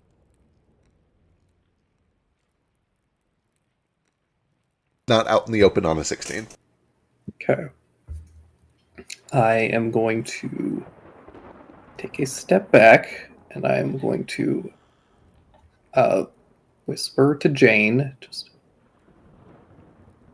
There's 5 golems. 1 is invisible, and I'm pretty sure there's a fucking dragon in there. Also invisible. I'm going to step inside. So get ready to run. Jane, give me an Arcana check as you come around. So worth noting, I am still invisible also. Got it. Good to know. Actually, no, I'm not. I had to do... Well, I don't know. I cast a spell, but I don't know if that breaks in this game. No, it's concentrate. It's not just unless it's sustained. Yeah, I think it's just as long as you can sustain. Okay, so it's only if it's hostile, and the action I took was not hostile. Lovely. You recognize these. These are probably something that you may have only seen once or twice, probably with Tesseract. It is above your pay grade. It's well above Tada's pay grade, but it's still a well-known concept. These are Arcanaux. These are essentially the embodiments of a spell put into a construct or an elemental form. They're essentially elementals made from a single spell. And a 25 is high enough to identify Fireball. Pink is Detect Thoughts. You're not sure what brown is, and black is Dispel Magic. Okay. And you don't see a 5th one, but you can probably guess what it is. Right. I will say that to everybody, that they're living spells. That Fireball, Dispel, Detect Thoughts, if there's an invisible one, presumably Invisibility. I don't know what that middle one is. Oh, you know what? You're a Chronomancer. You have the Chronomancer thing. It's slow. Oh, slow is that one. Oh, do I know any particular weaknesses or best ways to fight? Is Dispel Magic effective against them? Yeah, Dispel Magic will do immense damage to them. Anything that is good at Counterspell would work. Anything that directly contradicts whatever the spell. So water would be good against a Fireball. Otherwise, they're not particularly strong. They can be destroyed just like any other Golem or Construct or Elemental. The big thing you got to watch for is that very frequently when they're destroyed, it releases all of the energy that was used to create them. They will... Understood. Fireball's probably going to fireball when you kill it. All right, try to stand back from them when they go down. And then can I tell, just from looking at them or learning about them, what's going to activate them? Hard to say. You know that these can be given simple instructions. They're just like a step above an unseen servant. They probably have some sort of pre-programmed orders. They can go hostile if need be, but they're not. So you would know enough on a critical success. They can see you. They know you're here, but they aren't acting yet, which means that must not be a violation of whatever their directive is. Understood. Do I know if they can see invisible things? Not by default. If something has see invisibility, they probably can. Right. You would probably be aware on the 25, the Detect Thought ones, or the Detect Thoughts one, the pink one, probably knows that all of you are here just by virtue of detecting your thoughts. Gotcha. Okay.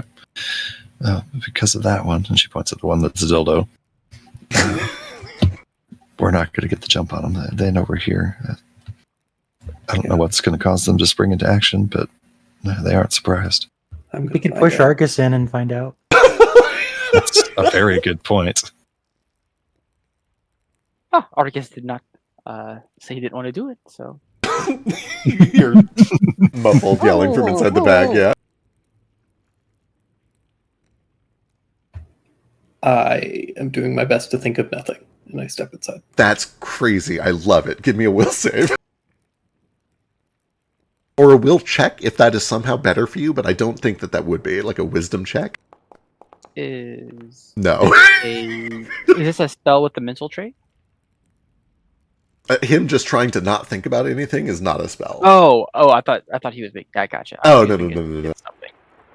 As you approach, you do see that the brown one directly in the front says, "You may not enter. This is a forbidden area."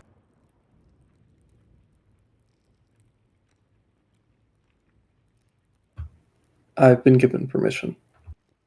The pink one says, "You have not. Please leave." What if I think really hard that, well, he's just a cat. Cats aren't people. Cats don't know rules. Do you have an idea of how far this detect thought goes? I don't know if it's an occult spell, but it's presumably similar to the spell itself. Question. Does the combination of invisibility and veil of privacy prevent me from being detected by anything here? Do I think? Oh, what a good question. I think detect thoughts is, let me see, PF2 read mind. It is a cult. It is a cult, so you would probably be aware, baby boy, that's a 30-foot range roughly, and it is a detection spell. So yeah, presumably your veil of privacy would prevent that from reading your mind. Okay, I'm going to try to counteract. Wonderful. Absolutely. Give me Arcana. Oh, no. God damn it. Let me see if I've got any reroll options left. All right. You got that 7. I do have that 7. Which would No, be that only lasts like one turn. That was forever ago. I can give you my bonus hero point since this benefits me directly. Oh, okay. I'm into it. Hell yeah. Appreciate it. Yeah. I'm going to want that in 10 seconds when Argus does something, but it's fine. In 10 seconds, we're probably going to wrap. We're already a half hour over. Yeah, true. 21, you, again, this is all kind of happening behind the scenes, but James, it occurs to you that you have a non-detection thing on that could theoretically prevent this from detecting you. I know there's a little bit of meta going on. Meta, you've succeeded. Okay. I'll say to Texa, because I can't say it because they're going to hear me. I guess I'm just going to walk into the room behind Tex, and while he seems to have their attention, see if I can sneak past them. Sure. Go and give me a stealth check. Do I get any kind of benefit to this from being invisible, or is it just factored in? Yes. I forget what it is. Go ahead and roll it and we'll see what it is. I know at bare minimum you get the greater cover benefit of +4, but I think there might be some other shit. Can I also assist? Yes, yeah, you can give me deception. You're essentially creating a diversion. Or any other applicable spell, depending on how you're making a diversion.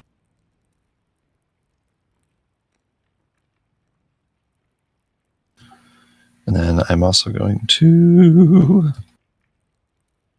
Can I try and intimidate them? You can try. You can try to do anything. You get the sense they're probably mostly mindless and not easily scared. Yeah. I was looking it up. Invisibility makes you undetected. Okay, I'm not going to take that 8, so I'm going to try an actual check.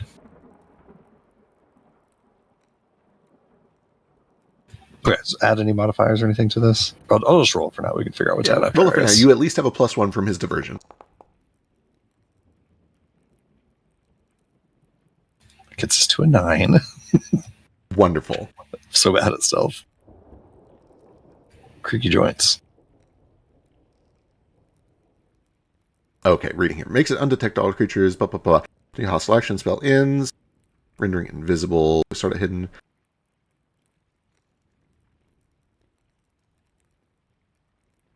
You're undetected to everyone.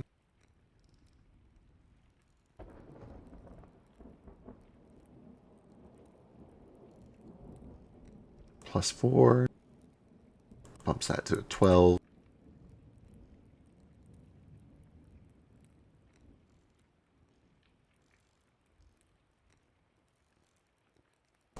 So we run into a scenario where Jane starts to scuffle along and it makes some noises that are audible.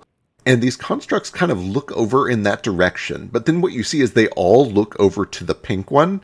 And the pink one says, "There is nobody else in the room. It is okay." Hell yeah. Veil of privacy fucking rules. I try to sneak, I guess, like between this red one and the desk. Yeah, as you get past that thing, you can feel heat radiating off its body.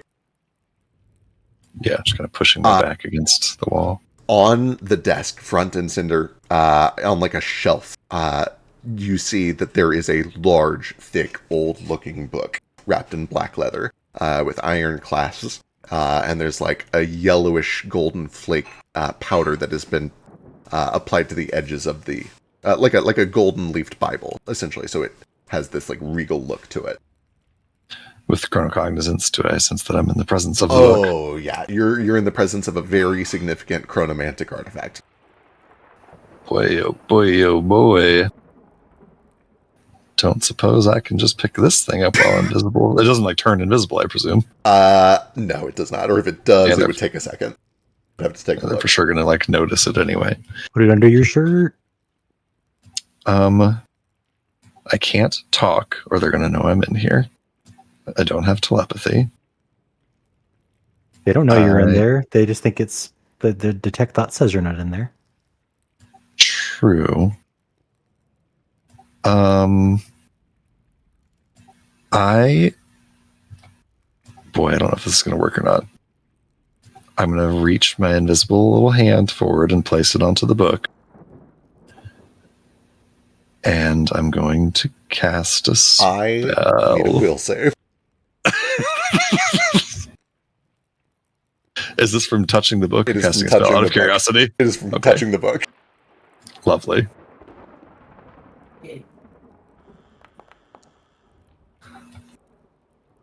Woo! Fantastic. You feel knowledge begin to violently try to press itself into your brain. The sensation is harsh and overwhelming.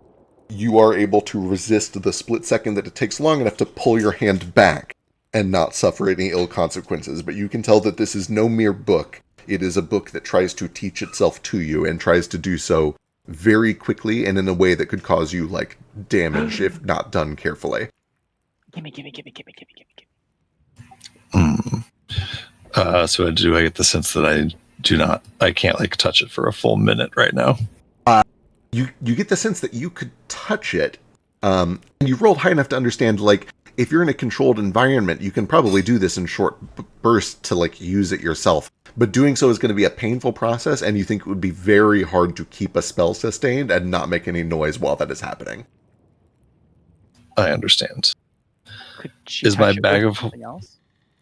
Is my bag of holding currently invisible? Yeah, it's part of your gear. I like lift it up and see if it remains invisible when I like hold it out in front of me. If I don't let it go, It does, yeah. I lower my bag of holding onto the book. Okay. There is kind of a moment where the invisible bag is just resting on top of the book, and because it's invisible, nothing appears to change from the outside. The book is still visible through the bag. In case it wasn't clear, I mean, I lower like the opening of the bag of holding onto the I book. understand. I see what you're trying to do. I got it. Yes, I'm trying to take the book into the bag of holding without touching it. I see. Go ahead and give me an Arcana check. I think you probably know how this is going to go down before you do it. Very well. Super well is what he's about to say. Yep. Flawlessly. On a natural Natural 20, Oh, hell yeah. you Very understand that Heyo. what will happen here is that when you push it into the extra dimensional space, it will disappear. That will be noticed.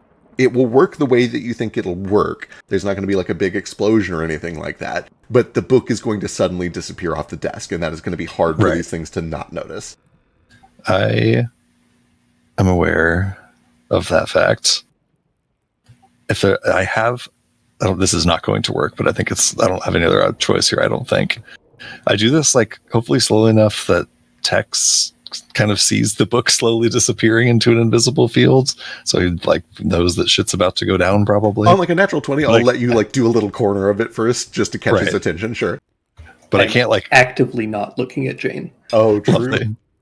So I can't like talk to plan here. So I got to just act. So I'm going to try to pull a book out of my bag of holding and do a quick little switcheroo. Gonna go for the Indiana Jones. Okay, Yeah, amazing. pull Indiana Jones. All right. I love this. The DC here is so high. Let's do it. Give me sleight of hand. For thievery, it is in the Perfect. system. You guys are going to love this How plan. do I I have get, -1. It's how so do I much. get permission to enter this room? You would need to speak with the master, Fair of Nexavac.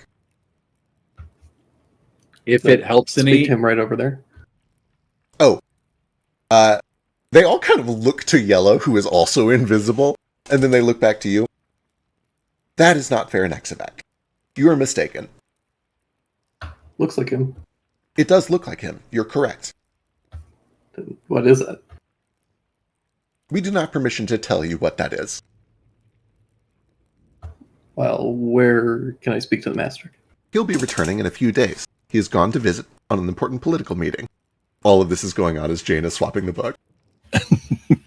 I will say, before I roll this sleight of hand thievery check, whatever, it is a million times more important to me to get this book than for the swap to go well. Understood. So if I catastrophically fail the swap, my priority is getting the book into my bag. Right, you fail on the side of getting the book. Got it.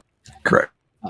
if it helps, Fetch is actively and with full sincerity thinking and also whispering at Jane, who he believes fully is behind him. So if that effect, like the mind reading one. Right. Amazing. This goes about how I think we all think it goes. There is a bit of a clatter as you make the swap. The book that comes out is much smaller and much less cool than whatever this book is. Hey, listen to me. The Illustrated Encyclopedia of Locomotives is not that cool. And I You think, take that back. let's see, which one of these is the most aware? The Is it black red? one. The black one looks over, sees this happening, and immediately begins to raise a fist in your direction. And we're going to pick up with initiative. Next Hell time. yes. Hey. Well, I've got my book, gang. I'm out of here. Yeah, She's never gone. gonna see you again. Just run out of this place. I want so badly to hold that book. I just Me too. I just I want want to know what's in the closet. I want to know what's in the closet too. I also None I of should you have checked are that leaving before stealing the until I book. get my stone. You had a moonstone and then you gave it away, dipshit. No, he took it from He me. took it to. I stole his, and then I needed Crossroads. Right. Got it. That's dildo first.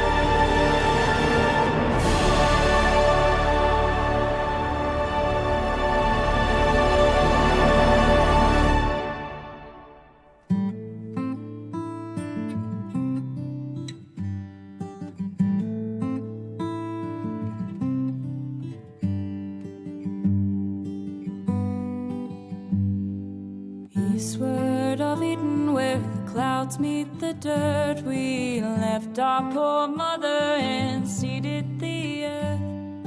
Gates, they were shuttered, the latches were locked. Oh, eastward of Eden, where men become gods.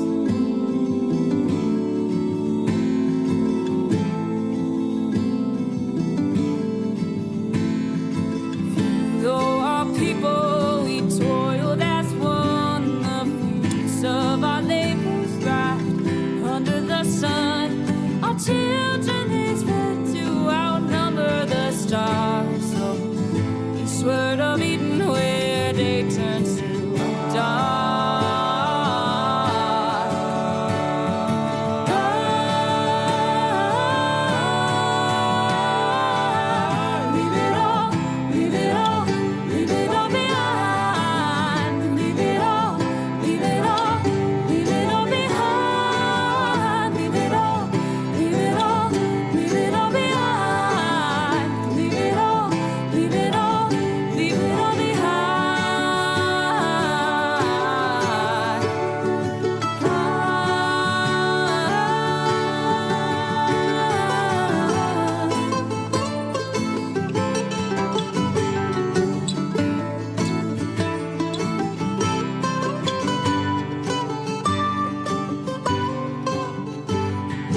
Watered our forests with fire and flood, and fed our own egos with our brothers' blood.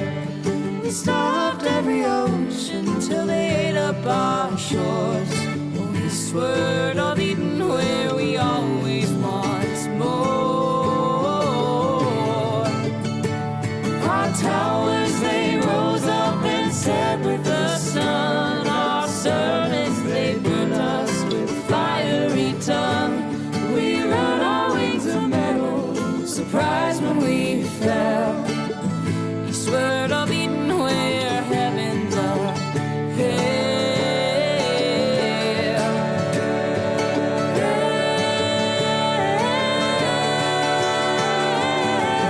Leave it all, leave it all, leave it all behind. Leave it all, leave it all, leave it all behind. Leave it all, leave it all, leave it all behind. Leave it all, leave it all, leave it all behind.